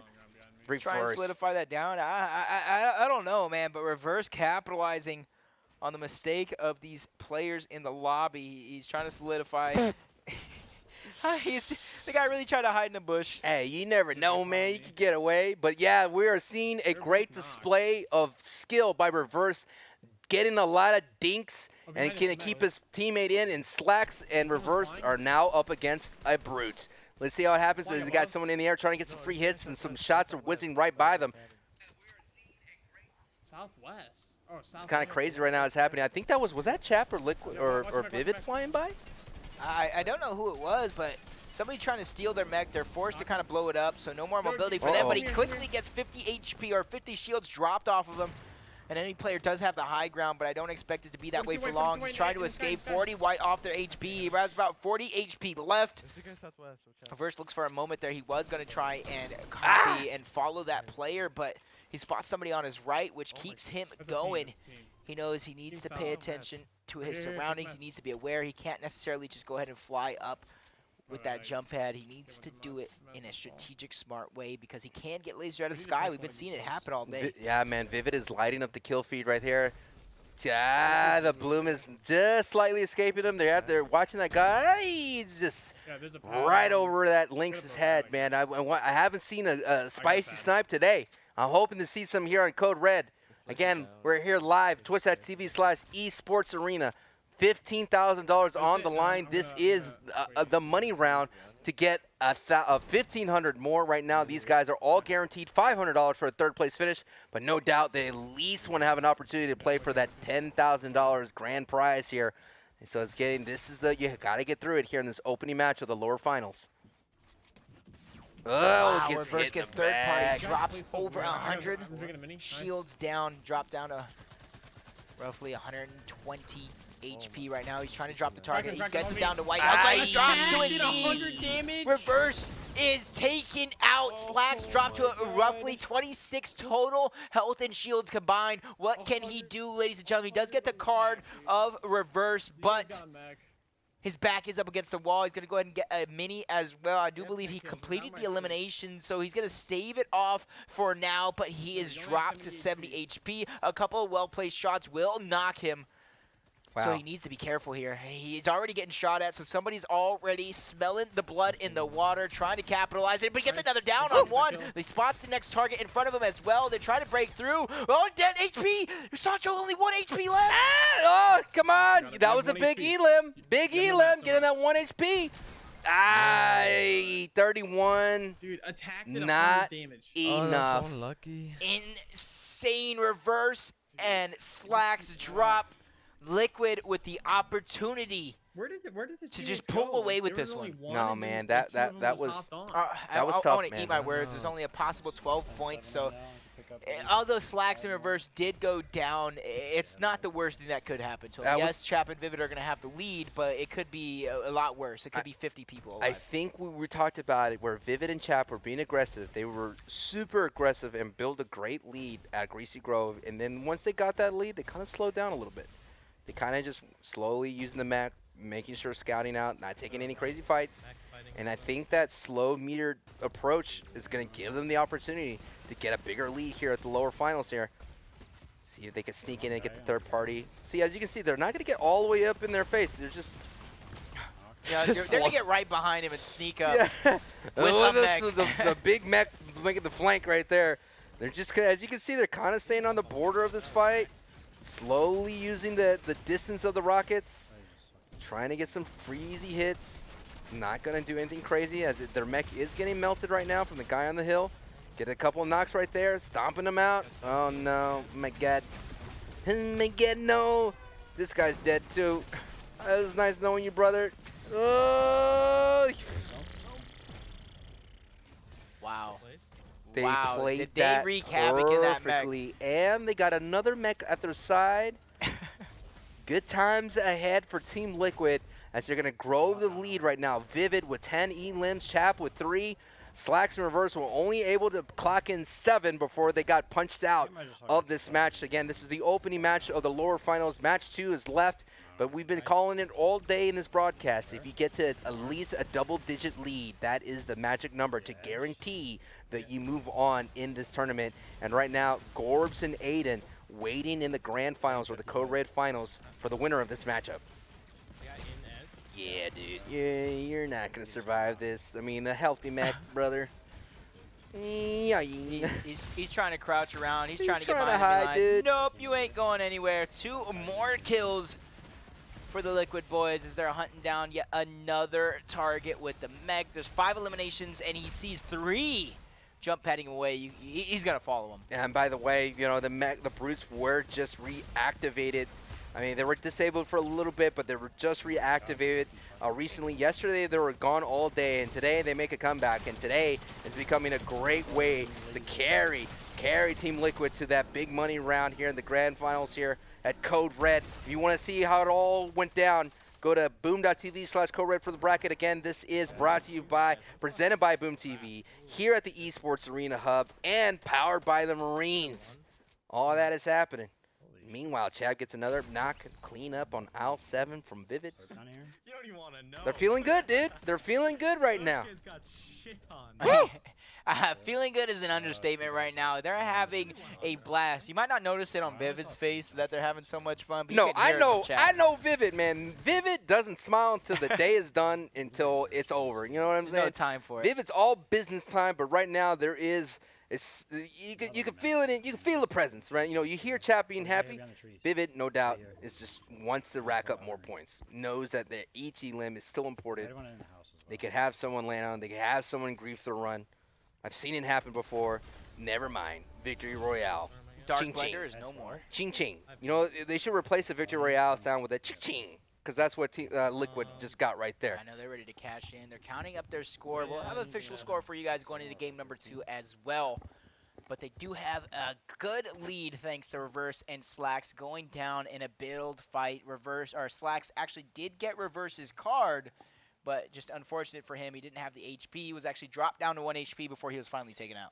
Man, and if he would have clutched that, man, we all been there. 1 HP and a nightmare. People say 1 HP in a dream, but that was a nightmare round for Reverse and Slacks. They went ahead and dropped double-digit into this big deficit right now, and did we see a comeback with double deficit? No, we haven't, because not Nick big of a Merckx and deficit. Cypher were the only one with like a 20-plus deficit. So Yeah. it's a tall order right now for Reverse and Slacks. But if anyone can do it, they can. They're just going to need the recipes for a comeback. Would you like to know the recipes for a comeback? Yeah, what is the recipes for a comeback? 1, Team Liquid need to go down. 2, they need a healthy lobby. And 3, they need everybody to land on them. Those are the recipes for success. Well, you got a recipe for success. I got a recipe for easy peanut butter cookies. You just need peanut butter, sugar, and an egg. Man, that Shout-outs sounds to Pander gross. out there. Nah, He actually man. taught me that one. That sounds gross. Yeah, but it's pretty good if you like peanut butter cookies. Do not. You're not a fan of peanut butter? Nah, oatmeal raisin.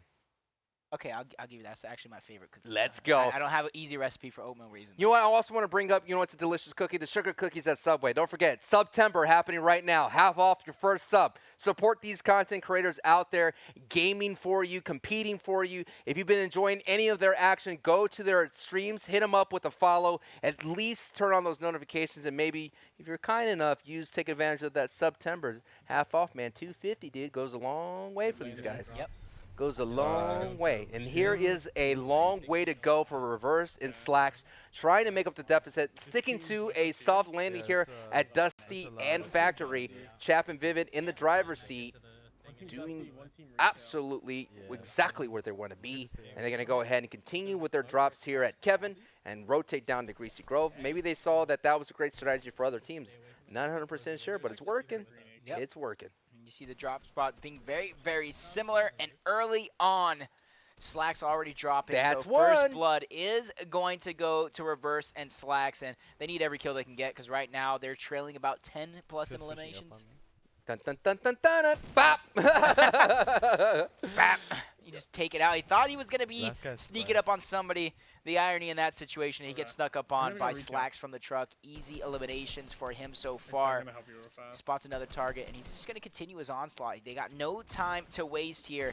He's already putting good damage out. He takes a couple of good shots himself, but he's going to come out on top on that exchange. Man, it may be. This is the start that they're looking for. Vivid does get a knock in the feed, so it's kind of going to go tick for tat for a bit. You cannot afford to trade elims. You have to go on major runs. And again, the keys, the recipe for a comeback is that your other team has to go down. I don't know. Oh, they do see a llama. That adds to the factor. But, you know, I'm not sure about the peanut butter cookies, man. But they're looking for a big chocolate chip game right now. You know what I mean? Victory Royale is all they need.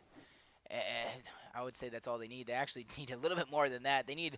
I mean, they're not down by a lot. It just feels like a lot. It feels like a lot because you know, I'm not as good as them. And 8 eliminations, that's a lot for me.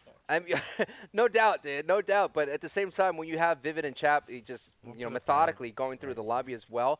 As you can see, another elim in the feed for Vivid. If you have someone methodically eating up the lobby, it's a lot, especially when you don't see anybody. They do see someone at Joel's here at Retail Row, so it may be the start that they need here. Great start so far. You see the bubble shield in front of them. That's basically one of the.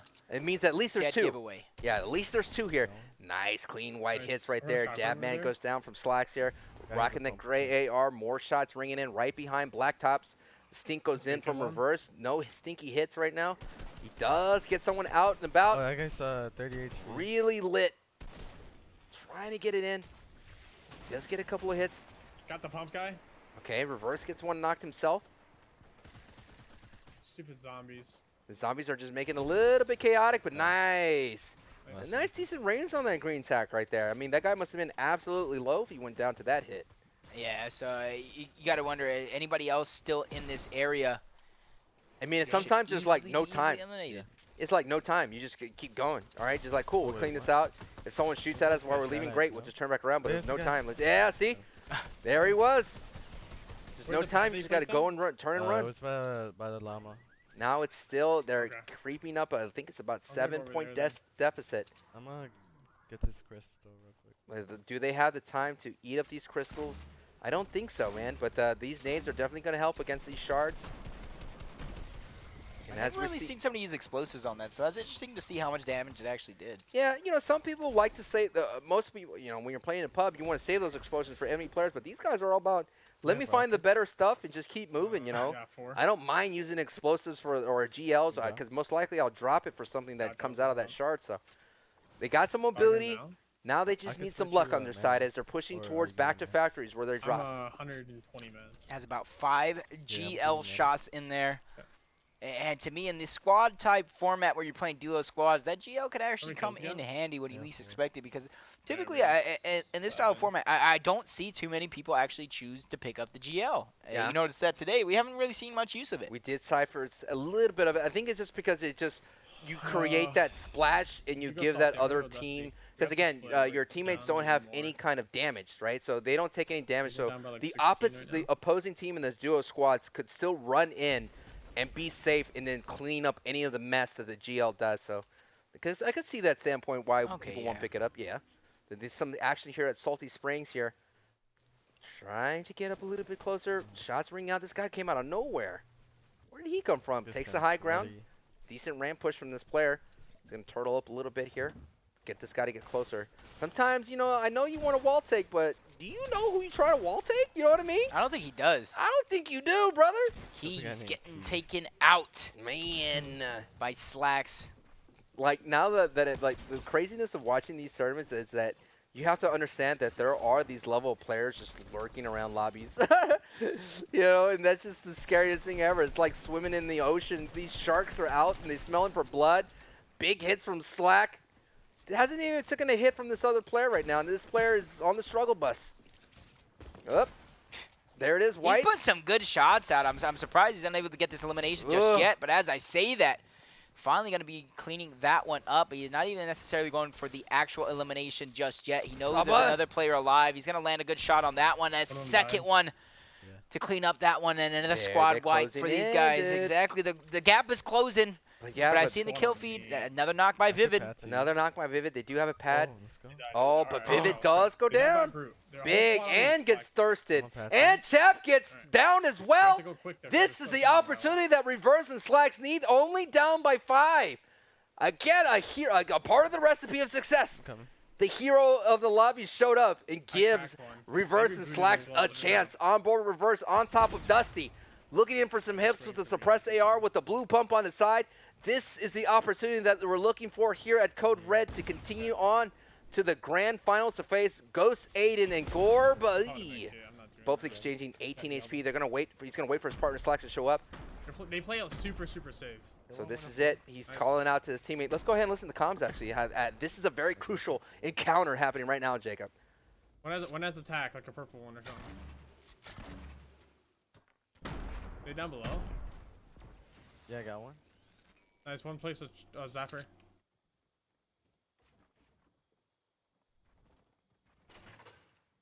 There's building over here.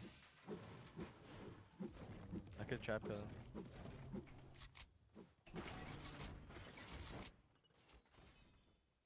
Where are they? They're on me. I'm coming. Get them all? A nice wipe by these guys, and look how calm, cool, and collected there. Very calm. He's just saying, he sounded almost even got him. Yeah, I think like that there's so many different styles of play. There's so many different comms as well. You have people that repeat things 1,000 times, high energy type vibe. You know what I mean? Yeah, sure. And you got Slacks, dude. How much mats you got? Slacking it. You know what I mean? And that it's just chilling. Ooh. 21 white. Well played shots again. 21 white again. Game in their control. They still trailed, but as long as they play it safe, they should Here, give me some mats. I'm have what it takes. But that's why you finish playing these games out, because they still need to make the comeback. I'm quite surprised what happened to Team Liquid. I mean, they could have easily played conservative, but I think they kind of felt a little of the pressure from Slacks and Reverse, knowing that they could put some they were closing the gap quickly. And I think that made them go, went for high ground, gets popped down below, out you go. Cranked a quick 90 right here. So now they're focusing on this other guy who made a crazy ramp push. So watch the sniper. Don't this get player sniped. may be knowing what he's doing here. Hoverboard guy coming. But you got 2 pros on top of you. Does a couple layers there. Throws out a bubble shield. On the hoverboard. Away. What the heck? Adios. And another new technique I just learned here today. No doubt. Bubble shield with hoverboard. Hoverboard equals free rotation. Free rotation. Extremely free rotation. There's someone still around throwing junks. I think they're trying to collapse on a player that's still left behind. A straggler here. Another team south. Be careful if the whole other team comes in. This is an opportunity, Jacob. You can't go down. You're still down here. No doubt Chap and Vivid are just hoping that someone shows up. Maybe the team that took out Team Liquid will take out Reverse and Slacks here as a battle is about to happen here at Dusty Depot. Another hoverboard shield. It's going to be tough. Does catch the team out in the open a little bit. 23 blue. He has to stay patient. Can't be frustrated. Reverse has to stay very calm here. Circle is about to push in about 20 seconds. They got that elimination on the hoverboard bubble guy. Yeah, I could get height. Another guy's trying to push up. You hear Slacks talking about taking height, so he has the opportunity here. There's one guy right below him.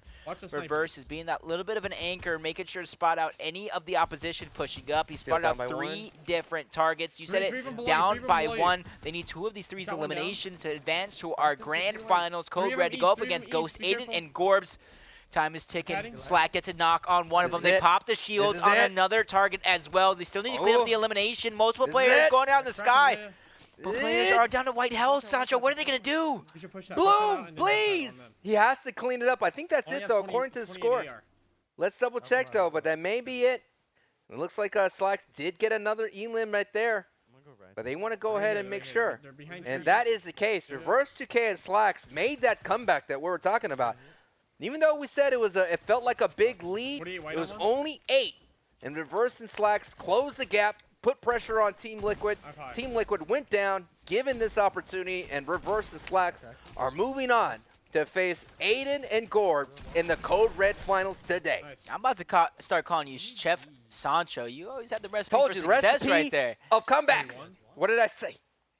Chef Sancho, you guys know it. You guys heard it here first. To get the dub? That's right, man. You know, I'm like, Link in Breath of the Wild. I put all the ingredients in the pot before you know it, boom, come back. Just to make sure, There you go, man. That's exactly what it was. You laid out the ingredients for us. Laid You it all told us out. exactly what Reverse and I Slacks told you guys. kind of were looking to do in order to make this comeback a success, and they did exactly that. Obviously, the one thing out of their control was Liquid Chap and Vivid kind of falling early and allowing for it to get mixed together, and that's exactly kind of what happened. But they're going to keep going. They want to finish this game out before they go up against Aiden and Gorb. They want to kind of carry this momentum into the next game. It's not over yet, though. They're gonna have. They're gonna have to reset the bracket against Aiden and Gorb. Woo! I like it.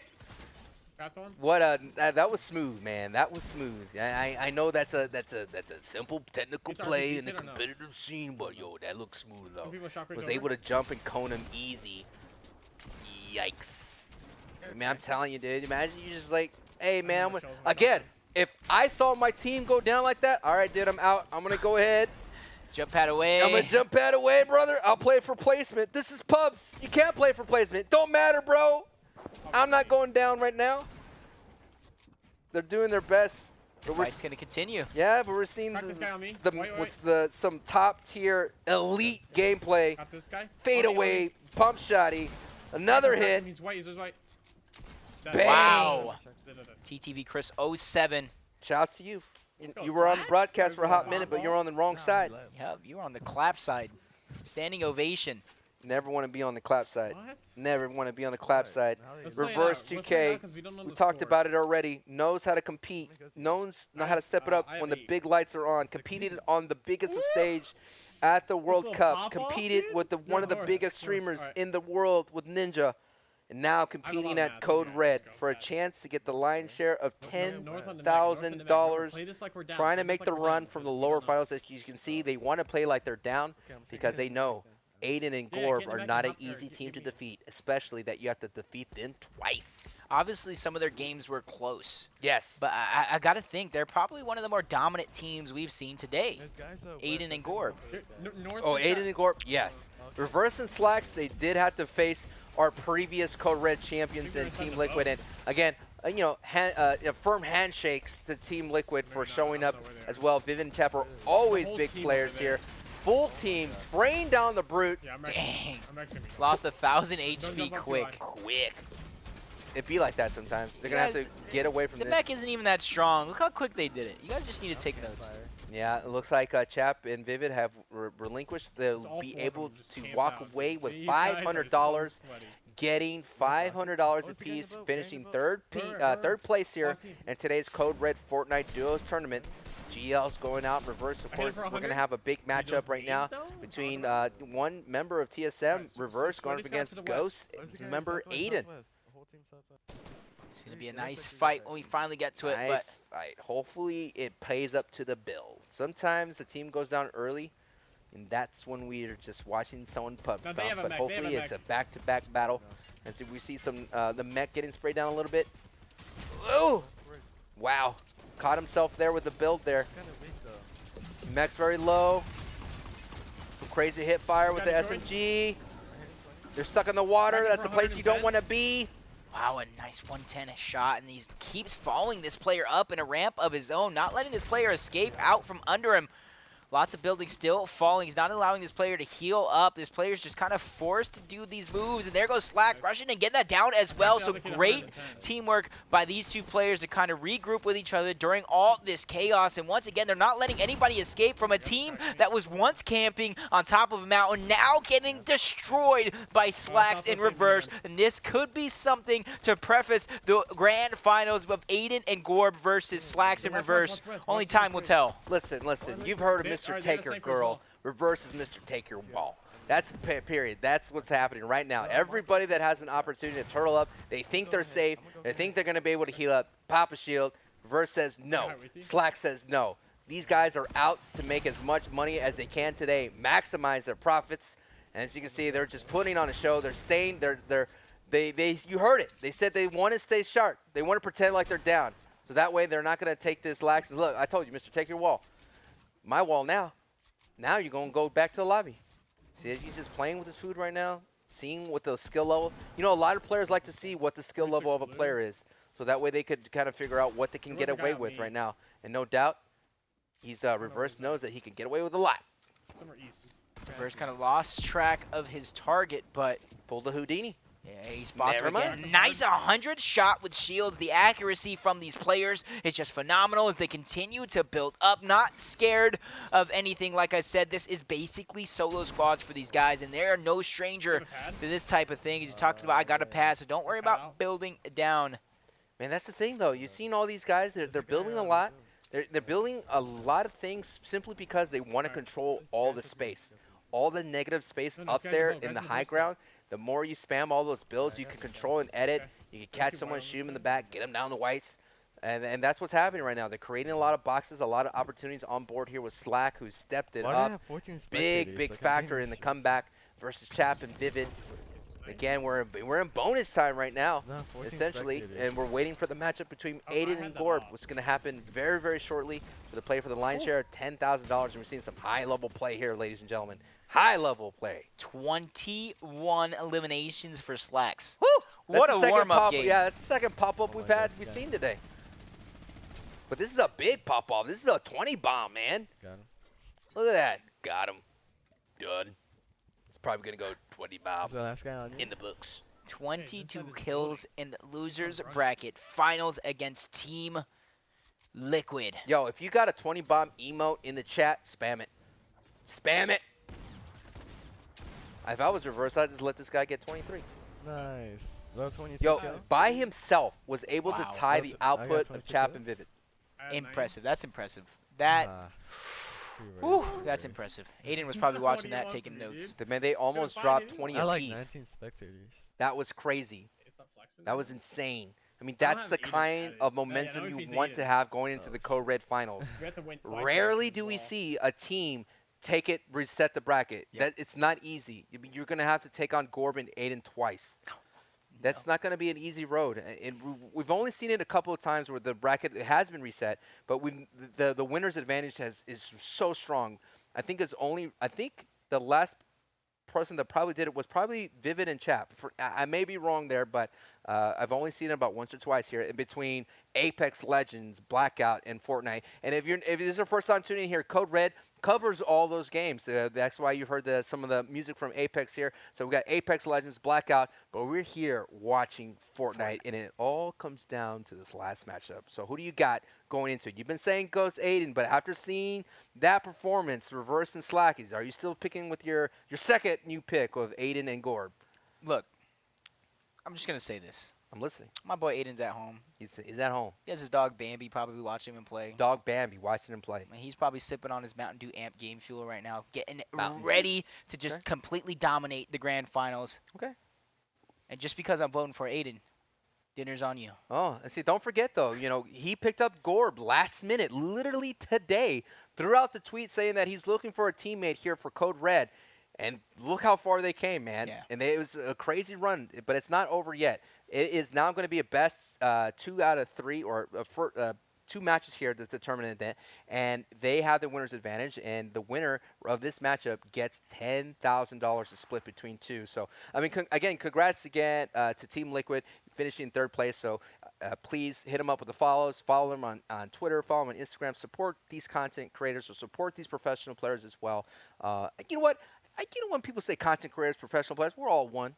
We're all just gamers. Yeah, we all just trying to game. Mm-hmm. Realistically, all of us trying to entertain, be the best, do what we do.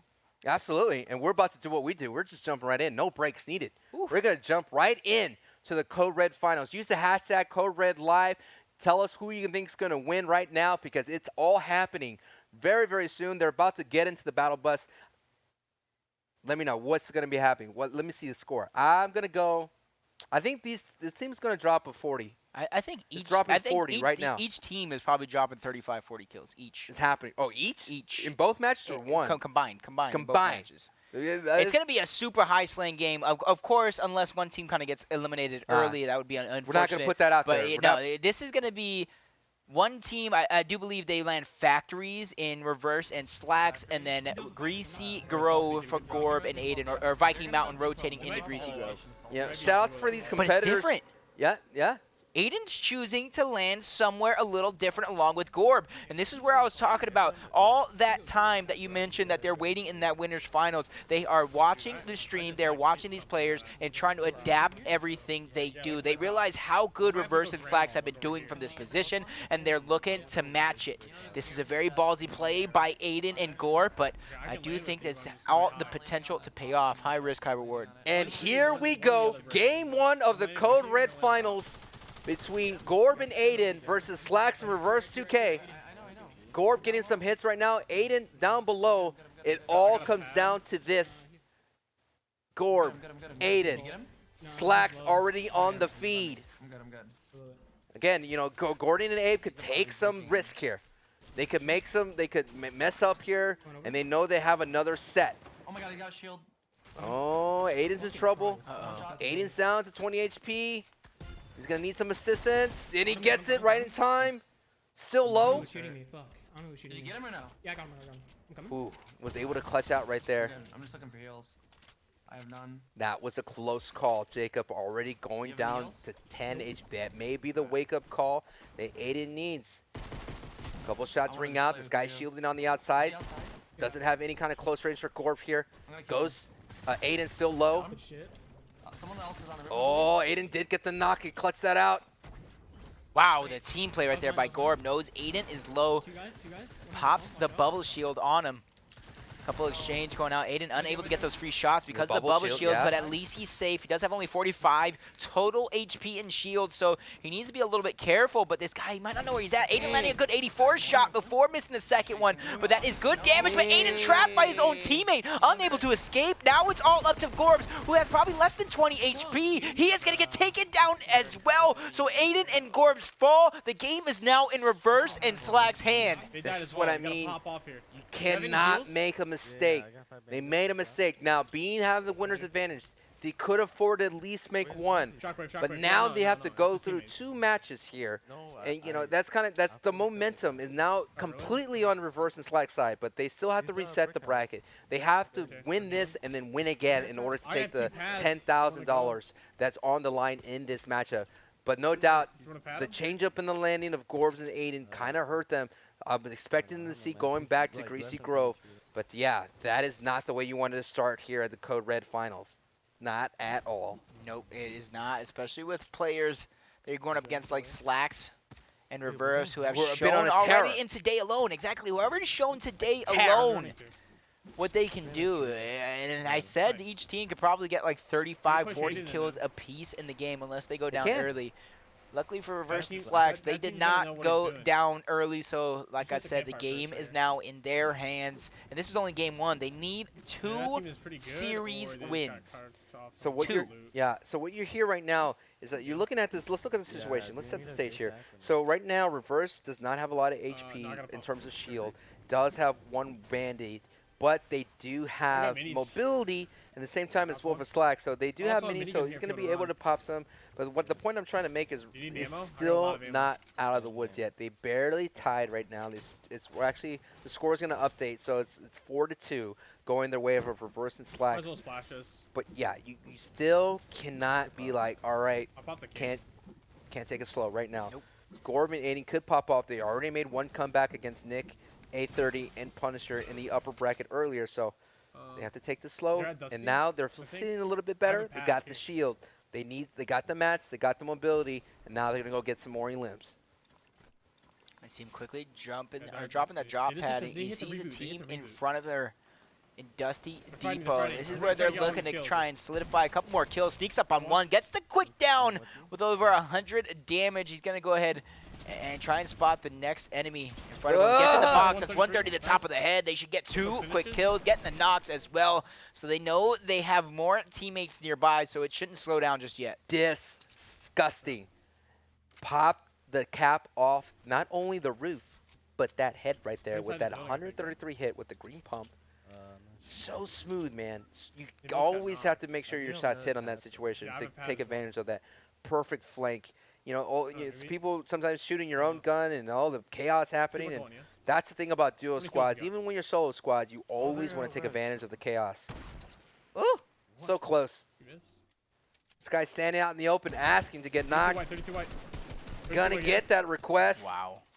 Eliminated off the map. Beastie X5 is now Beastie dead. As you see, Reverse and Slacks kind of hunting or staying around Dusty Depot because they're trying to just spot the next couple of targets because they're probably in a good position. Dusty Depot is probably, I was going to say, towards the center of zone, and almost exactly right. That's where the teams are beginning to rotate from the outside of the circle in, and when you're center zone, you can kind of pick any direction you want and go from there. If to catch you guys up for you just tuning in, Reverse and Slacks came in from the lower bracket, the loser side. They do not have winner's advantage. That is to Aiden and Gorb, who cleaned up the upper side here. But Reverse and Slacks have been having all the momentum. Slacks in the previous round dropping a 20 bomb, Reverse dropping 18. So they're all prime and ready while Gorb and Aiden were waiting for this matchup to happen. So now Gorb and Aiden have to either relinquish again, but they have to definitely find, either they give up the second match, but they need to do everything that they can to find the rhythm, because if not, all the momentum is going to carry Reverse and Slacks to that $10,000 prize pool. Here I'm talking about make sure we farm up, get the materials. They know they can kind of take their time. Right? I usually talk about how typically in these style of tournaments to where you don't really see a lot of farming up.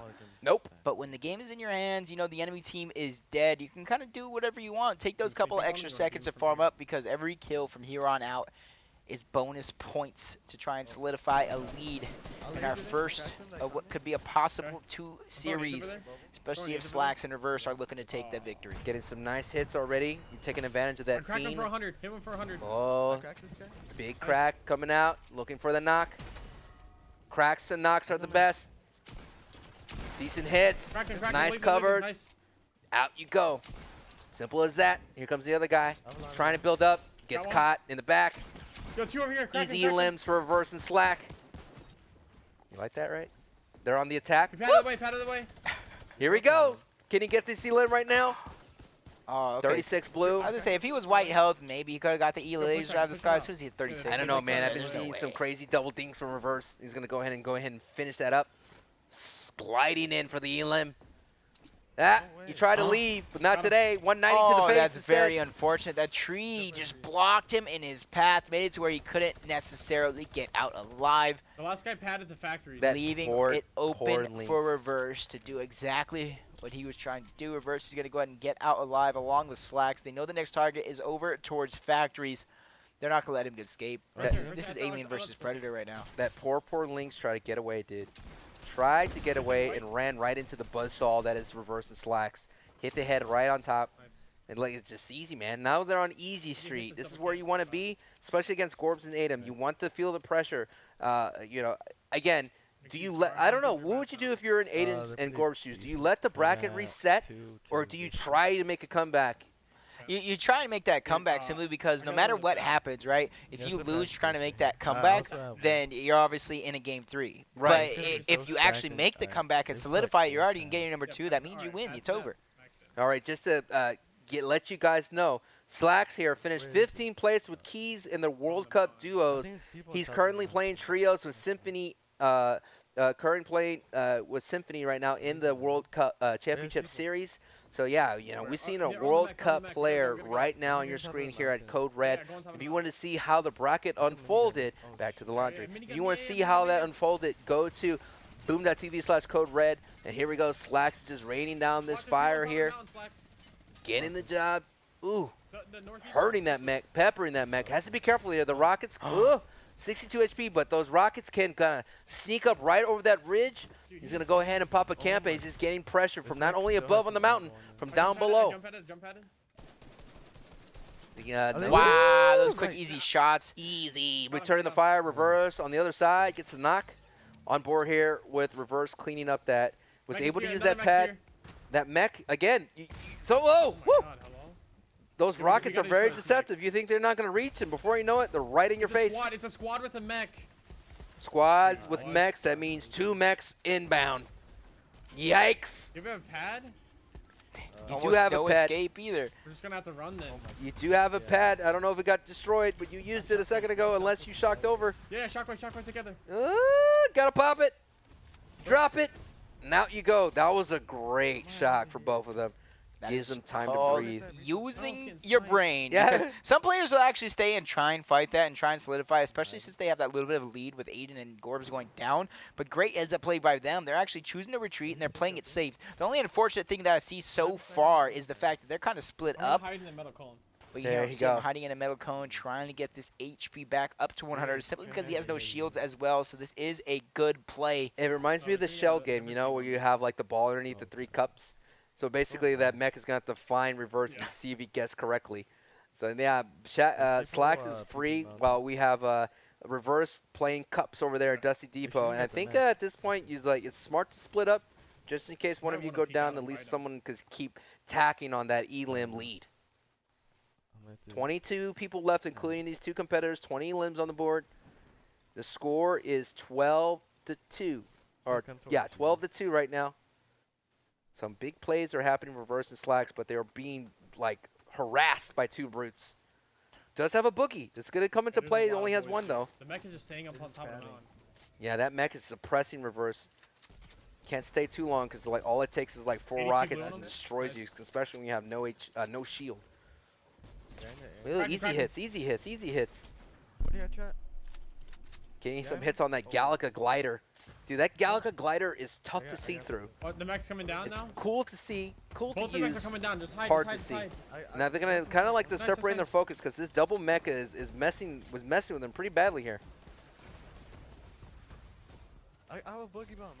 Nice, you gotta get the other mech then. Yeah, so that other they have to get close the enough. other That's mech's the on you, thing. other mech's on you. On board with Slacks with a boogie, and he just whiffed. He's weak. He's weak. The boogie just whiffed. And Slack is gonna have to hope for a miracle. Gets the job done with the minigun. Trying to get this guy and ruin his fun. Does it, and bow. Nice elim right there, dude. With low, with that much of like HP, and you're just fearless against a mech. Big plays there from Slack. I was thinking, what a blunder for him to miss that boogie bomb right there, but he made up for it quickly, taking out the mech and then taking out kind of both of the players there shortly after. I'm about this mech. Take that wood. I'm noticing that, you know, even though the mech causes panic, if you stay calm, cool, and collected, you become a mexecutioner. And you get that elim right there. Actually, it's easy elims because, again, so much panic happens. Ooh! Nice. Nicely done. Was able to kind of like phase right through that wall. That guy had no idea that Slack was there.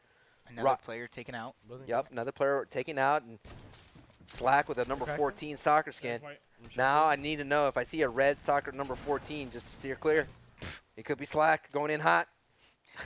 Shockwaves himself up just to use the minigun, going from straight up down.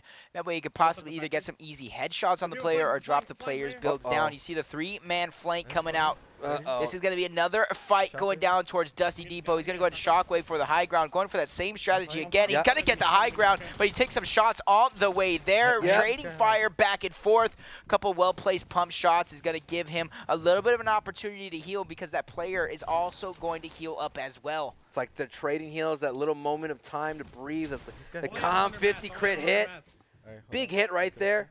Putting this squad back on the seals. They made the wrong decision trying to take high ground. Man, they got a lot of hits on a guy flying in, and I think that opened up the opportunity. Out goes the Sting from the remaining enemy squad right there. He's going to go ahead and throw down a trap, and gets another elim right there. Cleans up with, I think, with the trap, and then big plays, man. Just big plays happening left and right. He's not stopping at all. He was meant for this situation. He actually boxes the guy in, edits himself out, and then re-edits the box to get the shot. This man is insane. We just seen him drop 23 eliminations. Now he is at 13. He's not slacking, dude. His name is Slacks, but he's not slacking. Coming up from the lower bracket, trying to reset the bracket. No doubt, Aiden and Gorb. Man, I honestly believe at this point, you just say, all right, let's just see if I'll try the factory drop one more time. Let's just see if it's worth doing again when this bracket is reset, because there's no way. That is where we're heading right now. That is the inevitable. We are going to get a bracket reset here at Code Red, and it's going to come down to another set of games here. What a great performance from Slacks in reverse. And what a better way to do it, because this is also content for these guys. Content. Imagine what the YouTube video is going to be, a picture of Aiden. Maybe it's a sad face. Man, the clickbait is real. The thumbnails will look glorious. Zaps go a little bit high right here. He's going to try to take the wall. He almost got, hey, he went right into the zap. Backed right up into that, got zapped, and out you go. Oh, man. I don't know if that zap was done like that, but if it was, goodness gracious, the IQ on this man. Flex, there's one on me. I'm bad. Reverse knows there's one on him as well. Slacks. Wait, can he drop another 20 bomb, dude? I think he does have. I mean, there's enough eliminations. No, there's not if Reverse doesn't get an elim, this is not enough. Nah, wait. 1 off. 2 off. 1 off. Reverse, why are you stealing kills away from our mans? Why are you stopping the train that is known as Slacks from dropping back-to-back 20 bombs here at Code Red $15,000 Duos Tournament? Presented by Boom TV. Here at the Esports Arena, at the official hub at twitch.tv/esports arena, powered by the Marines. Why, Slacks? Why did you not drop a 20? You know why? Because Reverse is too much of a beast as well. We got 2 wolves running together, eating up the entire sheep lobby. Big plays are happening, highlights are happening, clips going on the grams. Everything is happening.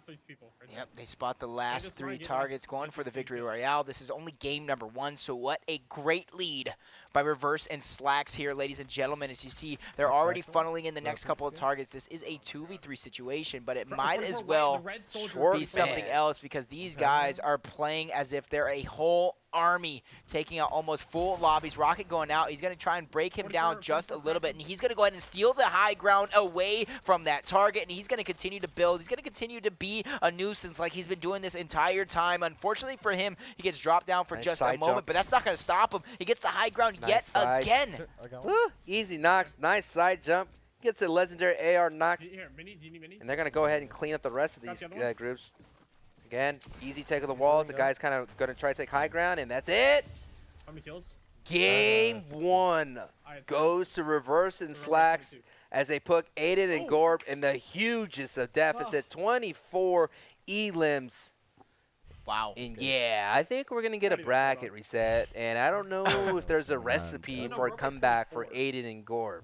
Maybe not in the game number 2. They have everything going wrong for them in that game. I was going to say everything going right. No, everything going wrong. They die early on. Reverse and Slacks play it almost textbook for this style of game. They're not exactly just playing it super aggressive. They're playing it smart, especially when they're on top of that mountain against the 2 mechs. They chose to shockwave away. That made sure the mechs had to kind of chase them away, split them up, and then that's when they struck, took out 1 mech at a time, and then from there, it was easy pickings for them. Well, see, man, I don't know. I don't know. I mean, I don't know why Ghost Aiden and Gorb changed their strat. I mean, the big island going down to Taco was working really well. They decided to challenge Reverse and Slacks to drop that depot and factories, and it just didn't work out for them, man. Yeah. I mean, it could happen. I mean, but, well, you never know. It could happen. I'm always a big fan of if that happened to me, that could happen to them. You know what I mean? Like, if I went down by 30 points in Madden, in halftime, well, I could put up 30 points in that. You never know, right? Yeah, I mean, I've done it before in Madden, though. Yeah. Maybe not in these shooting games. No.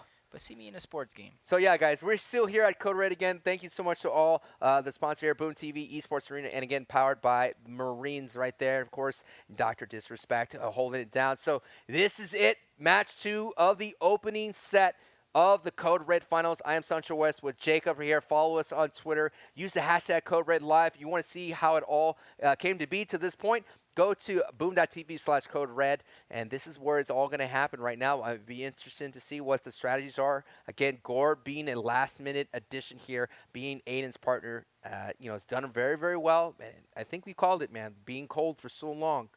Now they got to microwave it up. Got to heat up. And you talked about Aiden didn't really have a partner going into this. What a day for Gorb, at least, no matter what happens. You woke up not really expecting to make any extra money, and then you're going home with a guaranteed $2,000. Absolutely, absolutely. And you see that little overlay? There's a sun right up there, and the sun is shining, man. The sun is shining. So here we go.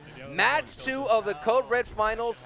If Reverse and Slacks lead stays true, they're going to reset the bracket, and we have another 2-match set between Gorb Aiden and Reverse Slacks. It looks like they are separating.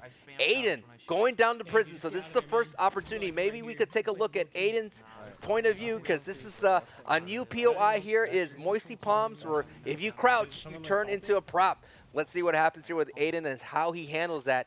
Because for a pad player like for me, I like to crouch. It keeps me in rhythm. But let's see how Aiden adjusts here with the situation. No doubt looking for some elims here. Does have a player right in front of him here at the cafeteria at prison. An old school POI returning into it. He's going to pick up 2 pumps and turns into a toilet again. You know, it's something you do to keep you in rhythm. Spam it. See someone right ahead of him. It is DJ Yonder with no helmet. Can Aiden go ahead and pop a ramp right there to protect himself? Quick edits right here. He has to be careful. He cannot crouch. That is a big factor, man. A lot of players crouch for rhythm, crouch for angles, crouch for almost everything. Right now, he'd probably be spamming crouch, but he can't do it because it would essentially almost cancel his animation there. Yep, so this is going to be very interesting how he plays this out, because he even kind of said it himself as soon as he saw himself landing here is this is not really a good spot for him. He maybe forgot about it because he said he spams crouch when he shoots. He even said it right there, I don't really know what I'm doing. He might not even really know this POI too well in terms of what routes to take, what routes are the fastest, how to cut enemies off, and so on and so forth. I mean, you got to try something. Maybe they're trying to see if there's going to be a different nice hit for 60 Blue, if there's going to be a different strategy going into the second set here of the Code Red final. So, you know, it doesn't hurt to try. Try this out. Maybe you'll get what happened here. But he doesn't have a great loadout. Only has a revolver. Uses a ramp to protect himself, and this guy blocks him with the floor. Dude, if I can't get this, I'm gonna be pissed. Oh, there you go. There's one. I'm looking at the kill feed, and Reverse and Slacks haven't found anybody just yet. It's the first elim for Aiden right there. Yeah, he gets that elim just like you said. He gets a couple good weapons. He still has AR, shotgun, and now a gold machine gun. Yeah, gold minigun right now. And then the big point as well is Paradise Palms before this update was a huge hot drop. And I think it becomes a bigger hot drop for players looking to make cheeky plays with the prop hunt. Sees the trash can, pops the trash can for whites, but he's in trouble. No doubt, did his best. I think he got baited, man. It looked that was an interesting bait. They pull Aiden out into the open. As soon as Aiden spots the trash can, gets melted. On board here, reverse here at Retail Row. Kind of rotated out from factories. Not seeing anybody at Dusty Depot or factories. And now here at Retail Row. And now it's just bonus time right now. Because I don't know if Gorb has it in him to make up this deficit. Because I don't see Reverse and Slacks going down. Yeah, that's realistically the only way Gorb can kind of make up that deficit is if Reverse and Slacks go down. And they have to go down early because look at the lobby. The lobby's already steady dropping. Less than half of the lobby remains. So these guys need, or at least Reverse and Slacks, don't really need to do anything special. On the other hand, Gorb is the one who needs to make all the plays. And you can't waste any time doing it. Yep, and on board here was with Gorb trying to do his best. Solo warring it. That's a tough word to say. At Viking, getting a knockdown. He's going to try to clean up this elim here, hoping some better gear. There is a better shotgun if he wants it, if he's all about that tack life, but he's now using the green pump. Eats a stink right to the face. Melts it. There's still more people in the squad, no doubt, still looting at Viking. I've been seeing a lot of scope AR carry from Gorb here. Nice little crank of the 90 to get some protection here. Using that pop-a shot very, very well. Getting this guy down to one shot. Cleans out the rest of the squad. Big play from Gorb here. Ladies and gentlemen, we got him. Yes, we got him right now. 4 elims heading into the second match. Like they could die any minute. That's what he's hoping for. Part of the recipe of success is the other team going down to a hero of the lobby, but I'm not quite sure. Gets another hit with that scoped AR, 26 Blue. They might not even see where the shots are coming from. Look at that cheeky angle right there. It's really almost like a head behind glitch. The lump at the end of the hill. Yeah, almost like a head glitch right there, you know. It's a small window. See, Gorb has a nice attitude going into this one. He's saying that it's still possible. They just kind of have to go down early. He's landing some good shots with the scoped AR. Switching to his other assault rifle. He knows he's on white health. He has an opportunity to pick up the down, but he also knows other people are there. He's in a 1v3 situation. Doesn't have a ton of mats. Don't exactly know how he's going to come out on top. Oh, gets a clean spray with that TAC SMG. He's getting TAC SMG himself, and he goes down. The bracket has to be reset, Jacob. It is time for the final set here. Yeah, we'll have to play another one. One more final game of the night, or one more final series of the night. It has been reset. Both players are basically in the losers bracket. Yep. Both teams are let's go. dropped Yep. down, but we're still in our grand finals. Yup. Reverse 2K and Slacks versus Ghost, Aiden, and Gorbs. This is a difference of $6,000. The winner is going to get 10. The loser is going to walk away with 4. It's a $6,000 difference. $6,000 difference, man. You know, what cliche things can I say? It all comes down to this. This is the final countdown. This is the final match. All these great things are happening here at Code Red, fighting for that 50. I'm hyped right now, man. What separates the men from the boys. Yeah, there's so many of the cliches that we could say, but what a great run by Reverse and Slacks coming from the lower bracket. You know, putting down our former champion of Team Liquid, of Chap and Vivid right there. They won back in June. Now they have the opportunity to do something that we rarely see here at Code Red, and that is get a bracket reset, and they did that. Now, can they go ahead and complete the deed and get the dub? That's all it's all about, right? Yep, only time is going to tell because, ladies and gentlemen, this has been one treat of a night. We have two of the biggest aggressors in today's tournament going head-to-head in our grand finals, and we are at a bracket reset, just like he said. So it's going to be up to Aiden and Gorb. To me, are they going to play the game that they've been playing all tournament long, or are they going to kind of switch and try to adapt here in our finals? Because realistically, we've seen them Greasy Grove all day, and all of a sudden, out of nowhere, to kind of switch it up. But that's kind of what it does to you when you're waiting in that grand finals. Sometimes you might tend to overthink certain situations and overthink your plan when all you need to do is keep it simple. Got to keep it simple. And simply speaking, right now, it does come all down. It does come all down to this. It is the final set. 2 matches here at Code Red. Thank you guys for tuning in here. Presented by Boom TV here at the Esports Arena. Again, follow us at twitch.tv/esports arena. There's a lot of action happening there.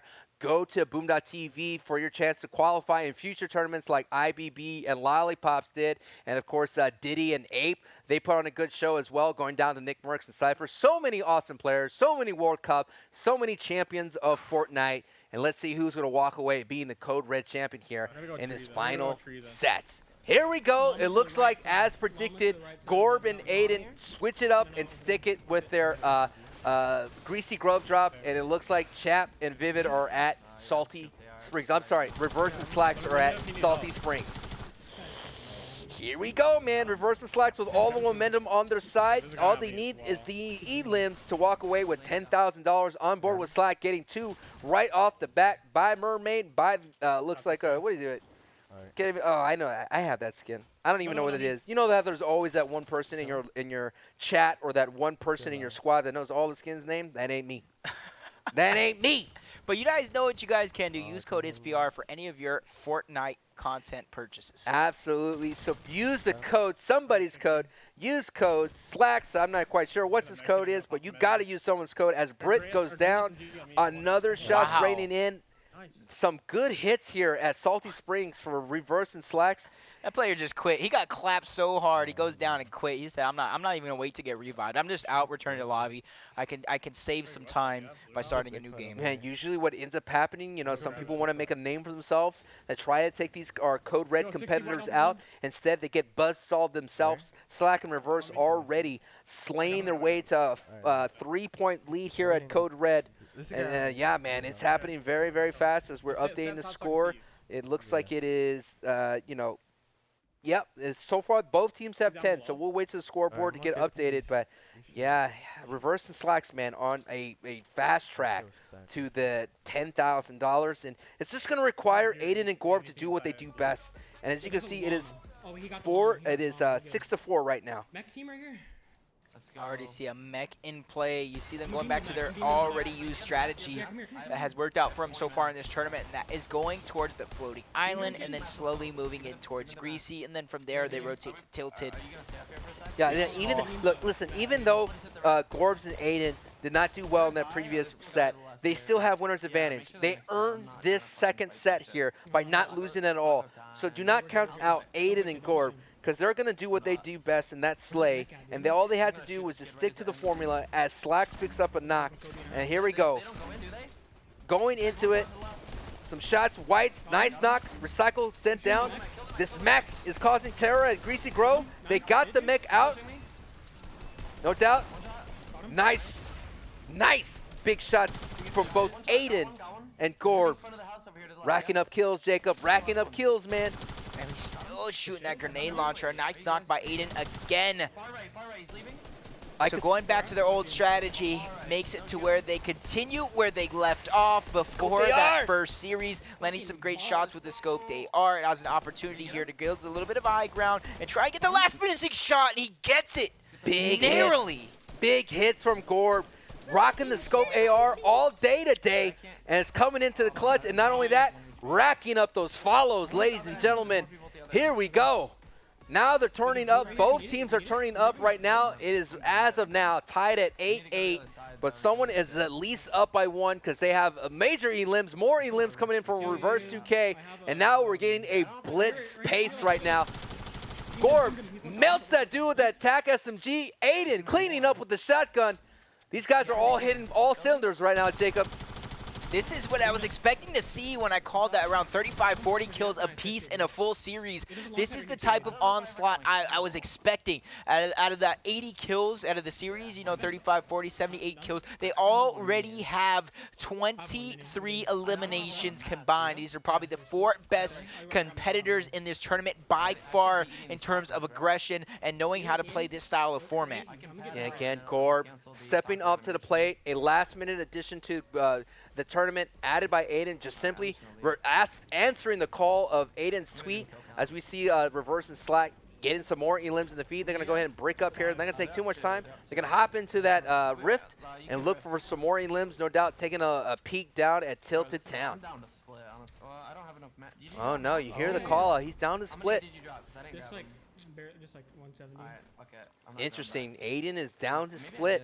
Is it the pressure from Reverse and Slacks that's making this call? It could be a pressure from that first series carrying over. They realize how aggressive Slacks and Reverse have been playing all day long, and they realize there is no time. You've been saying it all day. There is no time to waste for any of these competitors. They need to find the next target, and they need to go now. We talked about those rotations going in. They land Viking, they go Greasy, and then they rotate towards Tilted. This has been the tried and true strategy for these guys, and they're continuing here as they spot the next target. Scoped AR, landing a couple good shots again. Over 100 shields dropped off, and now down to drop to less than 75 white HP, and that's going to be Aiden cleaning up that one. Let's go ahead and listen to the comms of Aiden and Gorb as they go ahead and try to take over Tilted Town. I'm coming with you? Yo, I would not push in. Don't push in. Don't push in. Don't push in. Just come with me, bro. I am. But these kids are ass. Like, I got one shot. One's at the left building. Another took a shield off. I have 6 AR bullets. Alright, here, come here. I'll split. Where you at? I have a sub. I'm fine. Here. Sweet. Where? One's at the left house, and the other 2 went like in the middle. Going to the right. In here. Got one. I got it. You good? You got her, yeah. I'm hitting all the way around. Got this Hey, guy. I'm coming. Got him. All right, we gotta keep going. Yeah, leave right away. I have no I got a little bit. And just like that, Gorb and Aiden retain the Tilted Town. They are the sheriffs. They just cleaned it out quickly. And you hear the call out. We got to get out. We got to move on because on this side of the plate, Reverse and Slacks are cleaning up Depot. This is the second stop after that rotation. Another knock, easy knock there from Reverse. So, you know, these guys, Gorb and Aiden, are going to have to go somewhere else as it is 16-18 right now in this first matchup here of the second set of the Code Red Finals, man. Wow, what a crazy pace that was, man. What a crazy start. Both teams are actually sounding like they have the same type of thing. There's no time to waste. You got to go, because I already heard Reverse say, I will check here, you keep on going forward. So that shows to me these players are knowing that time is of the essence. All 4 of these competitors are incredibly skilled. That means each one of these guys have the option, have the ability to kind of solo squad. You see Gorbs and Aiden picking up yet another squad wipe. It's going to be a Reverse. He's trailing back, like I said. He told his teammate to kind of go forward. Yeah, He's trying to gatekeep here. And pick out these eliminations from the players that are in the storm. He does have splashes if he wants to go in. He does have a shockwave and a camp if he wants to get a little bit more serious. Gorbs goes down to 5-10%. Aiden was really low a little bit ago in the last encounter they had. But as you can see, Gorbs does get a knock, able to clutch that out, looking at the key. And this is easy pickings for Reverse. They're going to try to get a hoverboard, and bam! God. Out of the sky. You try to be a shooting star, but you did not go far. Big hits from Reverse. Big plays. Big clutch. This is going to be big squad elim right here. They're easy hits, man. Uncontested, calm, cool, and collected. And they're probably stressing out because they're in the storm. And they don't know where these shots are coming from because of the suppressed AR. Big factor here. Big factor. So I think he might let this go. Well, here comes the Rockets, but, you know, he is on top of this mountain now, but he was clinged on to the side of the mountain. He's going to let these Rockets be wasted, and his team is now on the struggle bus, on the panic bus, actually, trying to survive the storm push. As you can see, with the colorblind settings, as you see, some professionals use them so you can have the ability to see a little bit into storm a lot better than having it on the default settings. That's why it has this nice, like, turquoise-type vibe about it. You see, he's standing just outside the zone and holding his aim down sight button. That way, he kind of zooms in just a little bit, and that way he's not taking damage, but still staying or being able to see inside of the circle. Dude, these guys already have 41 elims between both squads. No, you'll be fine. That's insane. 41 elims happening right now at Code Red. $15,000. If you're not hype about that, here's some more action to get you hype. Not Benjamin. Adios. We need a chug splash. Here we go. Aiden trying to keep this going with 13 elims. Now it's, look at it. It is so close. 2 points. 2 elims separating this team. Aiden with mobility heading up to Polar Peak, looking for more action. On the prowl. Ready to go, man. This is what he made a name for himself in the summer skirmish. This is what it's all about. Back at it, man. Pad, adios. More fights. Talking about we have time to spin off. He knows they need to be able to push Who for went these down? guys. That's going to be Slacks. He was actually separated from Reverse as well. We talked about Reverse saying you can go ahead and make sure you get in, and I'll go ahead and gatekeep these guys. Reverse, he was doing his job, and he was doing it phenomenally, gatekeeping an entire team out. And now Slacks goes down. Aiden, he's going to try and clean this one up with the shockwave, getting high ground, and gets the first down of what could be many. This is an opportunity for them to pull away with the lead. It has been close this entire time up until this point. Big Dinkaroos. This guy's trying to fly away from Aiden. Aiden just destroying the squad easy. Destroying the squad. Where's this kid? Big plays looking for a 20 bomb right now at Code Red. Gorb's here. Some madness is happening out. No doubt Reverse and Slacks can't be happy, but they put on a big show right now. It's still close for them. Gorbs actually does go down, so it's now up to Ghost, Aiden, and Reverse adding some points. It looks like Aiden's going to decide to pick up Gorbs, but man, oh man. As we talked about last time when Cypher PK went down and his card popped up, that is a big flag for a team to let them know, like, hey, there's more people over here. And on board was Reverse, using the hoverboard technique that we saw earlier in the broadcast. Melts this man easy. Whew! Brother. He needs to do it, and he needs to do it now. Luckily, he doesn't really have anybody to rely on, so he knows it's a solo game. He's just all by himself. Are we seeing a record that's happening right now in front of us? These guys could drop 50+ together. Wow, another elimination for Reverse. Are you serious? Yo, I need to check. What's the record for most PC elims in a lobby? It might be something like 60. Is it 60? I think the world record is like 60. What about Season 10? Because Season 10, the lobbies have been depleting so quickly. Especially because of that mech, so you're right. They might have the Season 10 record. Come on. And they're not even a team. I know. They're just destroying, solo squatting it, all 4 players. Doing some nastiness. Doing some ugliness.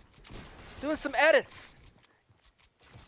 Mr. Take Your Walls gets the job done.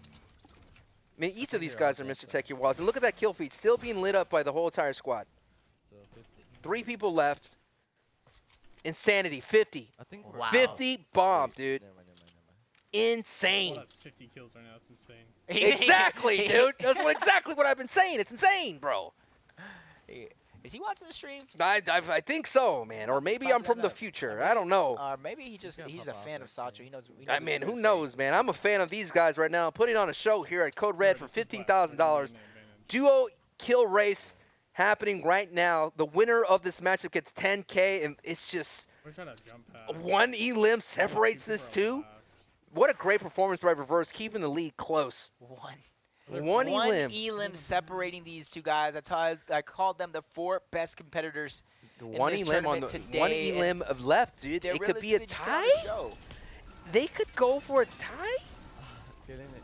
Wow, he's actually choosing to self-destruct it and trying to make sure to where he can get in, and Gorb and Aiden don't have that extra bit of arsenal. Gorb got a pad, by the way. You got a pad? Yeah. This is very, very interesting. Griefing. That's not griefing because this is all it was allowed the last time. About one. We're talking about destroying mechs. It was allowed. So it's not griefing. Trying to edit me down. But the only thing that you can't do is sabotage. So That if that edit would have, like, say, if reverse jumped and the edit happened and he died, that would have been open for a possible sabotaging. But here we go, man. 1 elim left. 51 bomb about to happen. Easy money. What are the odds? He shoots, he scores as he gets it through the field goal post, but he's not going to stop just there. Oh, but no, he actually is going to get stopped by a porta potty. Gorbs went down too. It's up at Aiden. This could be big. I know it's just 1 elim, but it could be big the way these teams have been competing. Easy claps. Gonna take your wall. I can't believe those guys got hit by a porta potty. Wow. What a way to end such a close game. A porta potty destroying Reverse's opportunity at that final elimination, giving it to Aiden and Gorb. But it was actually Gorb also got hit by that same porta potty. It's 27 Yo, 51. A 3-point 5-1. 5-1. 51's elims by that squad. Unbelievable. So yeah, you know, the current record is 61, but I'm saying, man, 51 and not like coordinating their 51 and destroying everything. That's impressive, I man. almost want to see it happen in this next That game. was hype. 62 kills during a Code Red Live $15,000 event. Man, that was hype, man. I could feel, man, that was really cool to see elite gameplay. You saw that they essentially all broke off and did their own thing, and they stayed on their feet for a long time. And no doubt if Slacks was around, but man, imagine just seeing that kill feed just lighting up with all those names, man, and they're just slaying out. Imagine if me and you were in that lobby just trying to play a casual game of Fortnite, and I just see Ghost Aiden, Slacks, Reverse, Ghost Aiden, Slacks, Reverse, Gorb, and I'm just like, oh no. I mean, thank goodness I'm on West servers, man. Because, I'm never going to run into these boys ever. You're going to run into Aiden. Oh, dang. You will run into Aiden, which means you will run into these boys. No, but he's a night owl. I'm good, bro. I'm morning. You know what I'm saying? You escaped his grasp. Escaped his grasp. But here we go. It could be the final match. We could go a tiebreaker. But bottom line, $10,000 is on the line. The second place gets $4,000 here at Code Red. Use the hashtag Code Red Live, man. We just saw 51 elims happening between both teams here. Big plays are happening, and big time is going to happen, Jacob. I mean, I don't know, man. I'm just excited. I don't care who wins at this point. I'm here for the show, man. But possibly be our final game. Maybe, but to break it down, the thing that was key that Aiden and Gorb went to Greasy. That was big. Yeah, no, 100%. That change was made that round for them, and they're gonna stick to it. This is actually a hot drop. The bus is on this side, so it looks like both teams are taking this hot drop. Yeah, but a little bit different for Reverse and Slacks. They're actually going towards Pleasant Park instead of their usual factory drop. So in terms of drop knowledge, these guys, Aiden and Gorb, are going to the spot that is kind of netting them a ton of kills. On the other hand, Reverse and Slacks are choosing to switch it up. Last time the drop was switched up, it was in series number 1 where Aiden and Gorb got eliminated early, and that lead was insurmountable for them to come back. So this could be a reverse. I'm just sorry to cut you off, but Gorb, I was like, how did Gorb get another scope AR? But he was also the silent semi-auto sniper. I was like, dude, this guy gets scoped ARs. We got to be careful, as you see the score, 27-24. Reverse and Slacks coming from the lower bracket have a high, did really well, reset the bracket here at the Code Red Finals. They've been on a tear ever since, and they have to retain here. A new drop, that could be the factor that could get them out, man. It could happen.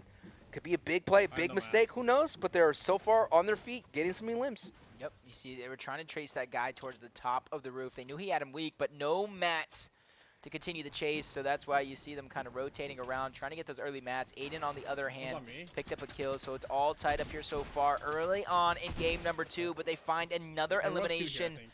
Slacks. They're working really well together. They're working really well together, taking out houses together, and are not separated. At Pleasant, things could go wrong so quickly when you're separated. This ring of houses is tough to cut across to help your teammate, but they're sticking together, going house to house. Get a white hits as a junk rift went off on the left side, knocking that guy down to the ground low. Gonna get some couple white hits, easy knocks. Looks like Reverse is getting it, but Aiden, dude, Aiden is turning it up right now. Aiden dropped a close to 20 bomb, and he's keeping pace with Reverse and Slacks. Really big plays here, man. Big plays. Bunch of eliminations for Reverse. So dude, they already have best to keep it respectable. They have 9. 9 as a team. 9 as a team. Look at the health of the lobby though this time around. Yeah, it's dropping by a lot faster. So may not be that many limbs already. Half the lobby is gone, and the first POI is still in the first encounters. In the first storm is barely popped yet. So as Jacob called out, the health of the lobby, we won't get a big pop off. But man, these guys are no doubt they're gonna kill the lion's share of the lobby. Just missed. It caught in the down to 5 HP, in trouble. On the heels, almost getting knocked out by this DJ yonder. This guy knows what he's doing. Vandy, you careful. You gotta be careful down in the basement. You don't want to be. Slacks dropping low too as well. They have a combined less than probably 25 HP. Slacks, he's able to get the knock on one. Goes down. 5 HP left. He does luckily have some band-aids, so little by little, he's gonna try to achieve a better HP, but he's in a 1v2 situation. This could be game over for Reverse and Slacks.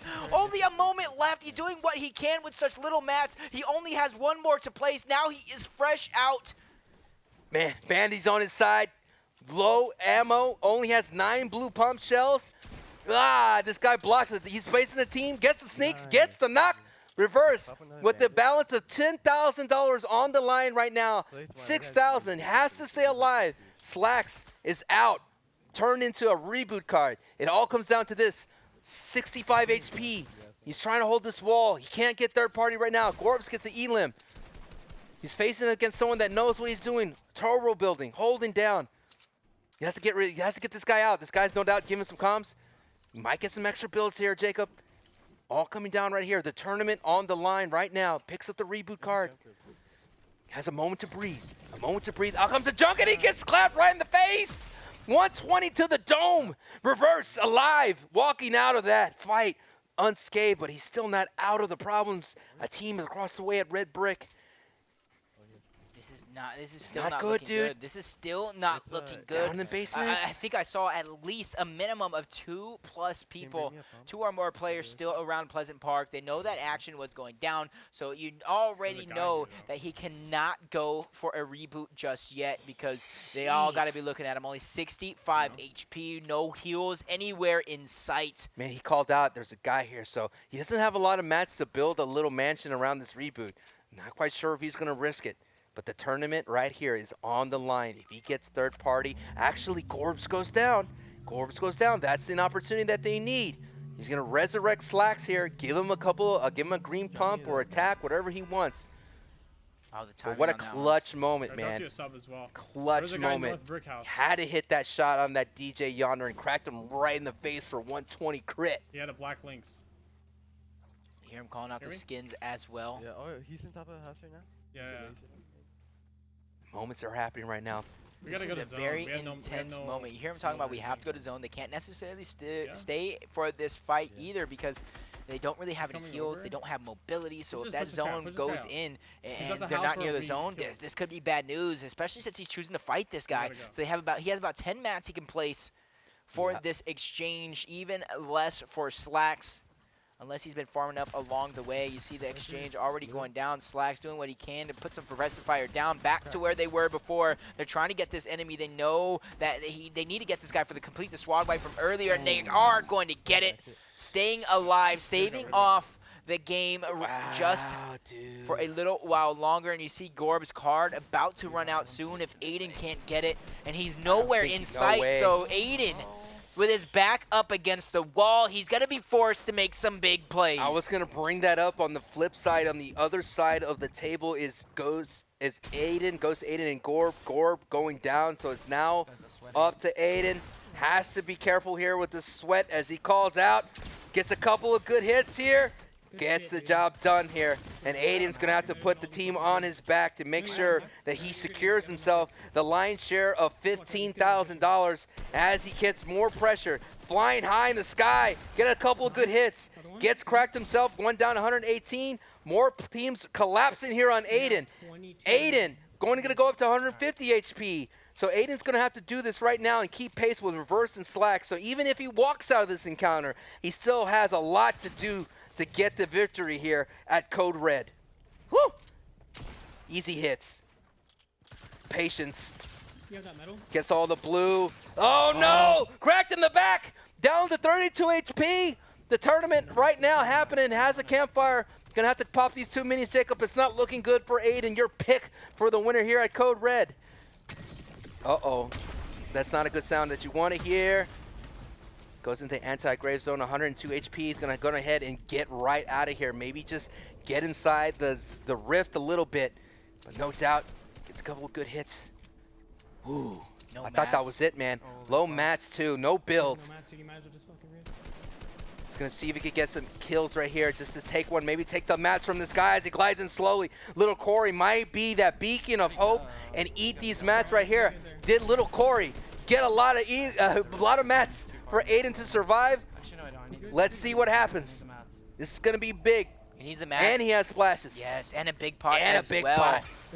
A ton of splashes, not just splashes, a ton of splashes. He's getting out alive, no time for the big pot. And look at that shockwave, putting him to the high ground. A nice position that he needs these eliminations. Aiden putting on a show, forced down just a little bit because of the stinks, but luckily he still has some more splashes. Aiden, man, no fear, and gets a knock. Not afraid to go on this crazy push.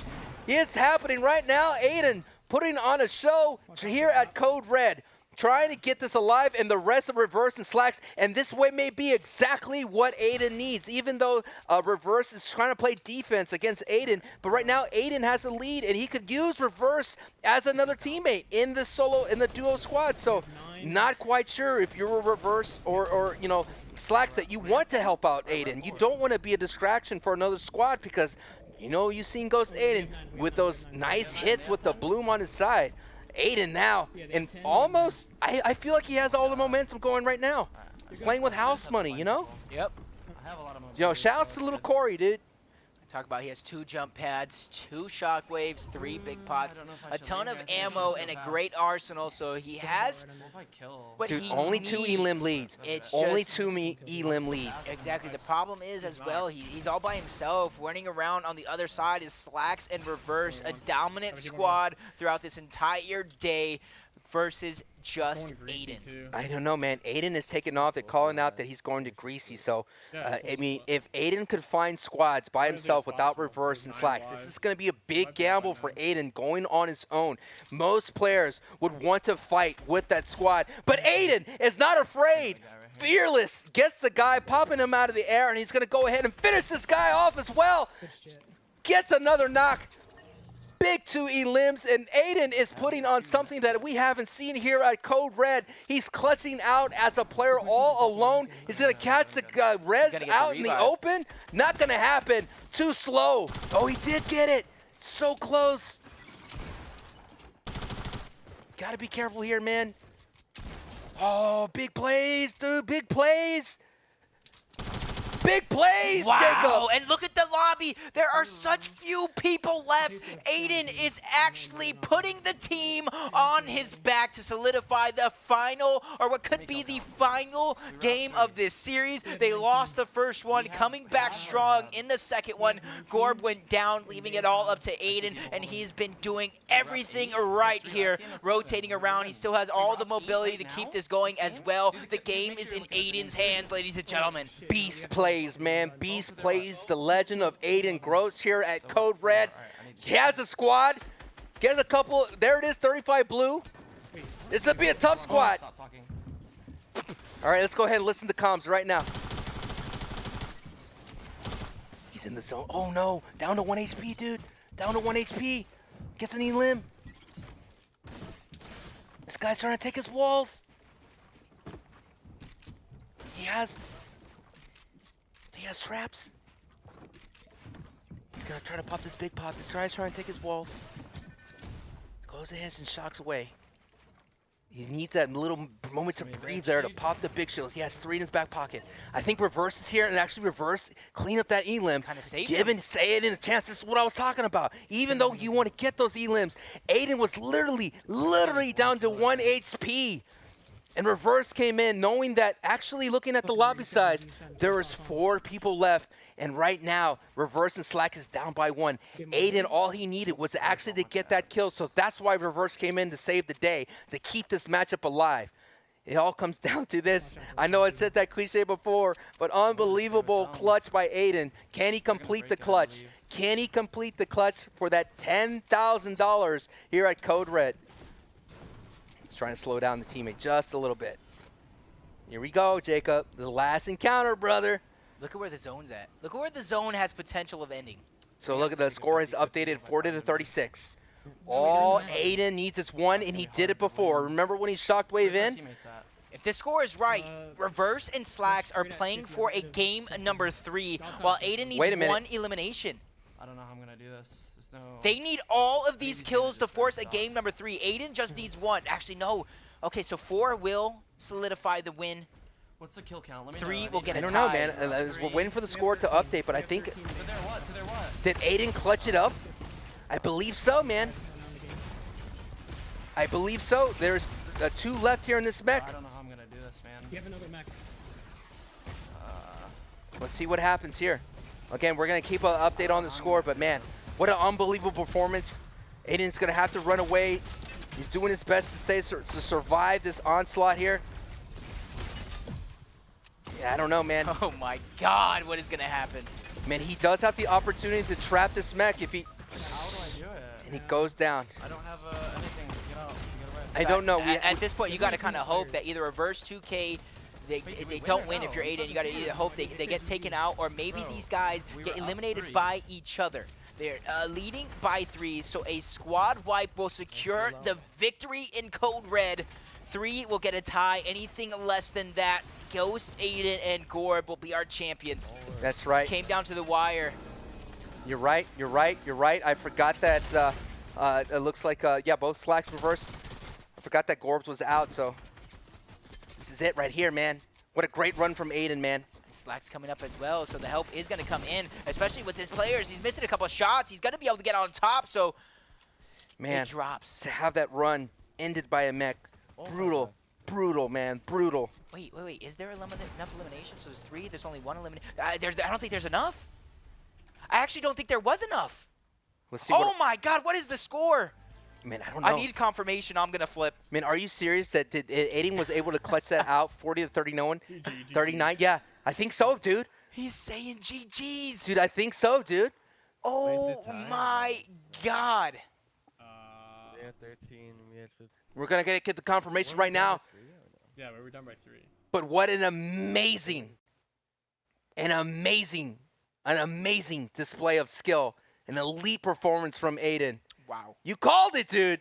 You called it. That's your boy. That's my boy. I didn't expect it in that fashion. I knew he was very talented because this is honestly where this guy was born. In these style of play, in these wagers for at least when it comes to the Fortnite. legend group. This is where he was born. He learned to play this before he learned to play competitive. Right.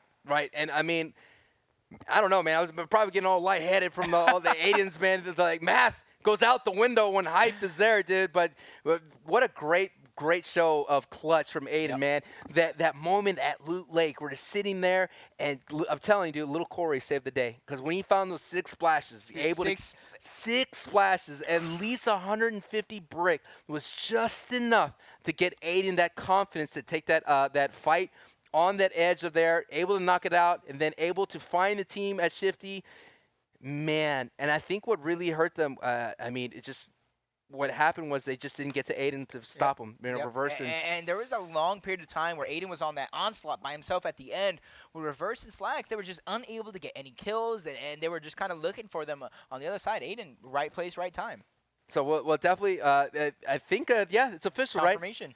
right? Aiden wins. Aiden and Gorbs win. So Gorbs woke up today not expecting to make a single dollar, walks away with $5,000 to himself. On the other hand, Aiden as well, $5,000. But congratulations to Reverse and Slacks as well for winning $2,000 apiece for a total of $4,000. And our third place teams as well going yeah, with to $4,000. Chap and Vivid. Man, that was awesome. That was by far probably the best Code Red I have ever called, man. What a great show. Shout out to all our competitors here at Boom TV, Code Red. Check them out if you ever want to see that bracket. And guys, if you miss any of the action, you're just tuning in here at twitch.tv/esports arena. Make sure you catch the VOD, and no doubt we will see some of that on Aiden's channel as well. But yeah, again, thank you guys so much for allowing us to call the action. Shout out to the production crew back there at Esports, holding it down. Again, Boom TV presenting and powered by the Marines. My name is Sancho West. Thank you guys so much for tuning in with my boy Jacob. It was a pleasure. Awesome calling the smash. Ooh,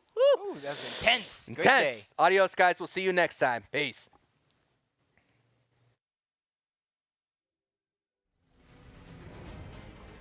It's not just the ships, the armor, or the aircraft. It's something more. It's the will to fight and determination to win, found inside each and every Marine that answers a nation's call. Battles won.